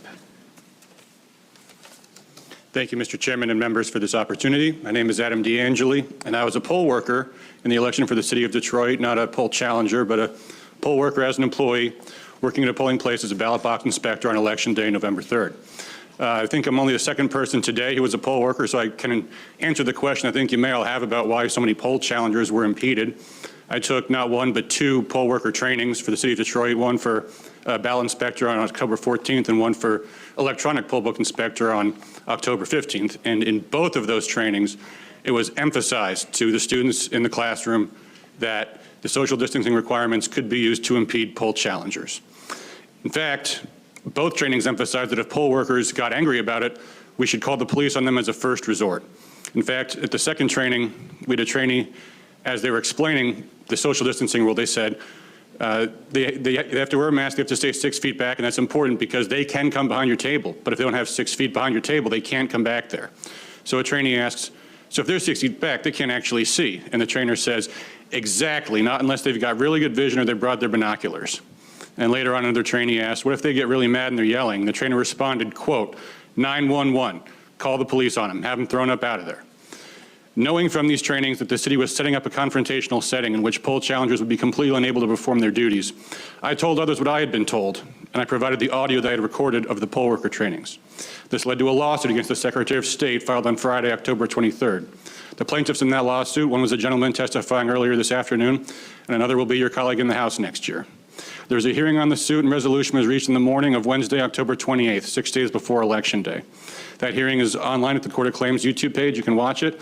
It concluded with the Secretary of State agreeing to amend the policy to say that poll challengers would socially distance except as necessary to perform their duties. And critically, Judge Cynthia Stevens said, quote, I am more concerned that you get this directive out and amend the frequently asked questions for election workers than I am about this court's docket. Judge Stevens understood how time-sensitive and important this was. Both the hearing and the final order specified that this revised policy was to be made known to poll workers. I can tell you, as a poll worker in the city of Detroit on Election Day, nobody there was advised of this policy change. And in fact, the poll challengers were sitting at the end of our cafeteria table all the way at the end the entire day. Now, you might ask why I didn't tell the challengers myself about the policy, and the answer was because they're for the other side, which leads to another important point that I think you might have some questions about, which is how it is that so many of the poll workers were not real Republicans. Well, at both of the poll worker trainings I attended, they had made the point of announcing that the electronic poll book inspectors included many teenagers. And in fact, at the EPI training I took on October 15th, a clear majority of people in the room were in fact teenagers. So for all the people that came up today that said they applied to be a poll worker but didn't get the job, there was something going on that was coordinating the hiring of employees for a certain purpose. Now you'll know, or maybe you don't know, but yeah, I assume you do. Poll workers are required to specify their party affiliation. They can't say they're independents. Well, what's your party affiliation when you're a minor and you're not even eligible to vote? So I thought that was an important thing. There's a lot more in my affidavit about what I saw happen on Election Day. For example, we were instructed at the training that provisional ballots were used to mislead ineligible voters as essentially phony ballots that would be destroyed by the Department of Elections. It's all in the affidavit and also linked to the recording of the complete poll worker trainings from start to finish. And with that, I'll take any questions. Yeah, thank you, Mr. DeAngeli. So they told you, you're saying at the training, that they specifically stated that it was intentional to make it difficult for challengers? Yeah, they actually had a laugh about it. They said, and again, I'm quoting from the recording, which you can listen yourself, but they asked, so if they're 60 feet back, they can't actually see. The trainer interrupts. Exactly. Not unless they got really good vision or they brought their binoculars. There's audio of that online. Okay. Other members have questions? Mr. DeAngeli, you've submitted a very substantial amount of additional testimony, so thank you for that, and thank you for keeping it to 3 minutes now. Appreciate that, but we'll look through the longer testimony. Very good. Thank you.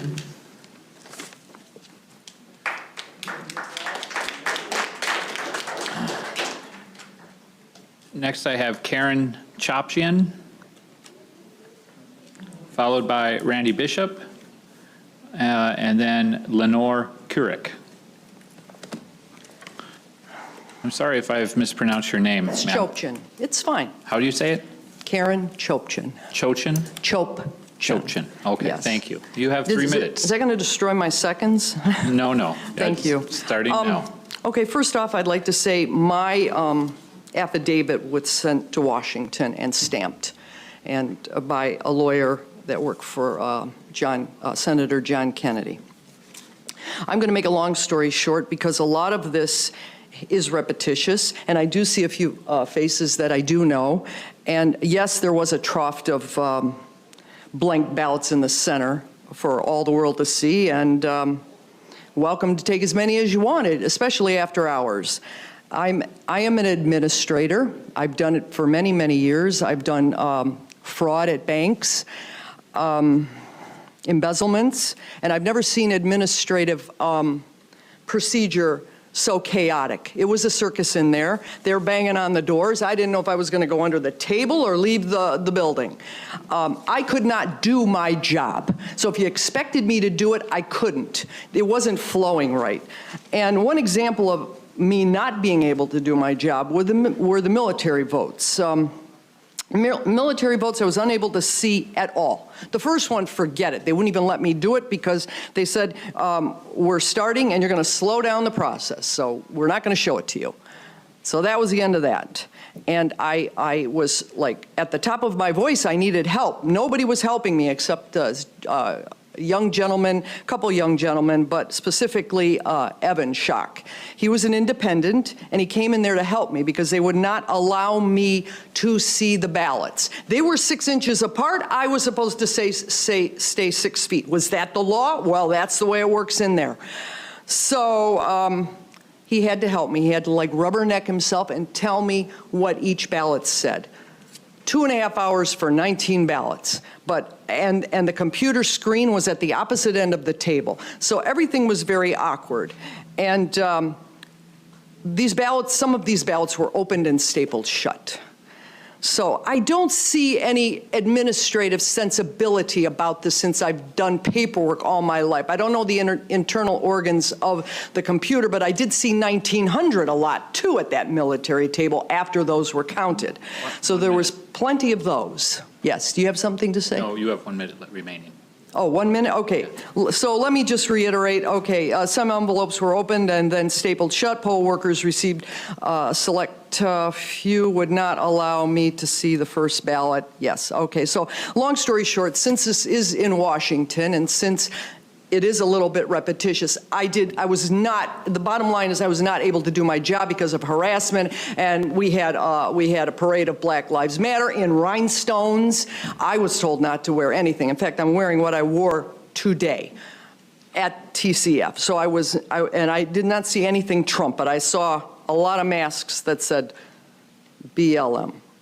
Rhinestones. Don't forget the rhinestones. But as an administrator, I could not do my job, period. So there wasn't a lot I could do in all that confusion.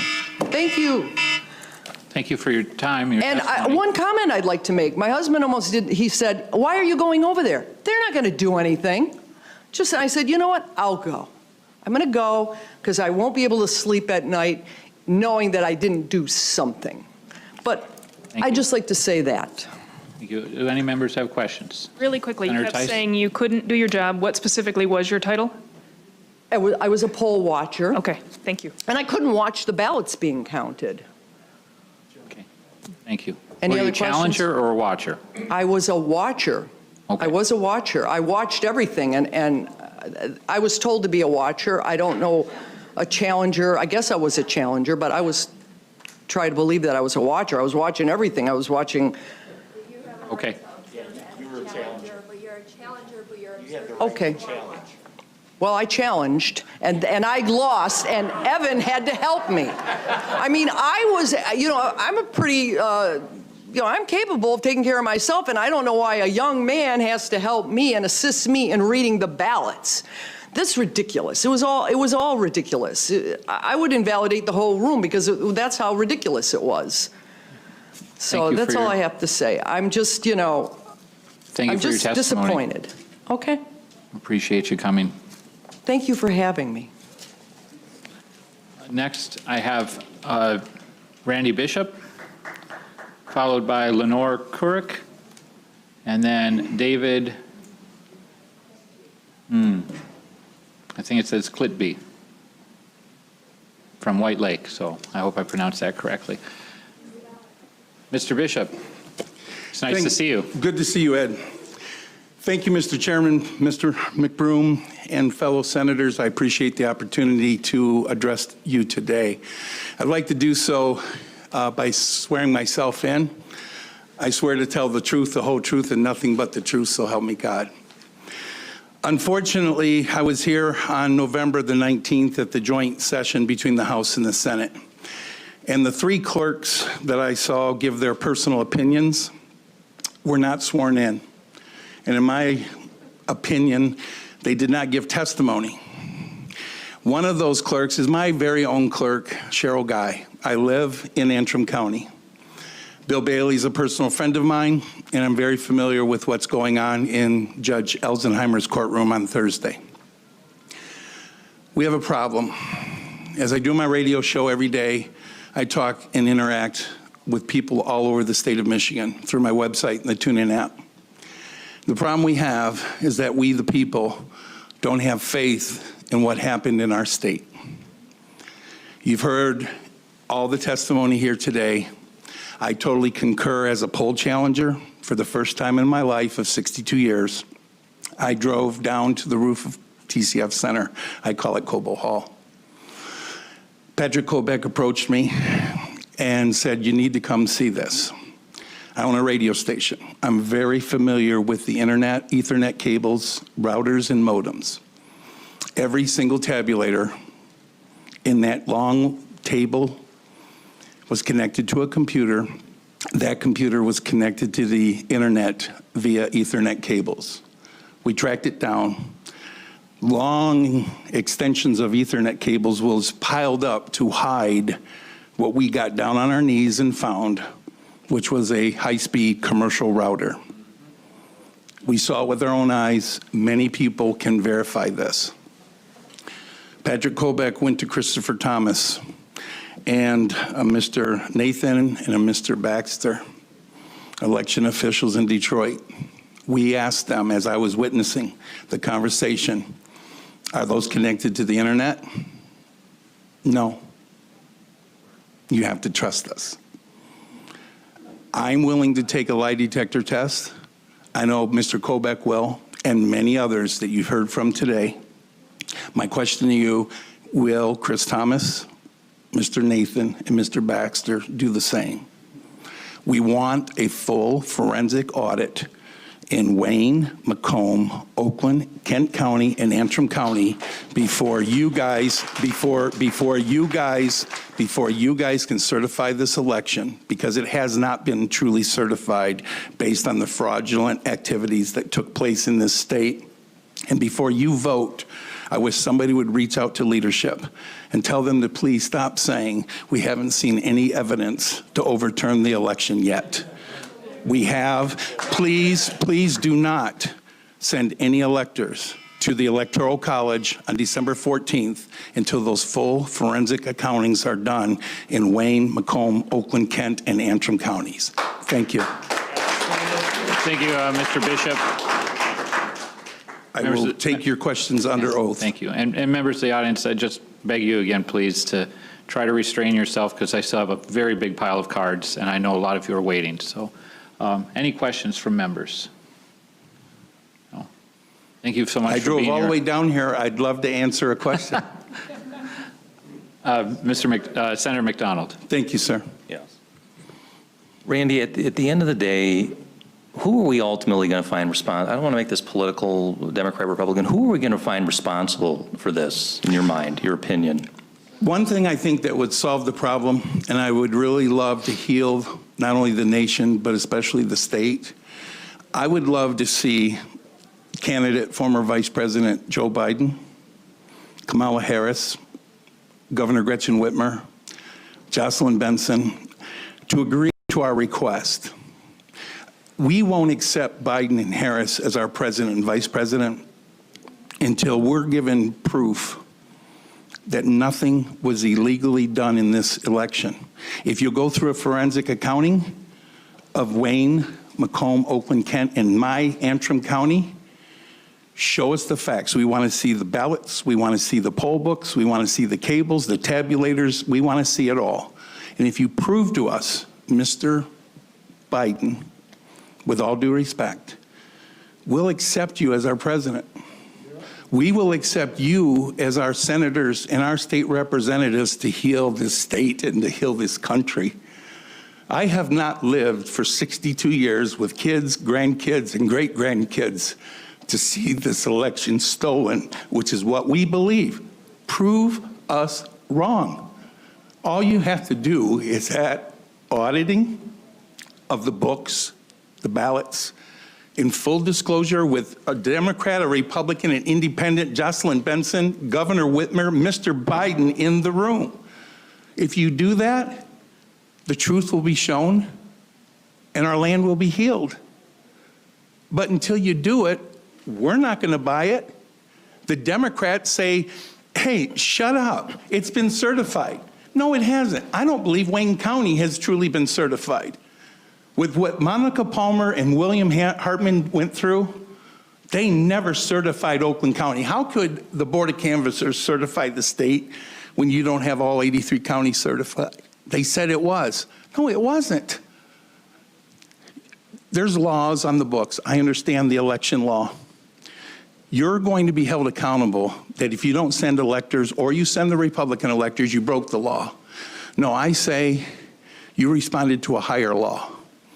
You responded and appealed to God, and you did the right thing in your own morals and your values and the principles for the people of this state and for our country.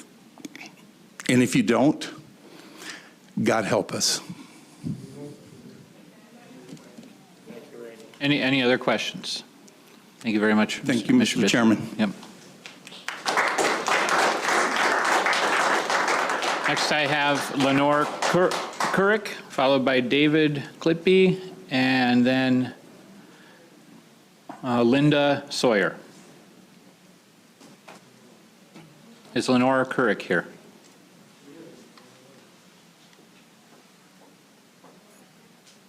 Lenore?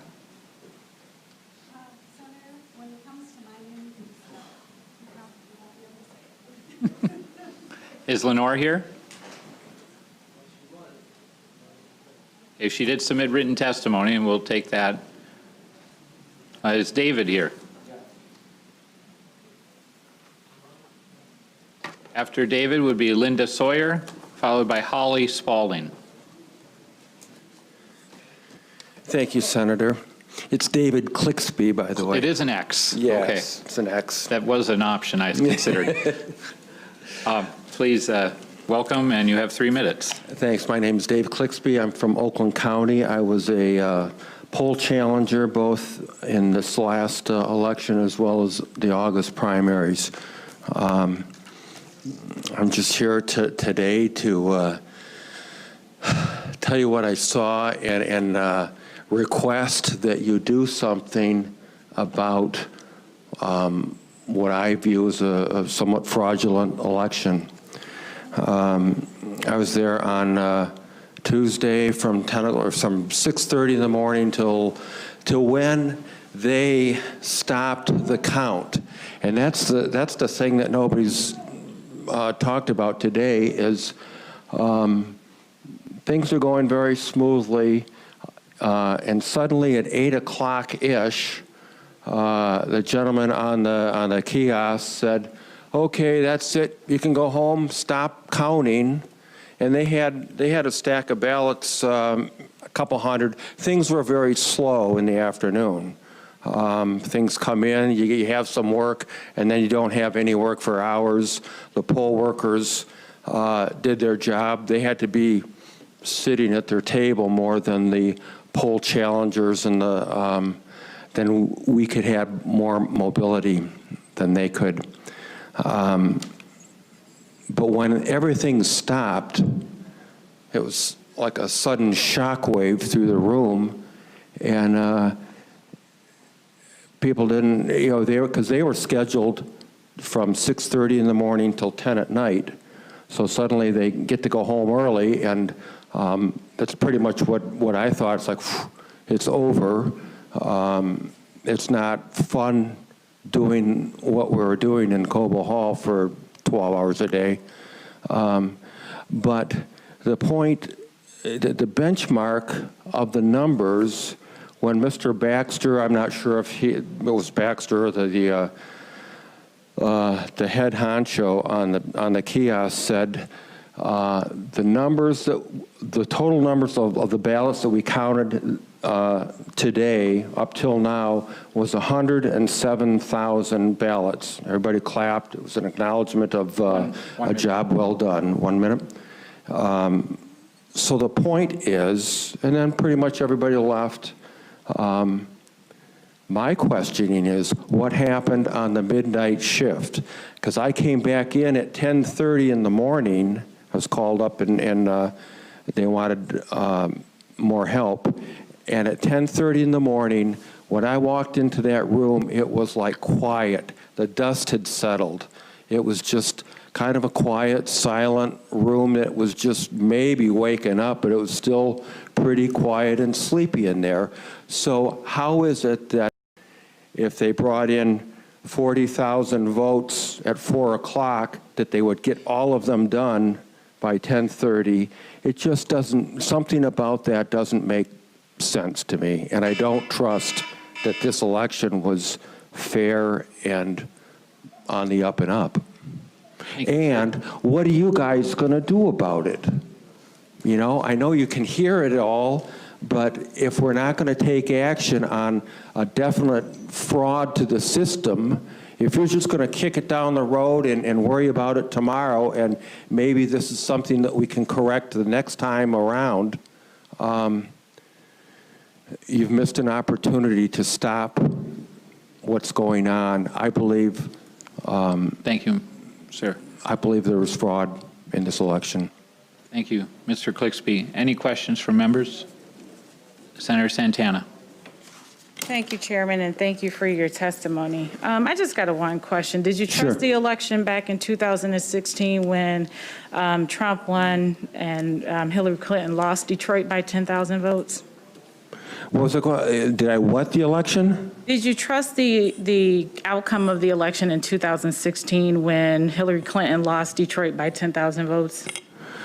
Not particularly, because if I remember right, Detroit was, it took them weeks to verify the election, and I just know that it didn't look, Detroit did not look good in the public eye for just being organized, and there was just a lot of funny business going on then too. So no, I didn't particularly trust it then.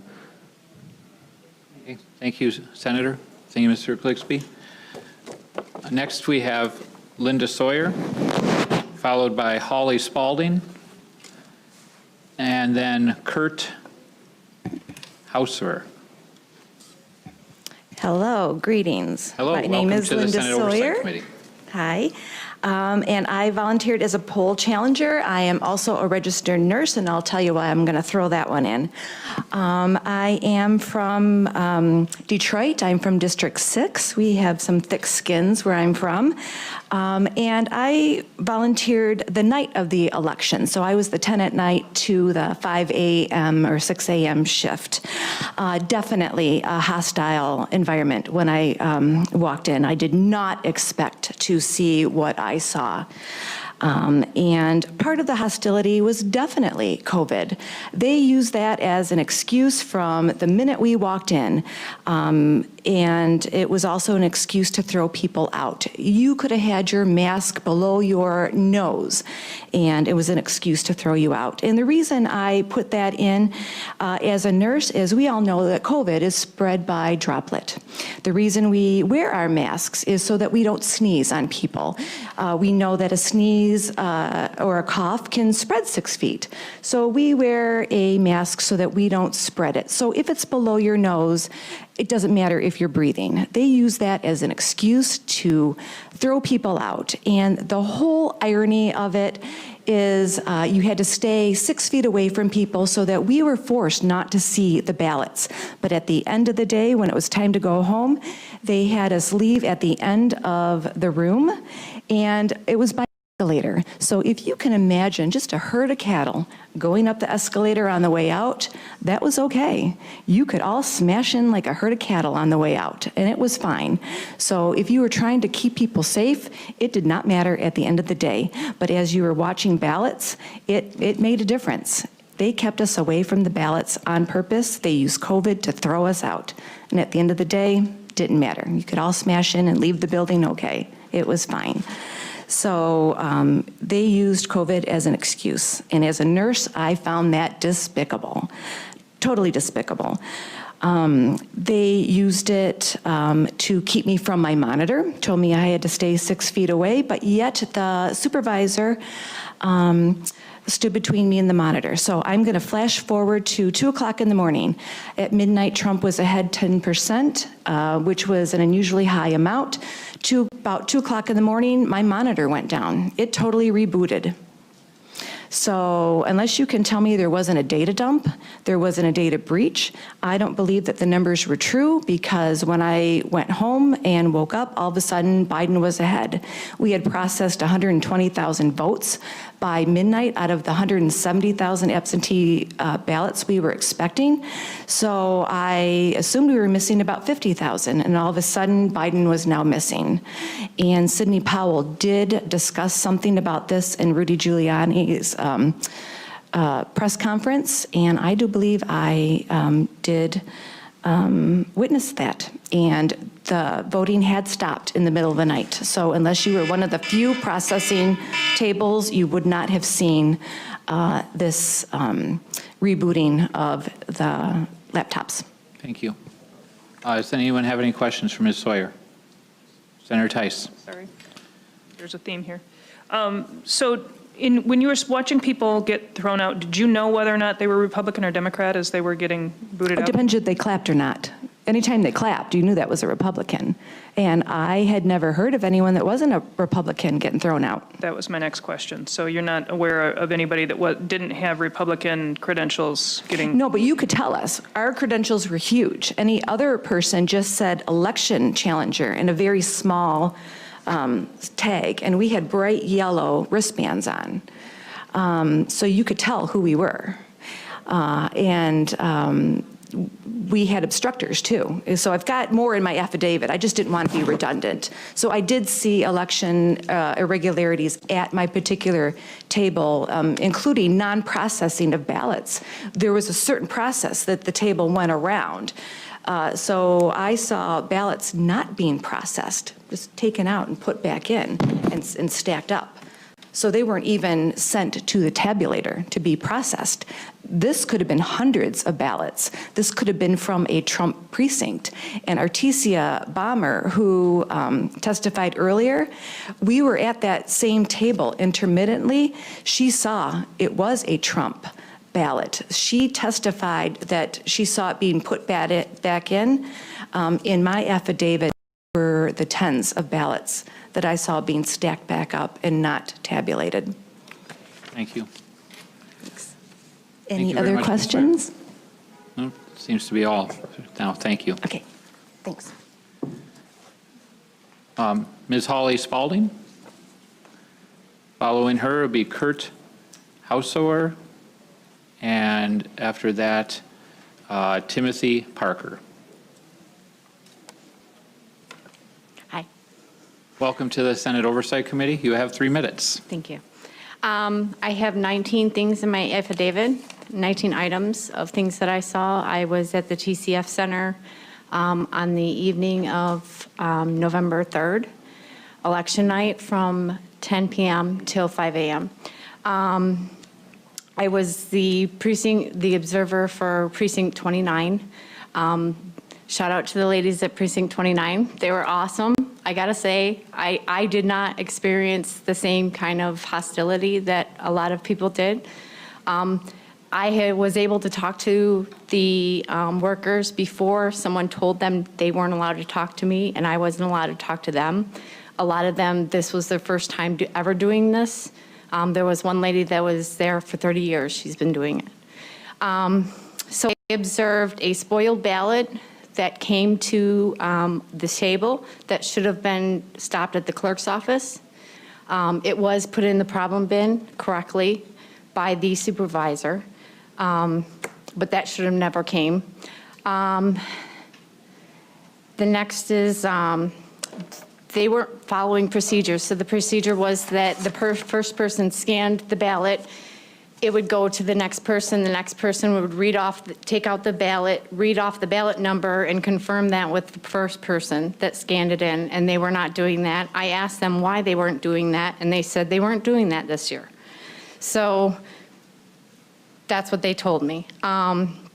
I watched ballots that were, had the wrong number, that didn't match, the inside ballot did not match the outside of the envelope number. So the second person was verifying it with herself. She wasn't verifying it with the first person.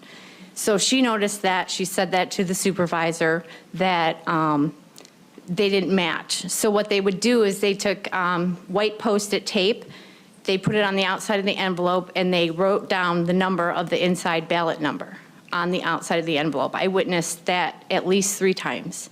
And once the girl realized what the process was, she stopped mentioning it. She just knew what to do.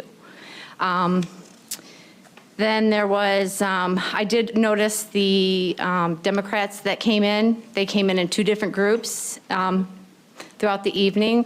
There was 2 groups, and they weren't there to watch the process. They were there to watch us. They were standing behind me. I was 6 feet away from the table. They were behind me. They weren't watching what was going on. And at one point, I had 2 girls with their phones up, like they were recording me. I offered them my notes. I said, this is what I've observed. This is what they're doing. They're doing everything, you know, they're catching these things.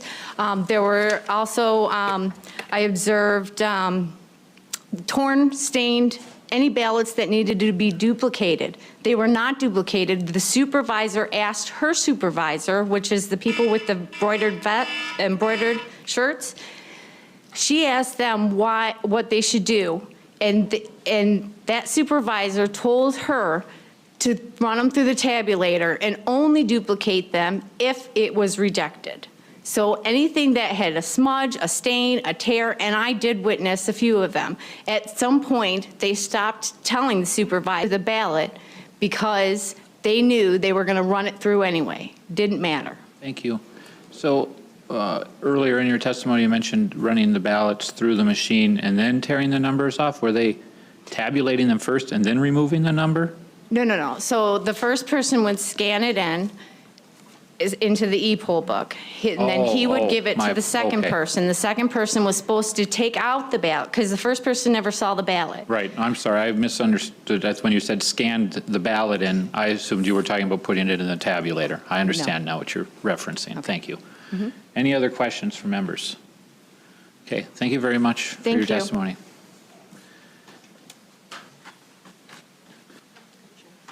Next, I have Kurt Hausauer, followed by Timothy Parker, and followed by Bill Schmidt. Is Kurt here?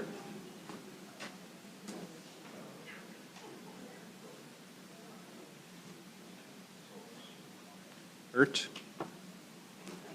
Is Timothy here? Timothy Parker? Timothy Parker? And I'm putting these back into the pile, so I mean, if they miss their time now, they'll get another chance. Bill Schmidt.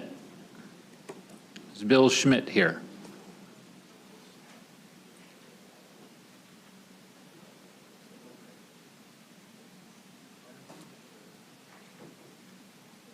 Robin Bozinski. It's a pretty similar name to a lot of the ones we have in the UP. So welcome to the Senate Oversight Committee. Hi, thanks for having me. You have 3 minutes. Okay, I do first of all want to say that we live in a republic with a democracy. I already gave you my written testimony as well as my affidavit. Yes. What I'm going to tell you just a couple things that are in my sworn statement is I was a challenger down at TCF, and I did experience a lot of things of what people are saying. There was intimidation. There was the cock blocking of us being able to see the actual process where they wanted us to stand at the corner monitor. And the one most egregious thing that I noticed was it alerted me that the table person who was in charge of our table had told seat number 5 to hang on to 9 ballots because they needed to bring them back to change some numbers on them. So I'm like, oh, wait, red flag in my head. So I thought, well, I need to go over by the scanner and see what they're doing over there.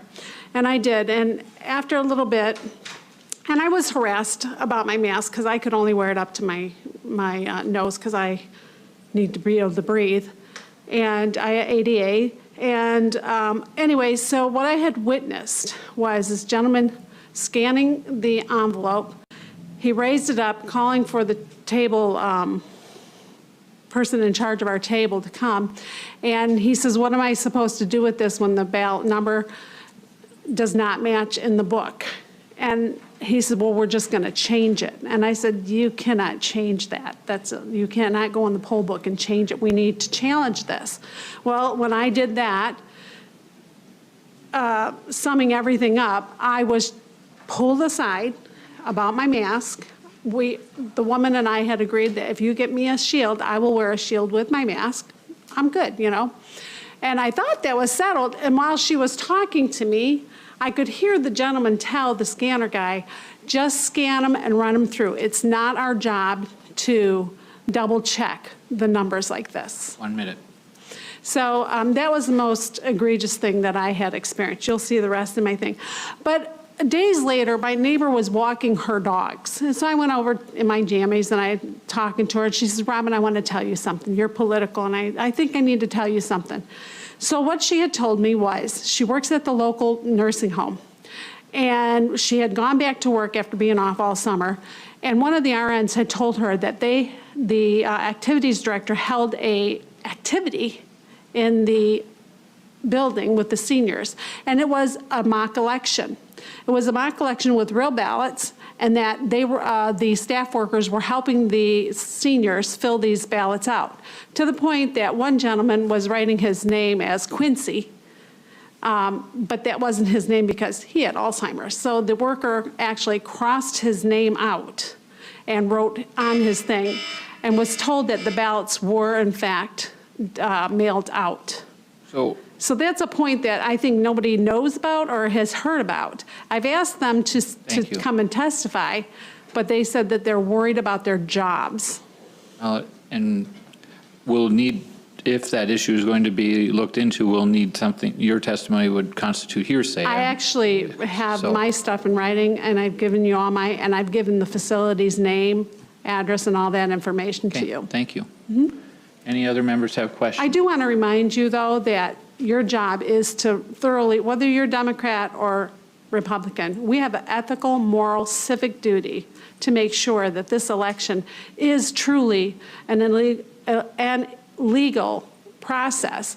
And to me, it seems like a lot of infringements and a lot of infractions, a lot of illegal behavior towards people trying to do their legal jobs were, in fact, violated. Thank you. Thank you very much for your testimony. I need to apologize for Senator Tice, who had to step out for another committee, and will come back as soon as she can. And so one thing I do want to tell you Senator Santana does too, so thank you. We'll keep rolling. What I want to tell you about is one of the envelopes that came through was the tab was tacked behind the envelope like this, and the ballot was showing like this, and I said, you can't process that. That is not a legal sealed envelope, and I got fought about that. Were you successful or unsuccessful in challenging that? Every time I challenged them, which was about 6 times, at seat number 1's thing, they just wanted to put a Post-it on it, and we'll look back at it later. It's not our job to worry about that. And I'm like, well, wait a minute here. And then the gentleman was opening the envelopes. He hit with the envelope opener. He goes, I didn't open this, I didn't open it, and the flap came open, and it looked exactly like this flap here. So there again was another unsealed ballot. Now remember, we do not know if these are Democratic or Republican votes. We just know that we're looking at an envelope that is legal or legally sealed or not sealed. And whenever I tried to challenge it, he put a Post-it on it, orange one. Okay, thank you. So just to tell you. Thank you for having me. Next, I have a card for Bill Schmidt, followed by Matthew Shepard, followed by Maria Menzel Brown. Mr. Schmidt? Welcome to the Senate Oversight Committee, sir. Thank you, Senator Broom. You have To three. all the senators. You have 3 minutes. My name is Bill Schmidt. I'm a registered voter here in the state, and I was at the TCF Center. There was a lot of confusion. You've heard a lot of testimony about the confusion. And I have to say probably a good part of that confusion is really at your doorstep. And by that being leading up to this election, we knew that there were going to be problems. And Ruth Johnson begged you guys to give the county clerks, city clerks, more time. You didn't. That's a huge chunk of this. Because anytime when there is confusion, there's always doubt. And that's what we're facing now. Likewise, there was a lot of ignorance in the room. Ignorance as to what constitutes a legitimate ballot. What is a signature supposed to be all about? How the entire process goes by. If you're predisposed to see fraud, you will see fraud in just simple mistakes. Mary Smith and Fred Jackson live at the same address. They fill out their ballots. They put them in separate envelopes, the incorrect envelopes. So you have the mismatched ballot with the number, and all this is readily explainable. Unless you want to see fraud, then these are illegal ballots. So part of this problem is just human error. Part of the problem is the folks just didn't have enough time. Part of the problem is a scourge pandemic. From 1 minute. From my point of view, I saw a lot of poll workers work really hard. And I think there were some hard feelings on part of many of the challengers. There was a lot of sharp elbows, and people's got their feelings hurt. And I think that's what we're seeing here today. Hurt feelings. That's it. Thank you, sir. Do you were in the room, I believe, a little while ago when we had a gentleman testify about how he was a poll worker and had received training, and in that training there was some instructions on making it difficult for poll challengers. Were you in the room for that part of the testimony? I was over in the... in another room? Yeah. Could you hear it? Or? Yeah, I did. Okay, so in his testimony, he said, you know, there was these instructions during the training, there was a lawsuit, there was instructions to the Secretary of State to not do those things, and yet that message didn't seem to be delivered. Would you agree with that as being part of the confusion? I would say that again gets back to the fact that this was a rush process. Mm-hmm. Right. Which again gets back to the, how much time did you guys allow the clerks to do their job? Okay. Right? So, I mean, there's always a reason for a problem. So were you a poll challenger, a watcher, a worker? I don't remember, I'm sorry. I'm a lifelong Republican. Okay. Until this election. Okay. But did you have I just wondered if you had a title. You said you were at TCF. I was an election challenger, yeah. A challenger, okay. Yeah. So, yeah, what I saw was, it was disturbing. And I could see how people could be, you go in a very large room. It's really hot. I had a little thermometer with me to check my temperature through the course of the day. It was 85 degrees in there. It was really warm. There were too many people. People are shouting. People are yelling. There's the sharp elbows thing. You got folks that are upset with just having to be there. And because they're untrained, and there's that ignorance factor, right? Ignorance isn't the same as stupidity. It's just not knowing something. There's many things that you're ignorant about, probably heart surgery, right? How to fix a carburetor, brake lining, right? There's 1,000 and million things that we're just simply ignorant about. And there was a large Facebook and other social media, come on down, we need you. So you got a lot of people who are just completely untrained, had never done it before, and they're told, look out for fraud. At every single rally the president had, he said this election was going to be filled with fraud. Tweets galore, same thing. This election is a fraud. Sir, were you working during the shift when the ballots came in late in the morning? I arrived at 5:55 on the 4th, the day after the election. 5:55 in the morning. And then I left at 10 o'clock at night. Okay.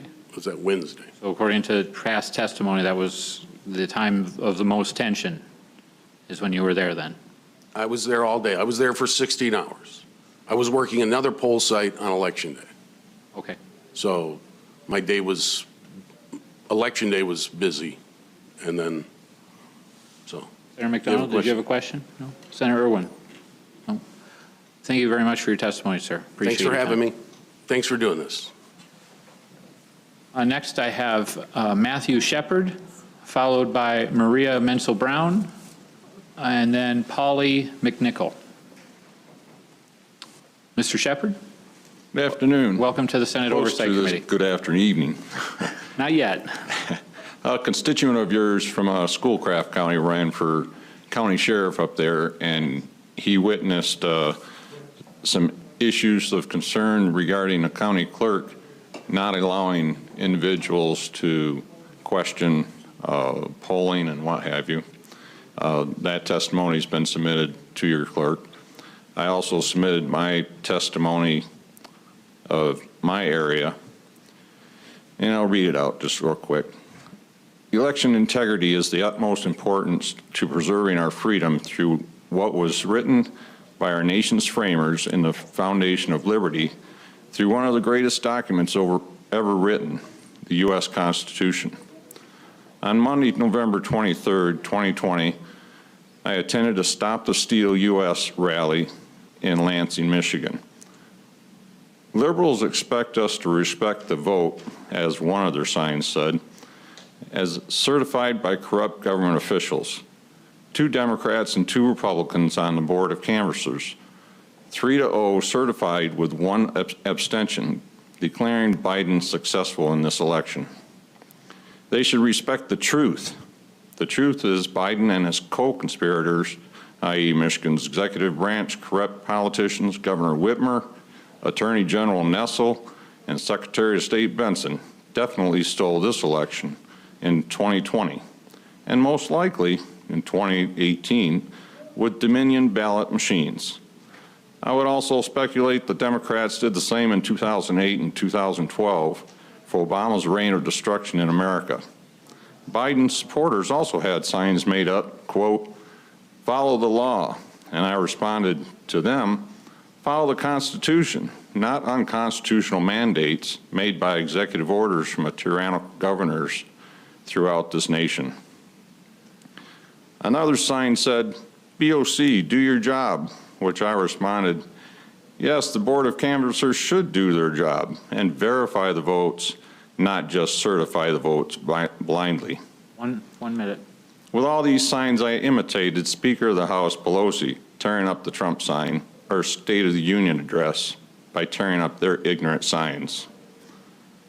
I found it rather peculiar whenever I visit another neighboring communities, absentee ballots for those who voting in person, for those who feared voting in person with all the fear-mongering in this nation, along with all of our active duty military personnel absentee ballots being handled behind closed doors by election polling workers. When I inquired as to why, I was told that was the way they decided to do things. Sadly, the GOP is allowed to pass 2 elections to be stolen, and top Michigan legislature leaders, Speaker of the House Lee Chatfield, Senate Majority Leader Mike Shirkey, continue to pander to the tyrannical governance. Respectfully, Matthew Shepard, co-chair of Constitution Party Midwest Region and second vice chair for State Taxpayers Party of Michigan. Thank you. Thank you, sir. Sir, were you, and forgive me if you mentioned this at the beginning, were you at TCF on Election Day? Not or TCF, the day after? just Okay. my local areas. You were a poll watcher or worker at another? I wasn't a poll watcher. I was just constitutional advising. Okay. Thank you very much, sir. Mr. Parker, who I called earlier, has come. So if Mr. Parker, are you, please come ahead. I know it's logistically complicated with in multiple rooms and social distancing, so I'll try to make some allowances. Yeah, and they said they were going to come get us when Yeah, was going to be called, so we got over here. well, and we had a bunch of people who didn't show up, and then I had to read names faster, and so there was a little confusion there. So thank you. You have 3 minutes. Okay, I did, my son did get the call in the morning. He called me about a minute after I got out of bed. He said, Dad, they need poll watchers, challengers down at Coble Hall. He said, can you give me any information? So I made some frantic calls, and he went down. I had wanted to go down previous. My wife, you see some of the physical conditions I have, said, no way you're going down there. But I came upstairs, said, hon, I gotta go. And so I went, and we got trained down there underneath the Election Integrity Fund. And the way I understood, there were at least 135 table groups, and I'm not sure how many Election Integrity Fund people were in there, but I knew my son was in there and had to leave to go pick up his sons. And I did not believe that they were granting other Republicans to replace them. We did know that they were kicking some out, and so I knew they were short, and yet they came out and said, no, they had plenty, and they would not let us in. I was there when they were boarding up the windows. And I don't know that Charlie the Duff, he showed up and interviewed somebody, and then they started letting in about 6 at a time. I never did make it in before I was too tired. I can't stand very long, so I very often had to sit down. But it should be amazing to us that only Republican and nonpartisan workers were denied access to legally observe what is supposed to be a fair and transparent election. And it should not even be questioned when a Republican watcher or challenger is not at each table group. In the name of honesty and integrity, every Democrat involved should demand that the process stop when Republican without Republican eyes. This lack and the cheering and the denial should be regarded as reprehensible and manifestation of fraud with no other proof required. I mean, I've heard several times today, do you have proof? It's like, man, when you're denied access, that should be sufficient proof. 1 minute. And as legislatures, I would just encourage you guys, the least you can do is pass legislation to require maybe a revote. I heard the one gentleman not too long ago talk about the different counties. To me, what would be a few more weeks if we actually made people feel like we had a transparent and fair election? Because right now, I would agree, most people that I know do not believe at all that we're anywhere close to that. And I would just, for the sake of the republic, I'm 67 years old, and I cannot stand the idea that our country could go down under an unfair election. Thank you, sir. Thank you. Any members have questions? Thank you very much for taking the time. Thank you. Next, I have Maria Menzel-Brown. followed by Polly McNichol, followed by Marion Sheridan. Is Maria here?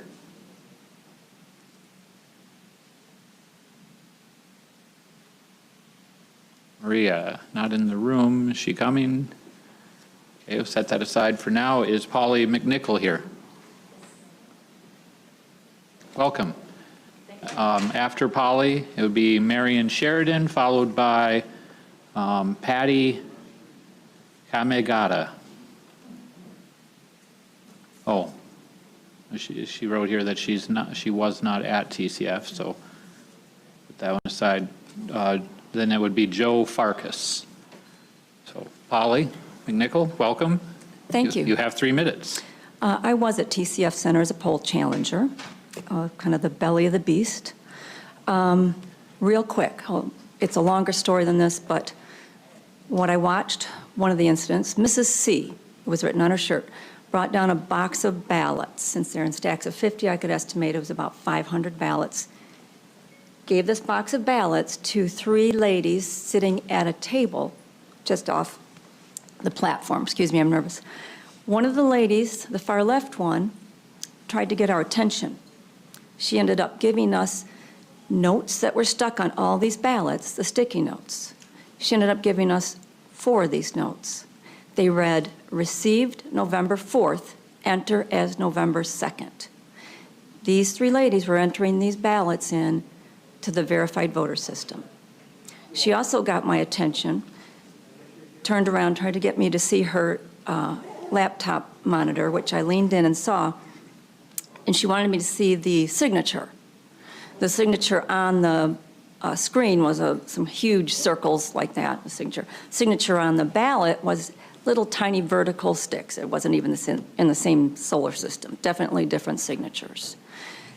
And this one lady that was trying to help us ended up being Jesse Jacobs, the whistleblower. Onto the tabulators, I witnessed multiple times stacks of 50 ballots being put through the tabulators multiple times. If they'd have been cleared, we would have no way of knowing because the supervisors for the tabulators made sure that the metal boxes they put the finished ballots in were so far behind the tabulators and made us stand behind those boxes. We were at least 12 feet from them and wouldn't allow us to get any closer to them.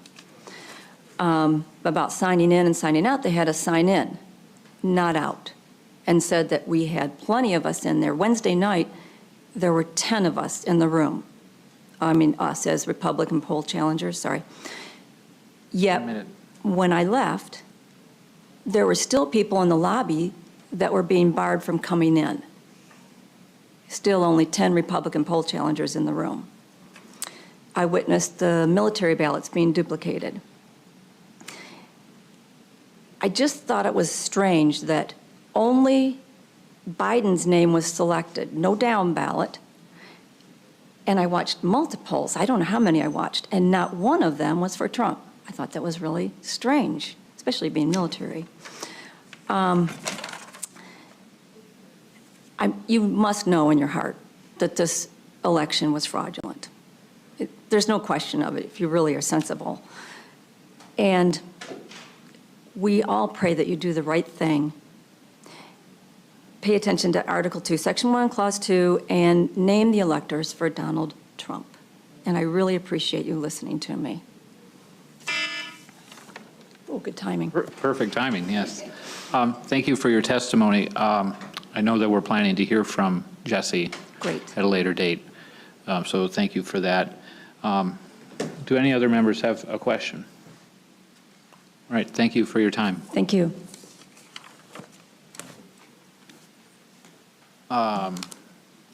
Did Maria come into the room by any chance? No, okay, well, we'll call on her later then, again. Oh, this one here says that she's unable to be here, but she's attached the affidavit, so. That brings us to Joe Farkas. Joe Farkas, followed by Terry Begas, followed by Vicki Collar.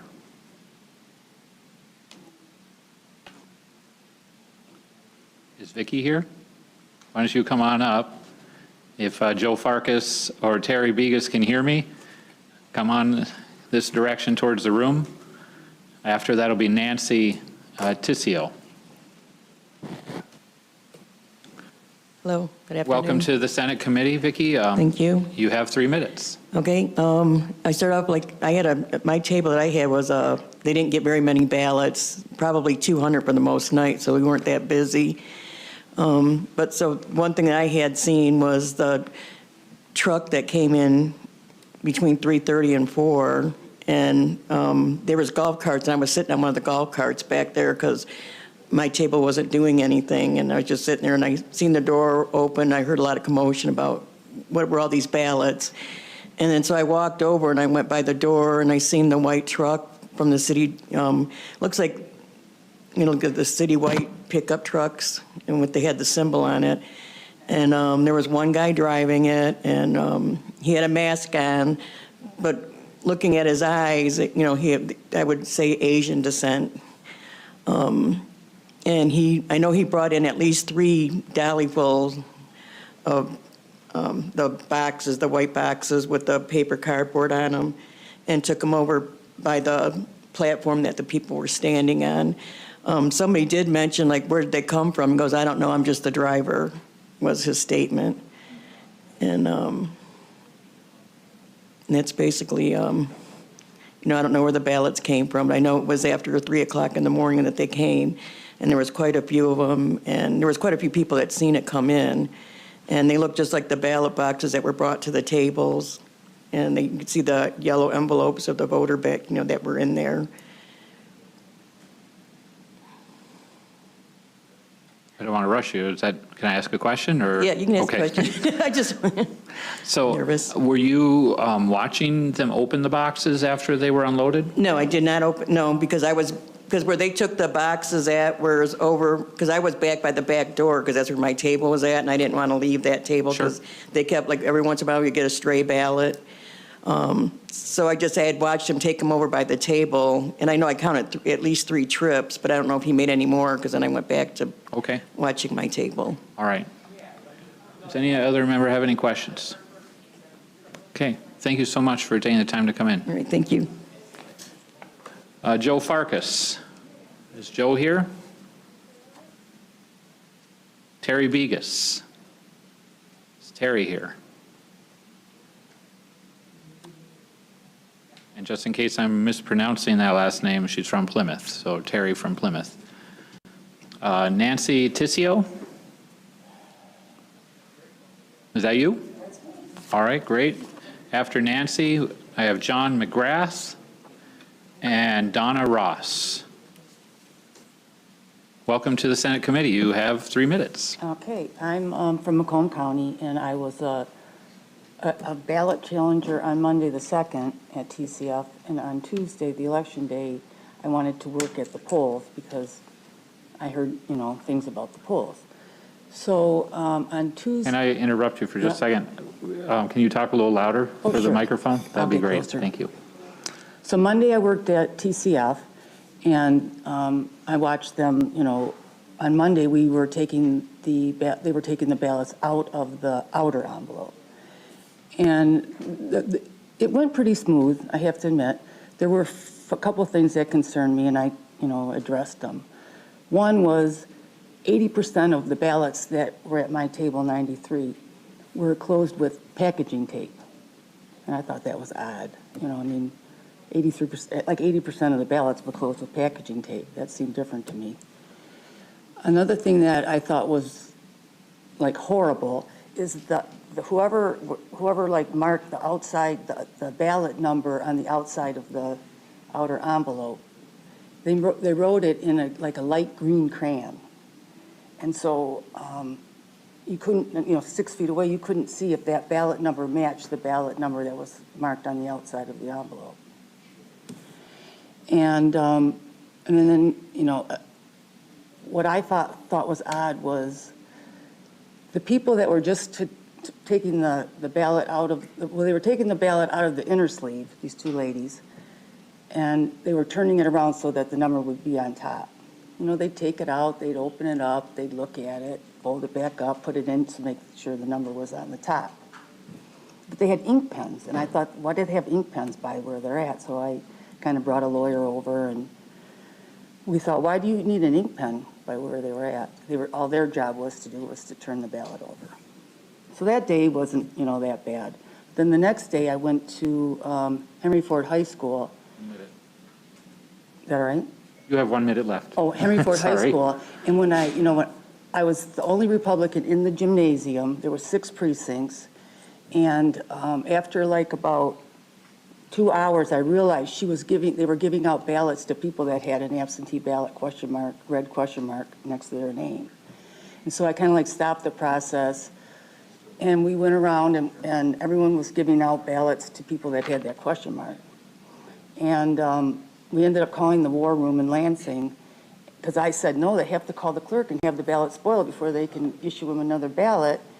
And they didn't agree with me, so we got that straightened out, and that was true. They had to call the clerk. Well, the clerk wasn't answering. They weren't getting any answers. So I know they were just continuing to give people ballots that had, you know, the question mark because no one would answer at the clerk's office.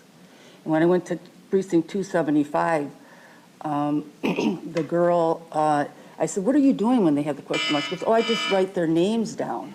And she had a list of like 25 people. I go, no, that's not the process. And she goes, what do you mean? And it turned out she wasn't even a poll worker. She was supposed to be a Democratic poll challenger. But when she got to the building, she didn't know what she was doing. She didn't, you know, obviously she wasn't trained well because she didn't even know what her job was. Thank you. All right. Oh. But I mean, to me, people got 2 ballots.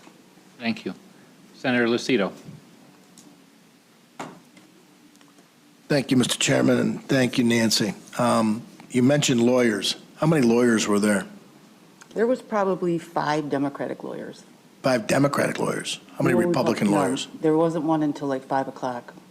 I was there 6:30 in the morning. She didn't come till 5 in the evening. What time did you get there? 6:30. What time did you leave? 8:30. No one could. No, I finally left. None of them could, you know, balance their Did any of the lawyers or make statements regarding this hand truck, cart, dolly that had all these ballots in it? No, that's at the TCF. I was at a high school. Okay. But the one lawyer said, well, he was going to take that list of 25 and he was going to spoil the ballots. I don't know. All right, that gives me some idea. But there was no lawyers where you were, except Democratic lawyers? How'd you know there were Democratic lawyers? They told me. I was the only Republican in the whole room. Thank you.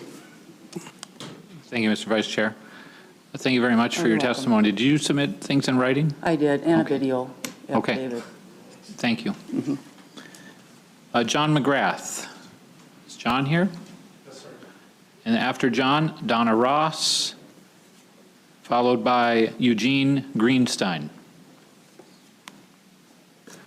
Welcome to the Senate Oversight Committee, Mr. McGrath. You have 3 minutes. Thank you. Okay, thank you, Chairman McBroom and committee members. My name is John McGrath. I'm a registered voter here in Michigan.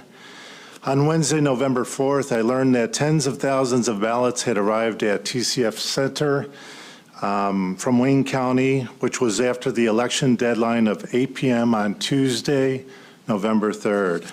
Surprised and concerned that so many ballots appeared after the election deadline, I felt compelled to drive to TCF Center to volunteer as a nonpartisan election challenger. I witnessed ballot after ballot being counted for unlisted voters.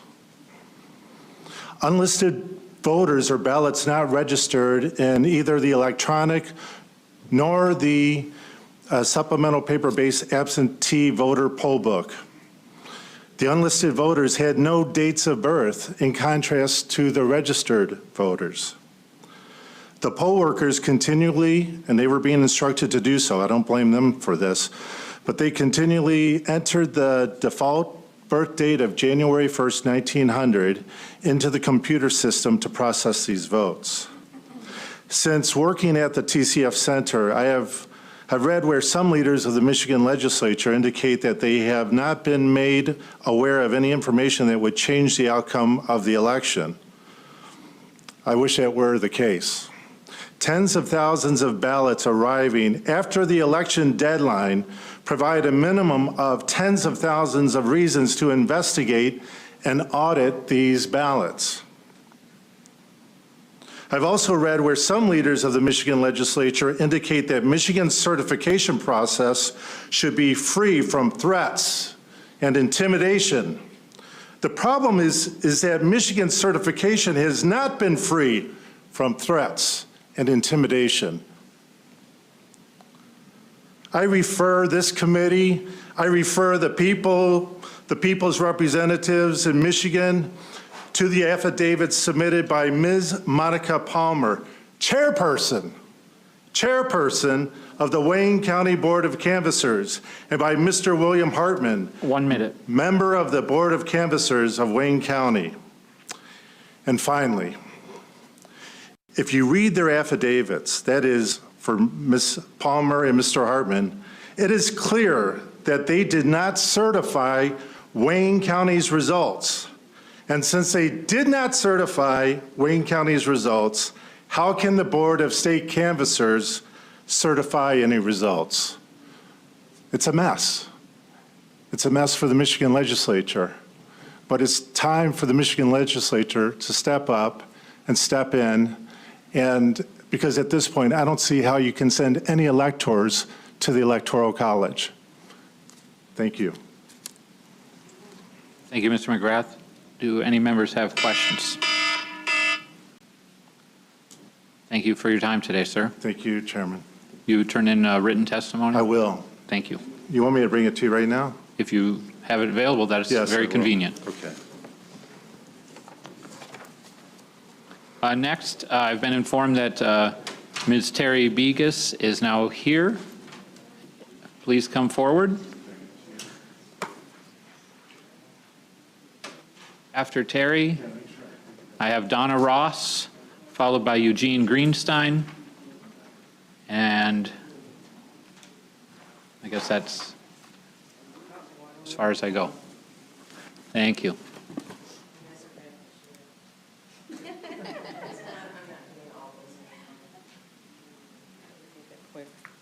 Welcome to the committee. Hi. You have 3 minutes. Okay. After hearing how the method of voting that we were going to be doing this year, I decided to try to make a difference and volunteer to, I wanted to work at Cobo initially. And so I became certified as an independent poll challenger. And we take it seriously, and we went to this one woman's house to do a mock poll challenging, a mock, election voting process stuff, and learn as much as we could. And it was helpful. And when I was there, I witnessed a video of the workers, the poll workers from Detroit, Wayne County, and it was sickening how they were training them that we were the enemy, we were to be the enemy, they were to block the votes, or not block the votes, but block the view of what was going on, to keep us 6 feet away, taught to intimidate us. It was disgusting. I'm not sure if it was on YouTube or what it was, but it was sickening. That's not what we were taught. We weren't taught anything like that. We had rules to follow. We had regulations to follow. We had to wear lanyard around our neck to identify that we were a poll challenger. I was with an independent company, so it said poll challenger. So they knew who we were. But anyhow, I got cold feet and decided, because of what I saw on the training video, I anticipated problems at Cobo, and I was apprehensive. So I chose Dearborn for 2 days. I did Monday and Tuesday at Dearborn. They asked me Tuesday night if I got a call, they needed help at Cobo Wednesday. I was beat. I had worked long hours both days, and I said no. However, Wednesday morning, I got a call to action. 1 minute. Pardon me? Yeah. Got a call to action Wednesday morning that they needed help. They were understaffed there, and about the treatment that was going on is what I have heard said today is what I heard what was going on. And I said, BS, I'm going. So a friend of mine and I got in the car and we came down. When we came down to Cobo, we drove down, we went in, we walked in with a lawyer and some other people. There was no security guard. We parked on the roof of Cobo, and there was no security guard when we walked in. The other gal that went with me was being trained in the hallway. I was already certified, so I wanted to go back to the car to get my phone off the seat. So I went back up to the roof where I came in the door, and there was a security guard now there. Uh-oh. Do you want me to leave you hanging? Well, you've written it down. Can I finish it? Can I finish my sentence? If you can finish in 15 Okay, so there seconds was a or so. security guard there, and I had to have other people get my phone for me because I couldn't leave the building. What I didn't get was there were 3 people that they said if us 3 people leave, there was a crowd of people that they couldn't get in that were volunteers. And they said, if we're leaving, there's 3 of us leaving, can 3 come in? He said, nope. And it was all supposedly due to COVID and overcrowding. Come on, we know how big TCF is. No, I don't buy that. Thank you. But anyhow, I was there when they boarded up the windows so we couldn't see in, and I missed going into the counting room just by a hair. They had called in some independent poll challengers, and I turned around, anyhow, they swooped them in there, and then there was nothing for hours. We went upstairs, and there was nothing, no more people going in, but there was media going in, there were attorneys going in, but no poll challengers, no, Well, thank you for the detailed account in your thing that you passed out to us. No, that's it, because I wasn't, like I said, I wasn't in the I said thank you for it as well. Oh, I'm sorry. Okay, I thought you were asking for more. No. Okay, I should know. Do any members have a question for Terry? No? Thank you so much, ma'am. Thank you for coming. Next, I have Donna Ross. After Donna, Eugene Greenstein, followed by Sylvia Halpert. Welcome to the Senate Committee, ma'am. You have 3 minutes. Thank you, Senator. My name is Ronna Ross. I have spent my life saying, oh, no, it's Ronna like Donna, but, not Rhoda, not Rhonda, not If it's any Rhoda. consolation to all of you today, my handwriting's not that great either. So, but I have a 2-letter name, so I get away with it. But please go ahead, Ronna. Thank you, Senator. You have 3 minutes starting now. Okay. I want to demonstrate to you just how official the harassment was at TCF on November 4th. I got there at 1 p.m., having been told, we need Republican poll challengers. And I went running down, and I had been certified as such, but we couldn't get in. And so an hour or 2 later, I thought, well, maybe I'll try, I'll be an independent poll watcher. So I switched lanyards, and now I'm independent. And eventually I was able to get in, but not until 4 p.m. And I had gotten there at 1. When all these pizza boxes went up so we couldn't go in, there was just a mob of people waiting to be poll watchers. And a man came out and had a very big presence and very big man, and he said, please, I need room, everybody back. I'm the lawyer for the city of Detroit. So it's like, okay, and I have something to say. So he then introduced a man who told us that he was in charge of the poll watchers, monitoring them.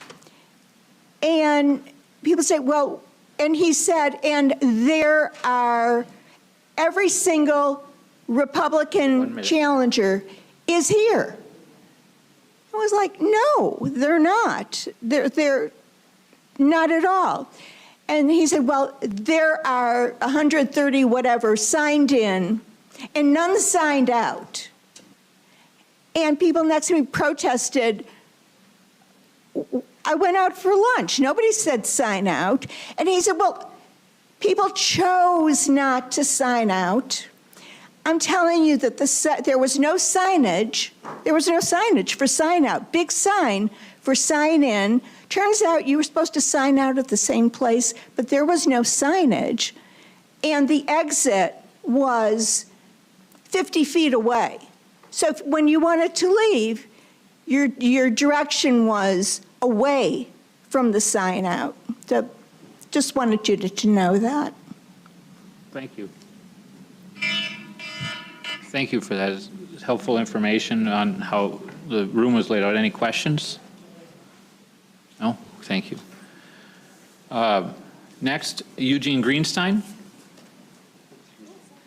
After Mr. Greenstein, I have Sylvia Halpert and Dr. Linda Lee Tarver. Thank you very much, Senators. I wasn't planning on speaking today, but since no one really said what I wanted to say, and I did file an affidavit with Republican lawyers, so I have no idea whether that comes to you guys or not. Well, you have your 3 minutes, so go okay, ahead. Thank you. My name is Eugene Greenstein. I'm from Farmington Hills. I was a poll chairman in Detroit on Tuesday, November the 3rd, and a GOP challenger on Wednesday at TCF, answering an emergency request for challengers. And my basic comment is there needs to be a forensic audit. Why do I think so? I observed that envelopes, which were scanned in some cases, would have a different ballot number than was on the envelope. I was at board 55 in TCF. The ballot number, though, was in the poll book, as was the number on the envelope. The situation would result in a challenge ballot. The situation should result in a provisional ballot, because there's no one knows who voted for anything, because they didn't match, excuse me. And other situations which I just couldn't follow would be processed through also where there was this mismatch. And so my question is, how is it that there's this lack of integrity between the envelope and the ballot, which results in a counted ballot, when on Tuesday, I knew who voted at the polls? This absentee ballot process is a total disaster in terms of accountability, opportunity for fraud, et cetera. And good people can want to do good things, and bad people can want to do bad things. And I think we've seen a lot of problems here because the voter and the ballot don't go together. And that's my comment. Thank you very much for listening. Well, thank you very much, Mr. Greenstein. Any questions from members? No. Thank you for coming. Appreciate it. Did you submit your testimony in writing, or? No, I Oh, okay. can. If you give me an email address, I can send it. Yeah, we can do that, so thank you. The email that we've been using for this committee is Senate Oversight Chair at senate.michigan.gov. I know that's a little bit of a mouthful, so, but if I have a spare card somewhere, I'd write it down. The next up, we have Sylvia Halpert, followed by Dr. Linda Lee Tarver, followed by Marilyn Fine. Ms. Halpert? Yes. Welcome to the committee. Thank you. Thank you. I am a registered voter in Oakland County, and I volunteered at the TCF Center in Detroit. Our family immigrated from Canada. I love this country. And what I saw down in the TCF Center made me very sad and disappointed. There seemed to be a concerted effort to let us know that we were not welcome, very unfriendly and at times hostile. At one point, I witnessed a challenger walk up to a lady to look at the ballot. She turned aggressively, brandishing a long metal letter opener to the gentleman, and in a threatening manner pointed the sharp object towards his chest and demanded that he move back, move back. He backed up and she took a step forward towards him, still pointing the sharp object at his chest and repeating back up. She said it at least 4 times. Another time I was standing more than 6 feet away from a counting board table when a man forcefully demanded, "Get back, COVID, COVID, get back." It was impossible for us to see what he and anyone else was doing at the table. And clearly that was his goal. Several of us challengers watched quietly for over a long, long time for the military ballots. At one point, several police officers came in and stood between us and the ballots, a little over to the side, but a man came up and said we were to disperse. I said we were being respectful and standing more than 6 feet away. He said it has nothing to do with COVID. You are interfering with the process. We were standing quietly doing nothing, but we spread out in the aisles like good little sheep. We couldn't see, of course, from there. I watched workers take hours sorting military ballots into containers labeled with corresponding precinct numbers. In all our time there, I never saw those ballots being taken and processed. It was a long, long lag time, and during that time, the people at the counting board sat idly doing nothing. And I was wondering, why are they taking so long to get these to the table so they can be processed? And it occurred to me maybe they were wanting us to leave. So after a long wait, about 4:30 or so, it was starting to get dark. We left the building. That night at about 10:30, I received a call from a gentleman whose number I had gotten while I was there. He said, "Are you still in the building?" And I said, "No, I'm getting ready to go to bed." And he said, "Well, we've been following a truck and it just entered the TCF building. Can you watch for it?" And I said, "Well, I'll call somebody." And I did, and got one of the ladies who testified today and to look for it. When we came out, cardboard was being put up on the windows so that, to block the view from the group outside who wanted to come in, were refused admittance. When we exited the building, another large crowd was out front of the building complaining they were not allowed in and had been there for hours, some of them up on the roof, and there had been a man up there keeping them out. And we talked to some I'm sorry, ma'am, I didn't give you a 1-minute warning, so please go ahead and wrap up your comments. We just talked to a couple of newspapers and TV news and went on home. But that's only a small portion of what happened. Thank you. Do you have other written for us? Thank you. Not today, but I will send it to you. Can you tell me that same address again that you told? It's Senate Oversight Chair at senate.michigan.gov. Thank you very much. Any questions? No, thank you very much for taking the time to be here. Thank you. Next, I have Dr. Linda Lee Tarver, followed by Marilyn Fine, followed by Michael Haynes. Hi, Dr. Tarver. Thank you, Welcome to the Senators. committee. Thank you. Thank you so much. My name is Linda Lee Tarver. I'm a Michigan voter, former Michigan Civil Rights Commissioner, a retired state employee, and a Republican activist. I'm a public servant under 5 secretaries of state, including Richard Austin, Candace Miller, Terry Lynn Land, Ruth Johnson, and I was delighted to retire under the current Secretary of State. I have been under 7 years under Secretary of State Ruth Johnson. In that role, I was the Community Affairs Director and Election Integrity Liaison. I assisted in preparing cases for referral to Attorney General Bill Schuette to prosecute for voter fraud. Ballot harvesting in Detroit, Flint, and Pontiac has been going on for decades. It's a misdemeanor to give your ballot to anyone not allowed by law to receive it, and it's a felony to take that ballot. People have been prosecuted in Michigan over the years as a result. Ballot stuffing, ballot curing, and complete fraud in the issuance, handling, and processing of ballots has not been addressed, and no election after 2020 should be considered fair unless we get this right this year. The complete hate, disdain, and apathy for Republican poll challengers is but one way of how elections are stolen in Michigan. Before COVID-19, and I'm talking to the Democrat in the House, and in every election in the last 25 years, Republican poll challengers were removed by the police, especially in Pontiac.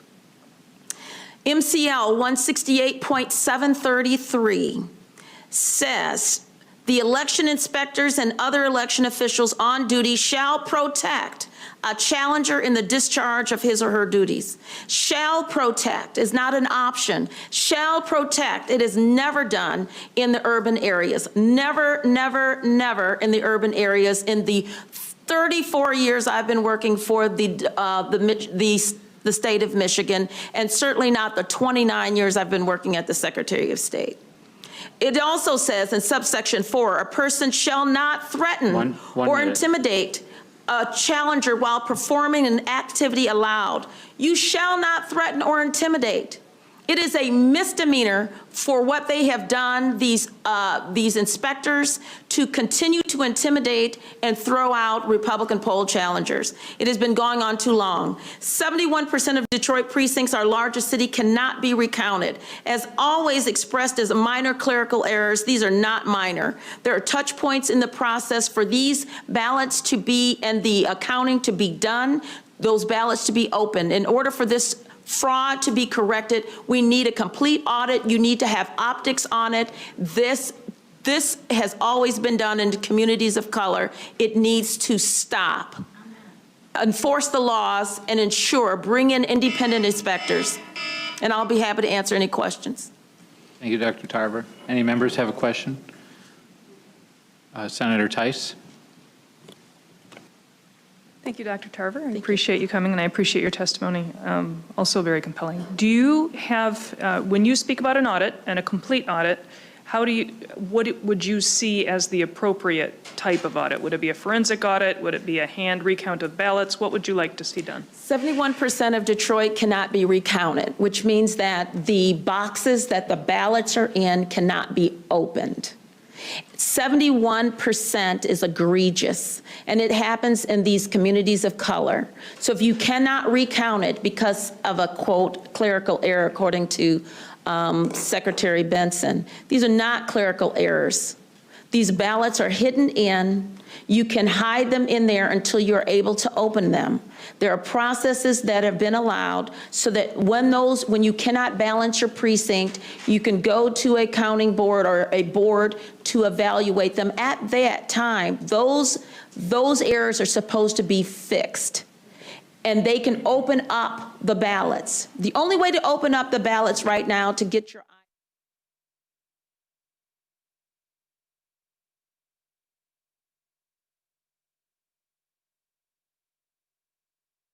going to get you 71% of the ticker tape that says these are the numbers, and there are bad ballots inside.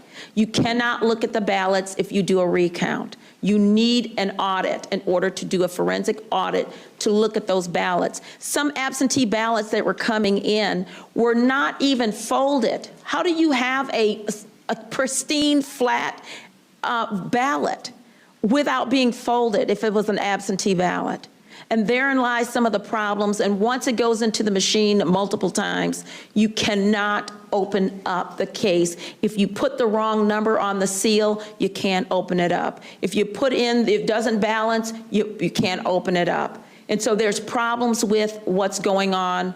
We need to open up those ballots for the integrity, because we cannot move forward in any further election. Can I ask a follow-up? So I am curious, because I understand that a lot of them didn't balance. What is the appropriate process once you get done with the election and you've done the ballot count and you realize that they're not balancing? What would the appropriate process be right then? The precinct inspectors or the precinct captain who is supposed to be trained are supposed to contact the clerk's office if there's any problem with balancing. You're supposed to know and have your hand on how many provisional ballots, how many spoiled ballots, where are the missing ballots, what's going on. You're supposed to take care of it at the precinct level and then close your precinct. But if some reason you're not able to, there's a counting board where you take your ballots to turn them in to say, I testify that I did this and I've got my paperwork, I've got my poll books, I've got the notes written down in the poll books or in our electronic poll books. And that counting board is supposed to say, you're not in balance. Let us open up that container and make sure those poll books we can look at the ballots. We physically can look at them. But in these urban areas, they're lazy and they're not taking this, the civic right very seriously, or their duties very seriously. They take an oath when they do as a precinct inspector. They are not taking it seriously and have not for years. And the apathy toward the official duties here has become egregious, because once they decide not to balance that precinct, then it goes through and you have the hot mess that you had, where you have these canvassers, board of canvassers, 4 people that is supposed to amend that hot mess. Flint has never been able to balance. Never been able to balance, and there's touch points across where they have the ability to open that up, to do a quote, honest open of the ballot itself, the container itself. If you're not able to open that container up, which after it leaves the counting board, you're not able to do it unless you get a court order or an audit. And no one has been brave enough to do it. 71% of Detroit cannot be recounted. We have nothing. And when we did a recount before, we saw some of the most egregious things when we looked through and did recounts before in Detroit. There's some things in there that should never have been in there. And that is what I'm telling you about when you're able to open up those ballot boxes. But it is not going to be at the Detroit canvasser level, and certainly not at the Michigan State Board of Canvasser level. Thank you, Doctor. Thank you. Thank you, Senator Tice. Vice Chair Irwin, please. Thank you, Mr. Chair, and thank you for your testimony. Thank you. Just a couple of questions for you Sure. that I'm going to ask you based on the fact that you've been around for a while, you've been an activist, you work for the Secretary of State's office, so that's why I'm going to ask you these things. I think my first question is, are you aware that there are audits done on past elections, and in any of your official or unofficial capacities, did you ever have the opportunity or cause to review those audits that looked into things like dead voters and all that kind of stuff Yes. that we've done in the past? Yes. Okay, and did you find that the answers to those questions were that, in fact, these were clerical errors in previous audits that have been done by the Legislative Auditor General and been before this committee in the recent years? So I've worked with Chris Thomas for years, and I've submitted some illegal stuff that I felt was illegal to them to investigate, and they were investigated. How they remedied it was not according to what I felt was necessary. There have been clerical errors, if you call it clerical. The law concerning your ability to be a precinct inspector, a poll worker, is that you have to have a sufficient clerical acumen in order to perform the duties, which means you should be able to read and write and add and subtract. And you should be able to perform the duties without any inhibitions. We know that there are over 500 precincts in Detroit, and many of the people who will come and get trained, some of them will not show up. But the ones that do show up, they are not given sufficient training on how to legally perform the duties that they have. However, if they are told that the challenger is the enemy, this person standing behind you is the enemy, and they have not been told that the person behind you must be protected, you will not be able to address some of the oversight, laziness, ignorance of the law, ignorance of the process, and lack of training. And so one of the ways that ballots are, the election fraud occurs is when you have workers who are not properly trained. And that's where we are finding is lack of training. They're in a hurry. They're not sure what to do. But those clerical errors are mixed with clerical errors, but a lot of them are considered fraud. I would have referred all of them to the Attorney General if it were me. But Chris Thomas and others decided not to. They tried to remedy those things as best they can, but unless you put the full faith into the law and start prosecuting people, we will continue to see what we've been seeing. 71% of Detroit cannot be recounted. And I would not want to run on a Detroit city nothing at all. I would not want to run in the city of Detroit knowing that there have been, quote, clerical errors, that some of them are illegal. There are ballot curing problems. We have seen people walk into the clerk's office in Detroit with a stack of 75 ballots. Janice Winfrey is standing next to me. And this guy is not related to all of these people. He's not a postal worker, nor does he work for the clerk's office. These are ballot harvesting has been going on. Inez Brown in Flint has been, the clerk of City of Flint has been complaining about it. These are not clerical errors. These are what's been allowed. And when you have drop boxes for all of these urban areas to make it convenient, you do not have the ability to check the drop box that I'm putting in 50 ballots. If you don't compare the signatures, you toss the signature out. You don't compare the signatures, you're supposed to. It's in the law. We are not following the law, and we are not following it in every election. And the larger the jurisdiction, which are people of color, people who look like me, the more fraud that can be inserted into stealing an election. And that is a problem, and we need to stop it. Okay, I almost am afraid to ask another question. Ask the second question. You've read the audits, you've seen them. We both read the audits. They know me, so yeah, I know. I'm glad we both read the audits. I just want to keep putting it out there that, in fact, it is part of Michigan election law that we have audits, and those audits have been done in recent elections, and they'll be done after this one as well.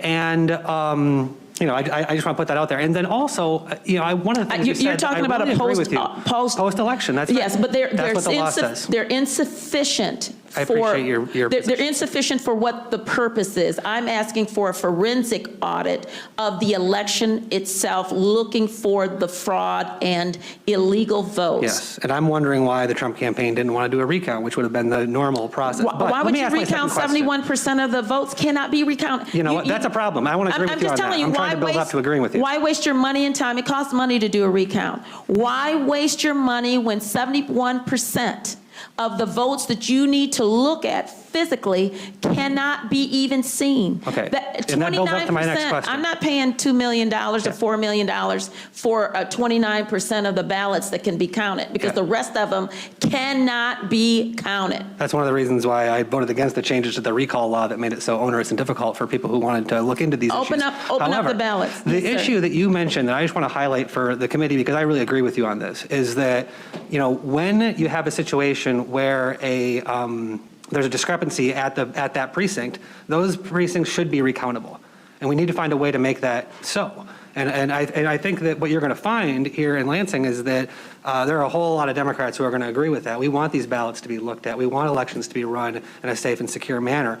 But the problem is that this legislature has been controlled by Republicans since the 80s. The state Senate has been controlled by the Republicans since the 80s.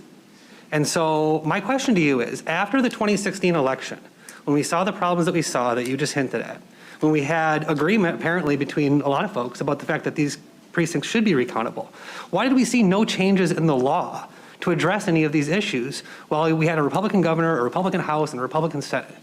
So I'd be happy to answer that question. That's a very simple one. We have sufficient laws on the books. So my brothers and sisters in the Republican GOP has done their due diligence to pass laws, make laws. The enforceability of the laws, however, because in Grand Traverse County, we're not having this problem. In certain counties that Van Buren County, we're not having this hot mess problems that we have in Pontiac and in Flint and in Detroit. We don't have that. So if you want Republicans to pass more laws, why don't the Democrats in their cities enforce the doggone election laws so that that we can have fair and just elections? Because I just gave you the law. It's a felony for me to give my friend, next door neighbor, my ballot. It's a misdemeanor for me to give it to them, and it's a felony for them to turn it in. A felony. It is not enforced. And we have situations in the inner cities and these Democrat-controlled areas, because that's what we're talking about. Democrat-controlled areas cannot seem to balance their elections. And because they have been habitual violators of the inability to balance their election because of either ignorance, apathy, lack of leadership, or lack of caring about their election integrity, because if you add more laws to the books, you still have people who will not follow the law. And if you don't enforce the law, if you don't bring in Republicans to say, I am going to be a poll worker, if you need 5 Republicans in the building, make sure 5 workers are. Contact the Michigan Republican Party. Ask them for 5 people or 25 people or 200 people to work it. And then when the challengers come in, you protect them. You don't put them out. You don't call the police on them. You're supposed to protect them according to the law. If you follow the law in the urban Democratic controlled areas, then we would not be here today. I certainly wouldn't be here. But in 25 years that I've been monitoring elections, working with the Secretary of State, the last 8 doing election integrity, it's been a hot mess in the same Democrat-controlled areas. We don't need any more laws. We need to enforce the laws, and we need to open up the doggone ballot boxes. But we are agreed that we need to change the laws on recounting precincts. We do agree that we need to change the law on recounting precincts, right? Pardon me? We should change the law on recounting precincts. That was the subject of my question. We're not changing the laws for recounting. You went on a nice political screed, but the question was about that specific law, allowing the recounting of imbalanced precincts. No, we're not. Let's change that law. We're not trying to talk about recounting for imbalanced precinct. The balancing of the precinct can come at the counting board level. You think that the ballots come out and then all of a sudden it's given in and locked up in a box. It is not. Once it leaves the precinct, it goes to a counting board. They have the full authority to open up that ballot box because it's not balancing. If the seal is broken, if this is broken, they can reseal it at the counting board. There is a law with the counting board, and it's lazy in the inner cities of color, of people who look like me, are not doing their job. And it needs to be done so that we can count 100% of the precincts instead of 29%. That's what needs to be done, is to make sure people are doing their job. You won't get that in an audit. What you will get in the current fake audits that we've been having and these fluff audits that we've had right now, you will get, well, these can't be recounted, so okay, so we can't do that. Here's what we can. You will get an audit of the 29% in Detroit that can be recounted. That's all you're going to get. Because we need to see the 71% of the fraud that has been locked up and will be destroyed after so many years. That's what we need to see. Thank you, I'll Senator. take any other questions. Thank you, Senator Irwin. Senator Lucido. Thank you. Thank you, Mr. Chairman, and thank you, Dr. Tarver. I got to tell you, I can't agree with you more. My whole problem is sitting in this chair today and leaving the Senate to go prosecute those crimes. Why was it when the Secretary of State, which you were there how many years? I've been with the Secretary of State 29 years. Almost 30 years.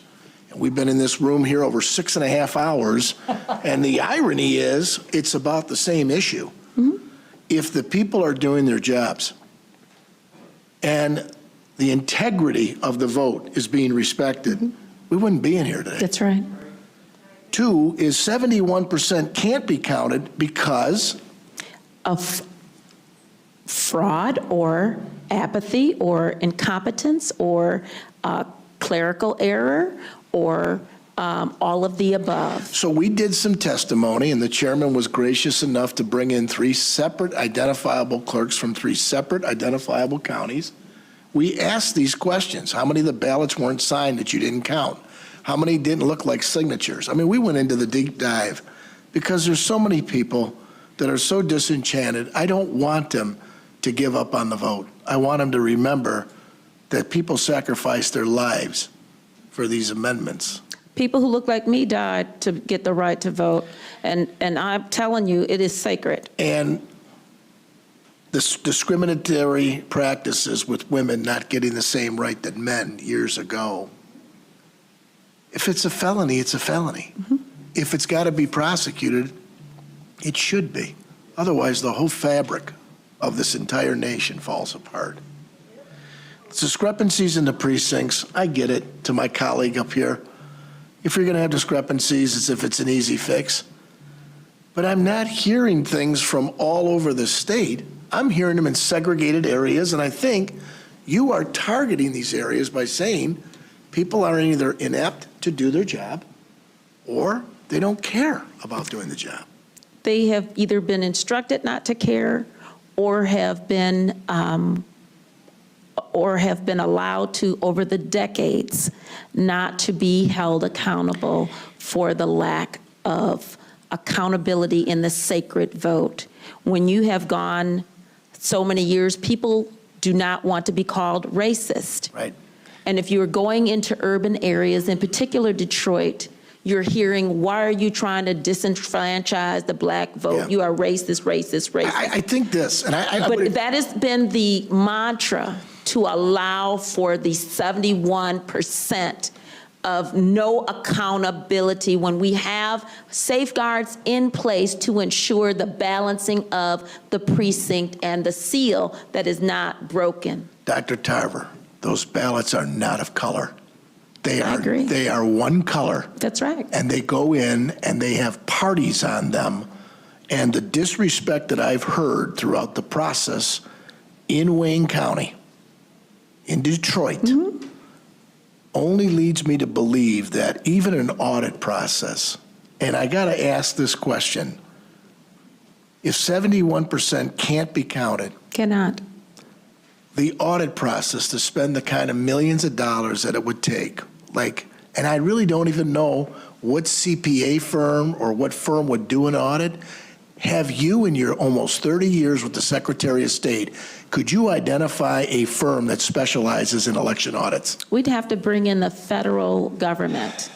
The forensic audit that is needed is not going to be what has been done in order to open up those ballot boxes, which we need to. So that's where we need to open up the ballot boxes. So if this has never been done, in the history of this country, I'm asking this question: does the legislature cumulatively or collaboratively work on a standard that would be the audit process? Because the next thing I see is that there's going to be debate over the audit process. I don't see the legislative body, this body, passing any law to change anything, because must balance is not going to force Detroit to balance. Must balance is not going to force Inez Brown, the city clerk of Flint, to balance. Must balance, she has never been able to balance since she's been an election clerk there. So she's never balanced. Pontiac won't balance. There's a few other places, mostly urban areas, that will not balance. And they don't have to be as large as Detroit. They just won't balance. And if we don't have a mechanism in place, because once you pass a law that says we're going to do this, it is not going to be heeded, because then if you try to enforce it in the urban areas, you'll be considered a racist. You'll be considered disenfranchising the voters. You're just trying to check on us. Oh, black folks from Detroit need to have our whatever 71%. If you can't count it, you can't count it. And this Secretary of State will call it small clerical errors. And that is the mantra and talking points that should not be done. This is not a small clerical error. If there is fraud in those 71%, they need to be opened. Open the boxes. And that's going to be the new mantra, hashtag open the boxes. Mr. Chair, I just have we're going to get down and drill down on this, but the reality is I don't think my colleagues on the opposite side of the aisle feel any differently. I think, to Senator Irwin's point, all of us want the integrity, respect, and trust. Otherwise, we sitting here as lawmakers make no sense if the vote doesn't count and it doesn't accurately reflect what's going on. But that was certainly the sentiment expressed at our joint committee's first meetings by all members. And at the end of the day, though, if we don't have the capability of resurrecting this wrong to accurately reflect what the vote is, how did it get so disenfranchised that we all are sitting here today hearing ballots brought in at 4 in the morning? I must have heard it 20 times, maybe more. Ballots that were going through and counted 8 times. Ballots that weren't signed going through, or the signature appeared, or the date, 1900. Oh, yeah. The constitutional issue, and the constitutional issue that the president is arguing, which is a valid one, is that the equal protection under the law, it's required under the Constitution. And this is the president's argument. Me in Lansing, Michigan, if I sent in my absentee ballot, I didn't sign it, or I voted straight Republican and straight Democrat, my partisan section should be spoiled because they should not be curing it. And that is being cured. If I did not do what I needed to do, my ballot won't count. But if the same ballot was sent in Detroit, it is cured, which is fake, trying to interpret the results, and it is accepted if I don't sign it in Detroit. And that's where in Lansing, my ballot won't count. In Detroit, it will, and I should be able to have equal protection under the law. That is the constitutional amendment. That's the constitutional argument that our president is making. That is what you should be looking at. Are we treated fairly, regardless of where we live in Michigan? Will my vote count? Regardless. You used the word cure. Cure. In the law, yes. If you look at the legal definition of cure, what do you mean by the definition of cure? So the curing of the ballots is if you're not able to, you've got an absentee ballot, and it is kicked out. Because if you're sitting there, your ballot is kicked out if there's an overvote, or if there's an undervote. You can, if there's an overvote, let's say it says vote for not more than 2 and you vote for 3. It's an overvote. It'll kick it back out if you're at the precinct. And you have a chance to cure And you the have ballot. a chance to cure your own ballot. To redress the wrong Correct. ballot. But if it's an absentee ballot, Yes, it is not supposed to be cured. it is not supposed No. to be. It's supposed Your to be. partisan It's a spoiled section, ballot. That section is spoiled. It's not countable. But the nonpartisan section that you did correctly is supposed to be counted. So let's go by example. I vote straight ticket, Democratic. And Republican. Or I vote straight ticket, but when I get to the judges, choose not but one, because they're nonpartisan, Right. that part. Right. I choose 2. Mm-hmm. What happens to the ballot? So your ballot counts, but if it's an absentee, that particular judge is not, it's not counted. Nobody gets a vote. Correct. Okay. At the end of the day, I sat here as a legislator for over 6 years now. Mm-hmm. I sit in this chair and I wonder why the Secretary of State, if you have to request a ballot in a primary for Democrat or Republican, why they just can't make 2 ballots, all Republican, all Democrat, and send them out. so it can't get spoiled. You can't make a mistake. You can't go across the center line. That is what occurs during the primary. So each group, Republicans and Democrats, decide who's going to be on their ballot. But if you don't want the ballot to be spoiled and not counted, and you want your vote to count, and you can split your ticket in the general. In the general, but I'm Correct. saying in the primary, do you see why, if I'm asking for a Democratic or Republican? No, I would agree with you. I would Because now agree it's with an you. impossibility to spoil that ballot. That's only in the primary. Primary, right. But that brings the next level of seekers to move to the general. And if the ballot was spoiled enough times, that seeker may not get the opportunity to serve. I agree. Okay, one more thing, and then I'm going to call it, because I know it's been. No, but you know what? I'm tired of sitting here and trying to defend. I'm just giving you a hard time, Mr. Vice Chair. Just go ahead. Give him all the time he wants here. 71% not being able to be counted, which means? 71% not being able to be recounted. Which means, do we ever get the opportunity to find out what the hell happened? You will never know what is actually in that box, in the ballot box. You're not able to determine if those who are, those ballots are even duplicated. If you see people sending in 3 or 4 times, you don't know. So that statement of 71% has been stated out in the public. You are aware, being with the Secretary of State's office, 29 years, that's a long time. At the end of the day, does this give rise for the Attorney General to make an investigation and inquiry why 71% of that vote went that way? Yes, I would believe that, again, if there is impropriety, that is where the Attorney General can investigate. I've prepared referrals to Bill Schuette for election crimes. We've had people in Michigan prosecuted for voting in Michigan and at their summer home in Florida. We've had people who were not here legally, non-citizens, vote in Michigan. We've had tons of people who voted twice, voted in person and absentee, and they're doing it in large clusters in these urban areas.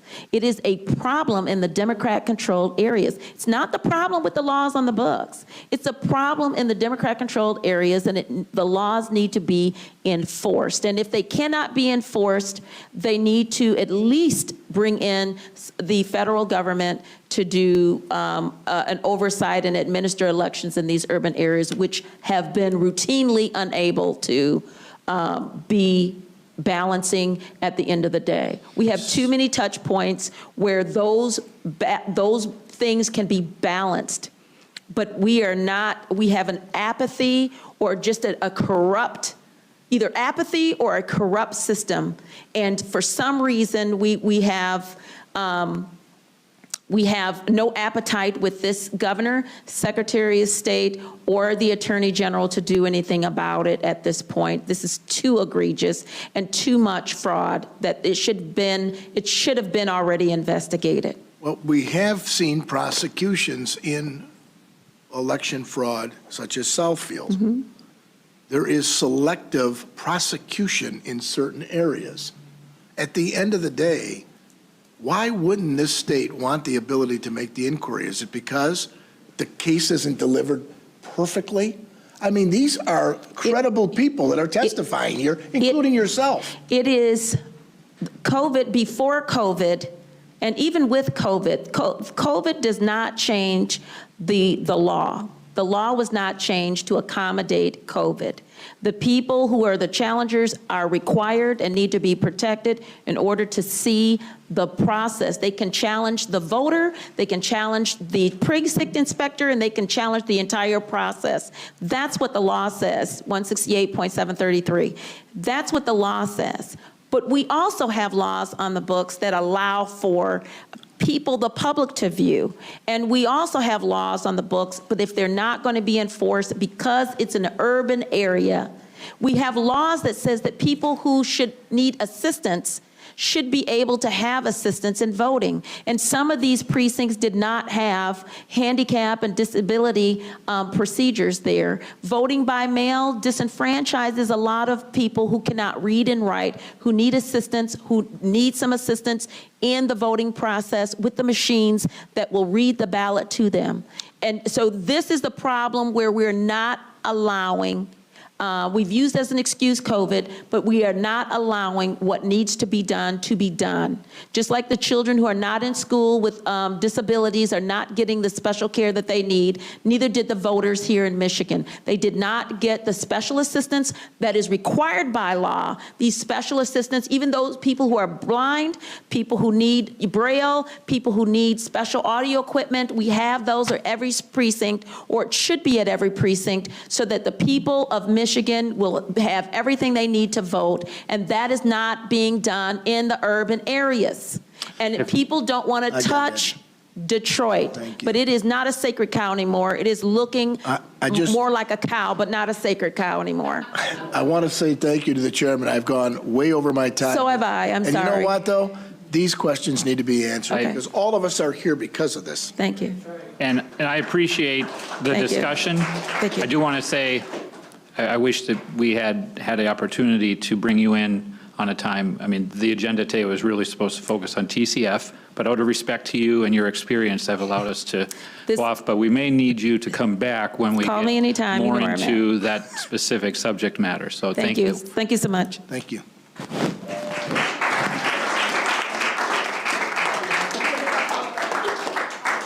Vice Chair Irwin? Yeah, I'd just like to make Sorry, did I miss your? No. I'd just like to make a request that before our next hearing, I would just like to make a request that before our next hearing.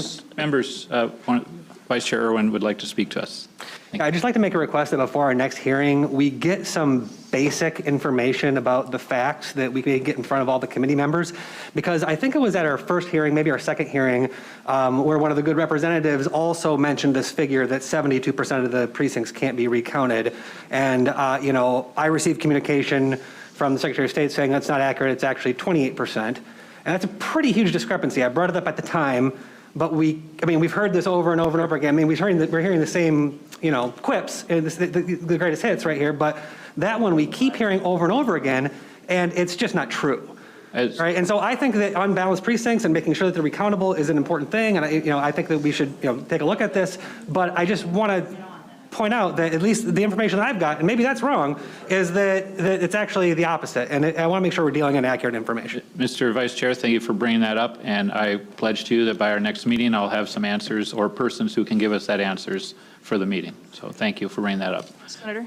Yes. It's Senator Tice. 28% of the in-person were recountable, or were not recountable, and 71% of the absentee were not recountable, is my understanding. I will strive to and that distinction is super important, because when you say that 71 or 72% of them are not recountable, that obscures some key facts, and it also obscures the fact that there are fewer absentee count boards, a smaller denominator, which is affecting that percentage as well. But yeah, I just want the facts. I will work to get us those facts for our next hearing. Thank you. We have a few cards left. We are nearing the end. Are you Ms. Fine? I am Ms. Fine, and Thank you. I'm here to nominate Linda Lee Tarver as next Secretary of State. So hold on, please. Hold on. Let's get this done. Thank you. I know it's getting late. Thank you. I have Ms. Fine, and then on deck, Mr. Haynes, followed by Patty Kamagata, and then Eddie Kabasinski. So if you're on deck, please be ready. Go ahead, Ms. Fine, you have 3 minutes. Thanks. I'm from Ingham County. I'm here today not to talk about COVO, but I want to give you something that's along the lines of what Dr. Tarver talked about, and that's following the process. Were you at COVO? I was not. Can I ask you to delay this to another time or to submit in writing? Because I'm supposed It'll take 1 second. I know, but I've already disqualified other people who weren't at Well, then COVO. I would be disenfranchised, wouldn't I? No, I give you time to report in another time or in another way. It's just one thing. Yeah, I will. I'll give it to you. But it's just one thing, and that is Michigan Law 168.765, and that has to do with the privacy envelopes. I spoke to Ingham County, Meridian Township, and Clerk Barb Byram, and was told that we didn't need privacy envelopes. We were told by the Michigan Election Commission that we didn't need them because there were municipalities who didn't have the money to buy them or print them. It's bunk, folks. You need to look at every aspect of what isn't being enforced. I sat in Meridian Township and saw people's ballots. They said, can I put this in? I don't have the brown envelope. Oh yeah, we'll take that. Subsequent to my affidavit of facts, I also spoke with Lansing City Clerk Chris Swope. I saw him at a function. And he said, oh yeah, we accept those all the time. Okay. So I'm just asking that you look at that. Thank you. Check out the COVID, and I'll give you this. But thank you. Thank you, ma'am. Sure. Perfect. Michael Haynes. I hope I'm reading your name correctly. I thought at one point it was Hayes, or... No, it's not. I will stand corrected. My name is Michael Hayes, Hayes. Okay, thank you. If you're from the east side of the state, just like the street, right, Pete? You got it. Hayes Road. After Michael, it's Patty Kamagata, and then Eddie Kabasinski. You have 3 minutes, sir, please. Okay. I don't know how much I could add that I haven't heard already that you guys have probably grown stale of, because I think you heard the same thing from a lot of people. I don't have much to offer, and the reason why I say that, I wasn't able to get into the ballot room for very long before I was actually forcibly removed. That's the only thing I have to just add to what's already been added at TCF on the morning of the 4th, okay? But I was there until 8:30, almost 9 o'clock p.m. on the 4th. But I will tell you a few things if you want to hear it and more as a judgment and add maybe to some of your thoughts, I will add. But as far as seeing fraud itself, I didn't see fraud. But I don't think I need any more examples that a dog wags its tail than what I witnessed in that day. A dog wags its tail. That means he's happy. Something happened there. You don't go into the amount of disclosure that what I witnessed in that whole day of my time, voluntarily, to know a dog wags its tail. So if that isn't a part of your discussion, that's fine. You have enough facts, there's been enough people. I was with the people in there. I seen the films that they recorded, 3:20 in the morning, 4:30 in the morning, just like you have. So I won't bore you with those facts. But I'll tell you what, I'm a lifelong resident of Michigan. I got 50-some years of experience here. I was born and raised in the city of Detroit. I seen its day come and go. Right now, the pride level of the city of Detroit and Wayne County was at its highest that I've seen in a very long time. Some of you up there are old enough to know what I'm talking about. Some of them you're not. I guess I'll just have to ask you to take my word for it. Okay? I think we all heard the saying, taking 1 step forward and 2 steps back. That's almost acceptable. It is. But what I witnessed in the day of November 4th, 2020 in Wayne County, pretty much Detroit, Detroit did not take 2 steps back. It took 17 steps back. It was disgusting, sickening, nauseating, what I witnessed. Outside factors who had come in, and these are people that didn't take any part in trying to bring the city back to where it was, the greatest city in the world at one time. Nothing. All they did is they came in and tried to diminish it again. 30 seconds, sir. I will add, the leadership of this state did again, the only thing, the overwhelmingly discussing TCF was one comment. A divisional comment. It was racist. There was nothing racist there. There was only one race that I witnessed at TCF. That was a human race. That's all I need to add. I mean, I don't know if that is 1 minute or not. Thank you. So I don't know how much I can add to you. But guys, if you need more examples that a spade is a spade is a spade, I guess I might as well just start changing my zip code. Thank you, Mr. Hayes. Any questions for Mr. Hayes? Thank you, sir. Thanks for your patience all day. Thank you.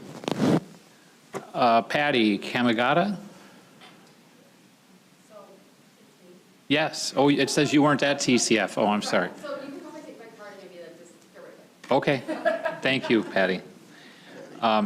Eddie Kabasinski. After him, Gordon Pennington. And then Angelique Johnson. Mr. Kabasinski? Good afternoon, sir. Good morning. Or afternoon. You have 3 minutes. Yes, sir.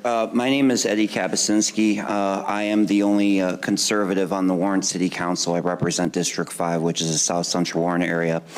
I worked as a poll challenger and was trained by Caitlin Vire and Macomb Trump Victory to work the primary and also on the day of the election.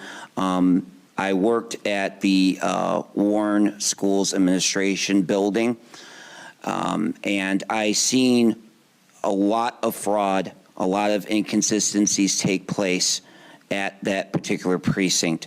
I was working at that precinct, which was sections 53 and 55, and I seen multiple inconsistencies. I reported these to the Macomb County Republican Party as well as Macomb Trump Victory. And, you know, I had the lawyers contacted and nothing took place as far as remedying the situation. Then the very next day after we had gotten done with the reception party at Mr. B's in Macomb County that evening, Mark Fortin, our chairman of the Macomb County Republican Party, a little bit shortly after 1 a.m. in the morning on 4 November, read the results, and we were waiting for the results to come in on congressional candidate Charles Langworthy, and for it to go over 50%.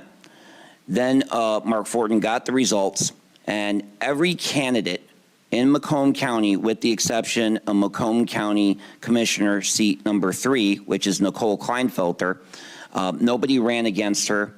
The individual that was running against her dropped out because he didn't have any money. But every Republican won. And then shortly after 3 o'clock in the morning, all the votes changed. There was this ballot done. 1 minute left. So after I had gotten contacted by the Macomb County Republican Party, a mass text message was sent out.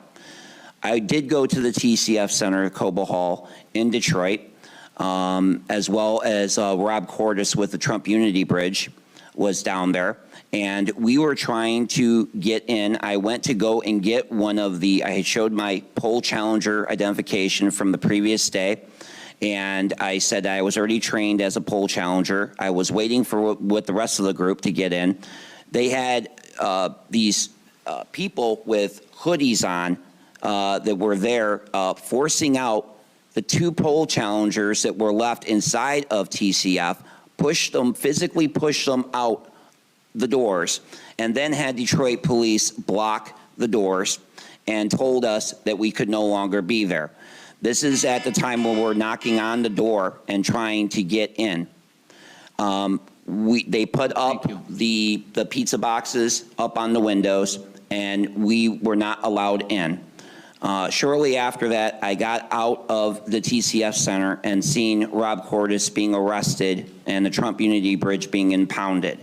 I talked to one of the officers, the police officers who was there, and he said that the mayor Mayor Duggan basically had told them, not through James Craig, but to start arresting and detaining any Trump supporters that were down there in Detroit, that we were not allowed to be there.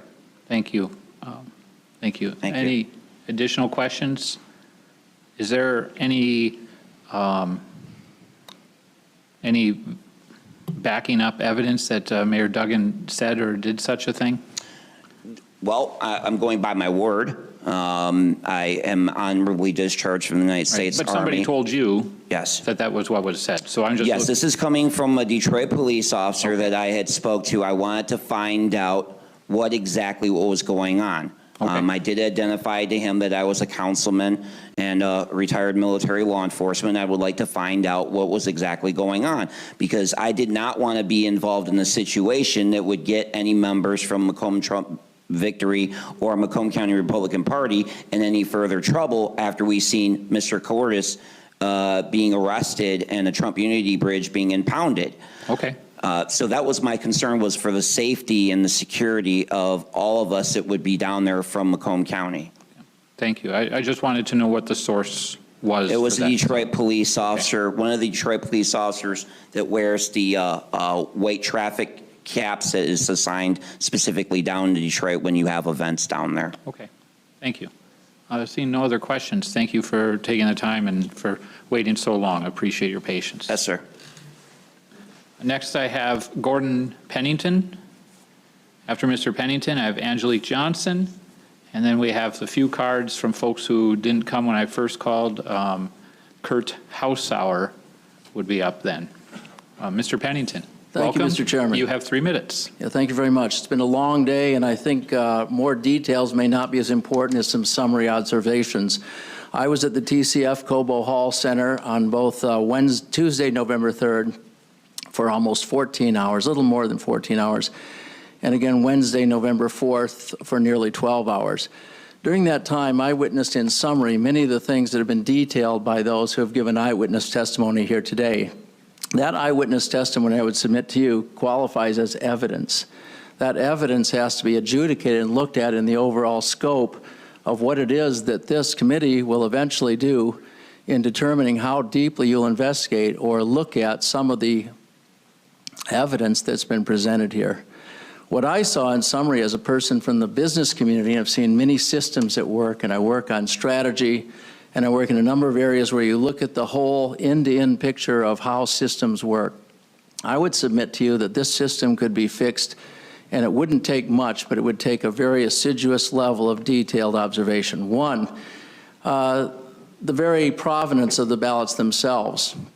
The ballots themselves, if you were to send something, if you were to send me a gift from Amazon, you would and I would both probably have, through the UPS, FedEx, or whatever delivery system, a greater level of confidence in sending me a piece of candy than you would the ballot, which has been described by many people here today as a sacred privilege, a sacred duty, a sacred responsibility. I think we'd all agree with that.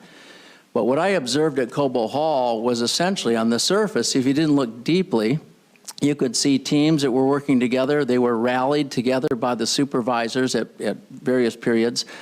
And what I observed there was essentially an attempt to create some esprit de corps there. And I would submit to you further that many of the people working there just wanted to do their jobs. What I haven't heard brought up here today was how they were either incentivized or remunerated or both. I'm told, and I have not been able to verify this for the Detroit Department of Elections yet, that most of these people are typically paid $250 per shift. Maybe you can verify that. I was told, however, at this election cycle, they're paid $600 per shift. It's typically an 8 to 10 or 12-hour shift, day shift and night shift, and that supervisors were paid $700. Why would Detroit be selected? And I'm told that one other Michigan city was selected for an enhancement of remuneration. That's interesting, to say the least. But I do believe that today, as we sit here, half the people in this constitutional republic, this great nation, feel disenfranchised and defrauded of this most sacred act of good faith in acting to sustain our democracy. Either way this goes, 1/2 of the populace of this country is going to feel disenfranchised and defrauded. I think it's up to this body and other bodies like yours to have the will and determination to go deeper in at least looking at a standard, a modicum of best practices, and I think this could be easily done. I will submit my recommendations, which would include camera systems, which would be privately held. They would not disclose the nature of the vote. We all saw the ballots, but we're not disclosing which way people individually voted. That's a sacred trust. But secondly, I think you could also have a much better degree of sorting the provenance, just like I've said earlier. If you were to mail something to someone using one of the standard carriers today, you'd have more confidence in that than you would in your own ballot. That is an outrage, and that's something that is addressable. Thank you. You have written down the suggestions? I'm going to send you these suggestions, Senator McBroom, and I thank you for taking the time, but I challenge you to have the will, all of you, and I think this is a very, I think this is an equitable charge. I think across both parties, there's an equal interest in adjudicating this fairly. Nobody wants to see people feel that they've been disenfranchised and defrauded in this country today. And I believe we can do better. I believe we're not even close. If you were to bring a group of business people in, graduate students from a major university could hack this system easily. That was the thing that stood out to me most. This system is easily compromised, and it shouldn't be. Thank you for giving me the opportunity. After 7 hours of hearing testimony today, I think it was worth the hearing. Well, thank you for your patience. Do any members have any questions before Mr. Pennington goes? I just want to thank you for being patient, doing what you just did. There's not many that do this. Look at this today. But more importantly, those recommendations as through your eyes are different than from our eyes. Yes, sir. Senator Lucido, I am like others have said this before. I've taken my liberty for granted. I'm embarrassed and I'm ashamed. I've never fought in a foreign war. I'm not a veteran, but people have given everything for us to have this privilege. It is certainly, I know people have said these are fatiguing meetings, they're long days. No, they're not. This is worth it. Every minute of this is worth it. And I commit to you and to this committee to follow up and offer you suggestions that I think will be seen as equitable to either party.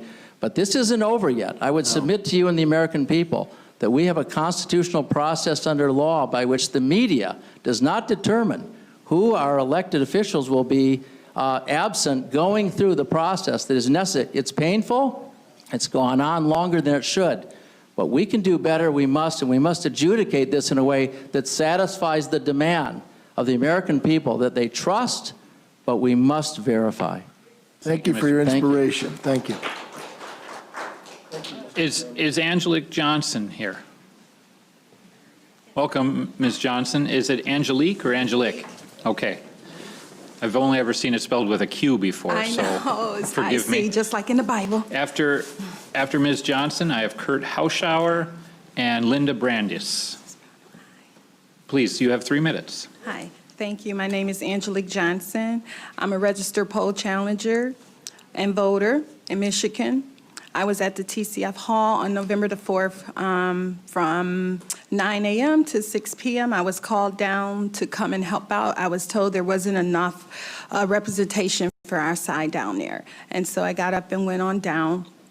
I was credentialed and got in. And when I was in, the first thing that I saw after I was told what to do and what to look for, I worked at a table, the very first table. I saw a discrepancy.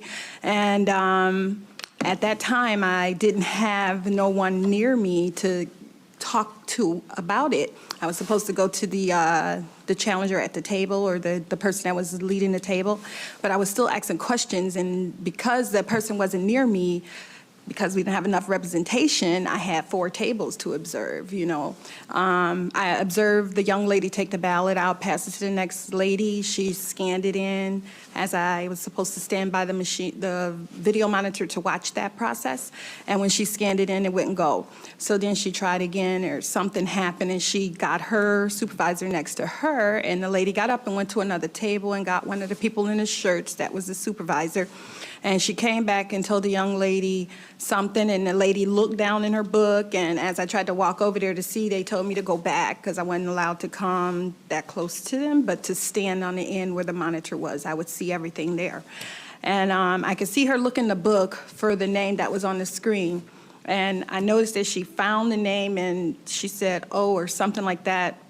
It was a discrepancy with this one, and they should have put that one out, and it's here too, so it seemed like it was 2. I don't know, because I wasn't as close, so I'm just telling you what I heard. And the young lady said, well, send it through anyway. That's what she was told to do. So I didn't know if that's something I should have challenged, and I should have, but I didn't because I was still learning the process. And when I went to find my supervisor, he said it was too late to challenge it then. So that was one of the things that I did witness. I witnessed as I stayed there for a while and left out to go to lunch because our room was upstairs, and came back, it was a crowd of people there by that time. And when a crowd of people was there at that time, they wouldn't let them in. But I got in because I was already credentialed, so I just kind of slid around to the side and went back in. And then I noticed a guy said, everybody get out. So everybody had to leave. They put things, cardboard over the windows, and a couple of cops were there. So I noticed that.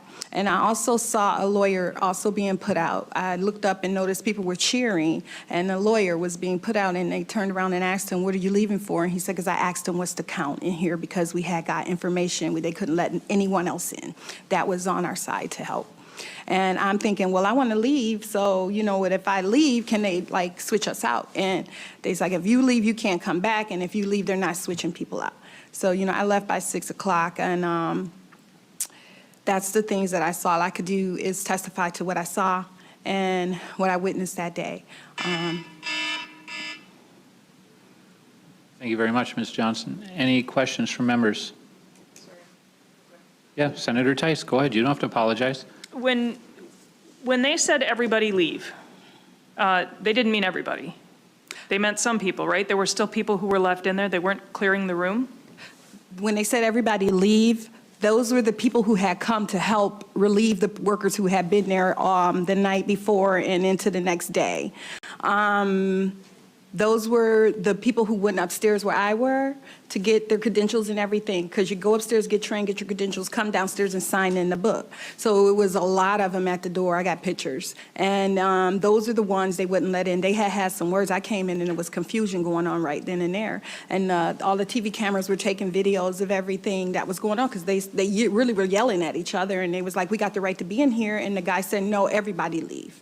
And that's all of the people who were at the front, who tried to get in to relieve the workers who were already there. Because I was told it was only 50 of us there. And I counted over 100 tables. And if it's supposed to be one Republican, one Democrat at each table to poll challenge, then that's why I had 4 tables to watch, you know.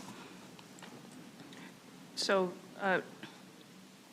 you were there at a pretty regular time, 9 a.m. to 6 p.m. on November 4th, and you said you were told there were only 50 Republicans there at the time. Yeah, I didn't count, but that's what I was told when I got the phone call to come in. Okay. Thank you very much. Thank you. Thank you, Senator. Any other questions? Thank you, Ms. Johnson. Thank you all, and may God bless you guys and bless this process. The only cards I have remaining are people who were already called, and so they may or may not be here. Is Kurt Haussauer here?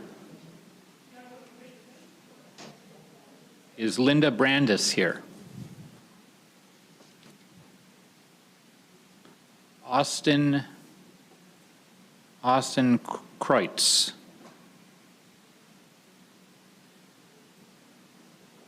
And Joe Farkas. And Maria Menzel-Brown. Sergeants, are there anybody coming? All right. Members, I really appreciate your attentiveness to everyone today, to the members of the public who wanted to testify. I'm very proud of our work that we've got all the way through all of the cards, which I was not sure we would do. Thank you, Mr. I would like to, if, I believe I'd like to have this committee, if you feel it's all right, I'll send a formal letter from us to Mr. Harkins and ask him to come in. I think he could give us some of the answers that we discussed earlier. Anybody have anything to say about that, feelings on that? I think that's a good idea. Did I say the right name? Thomas. I'm sorry, Chris Thomas. I think all of the information that was put together is imperative that we share that information with the people that are doing their jobs. I think our colleagues, both sides of the aisles, would agree that the information is necessary for improving the process, if not perfecting what we've learned we can do as far as legislators. Thank you, Vice Chair Lucido. All right, seeing no further business before the committee, Vice Chair Lucido moves to adjourn. Hearing no objection, we're adjourned.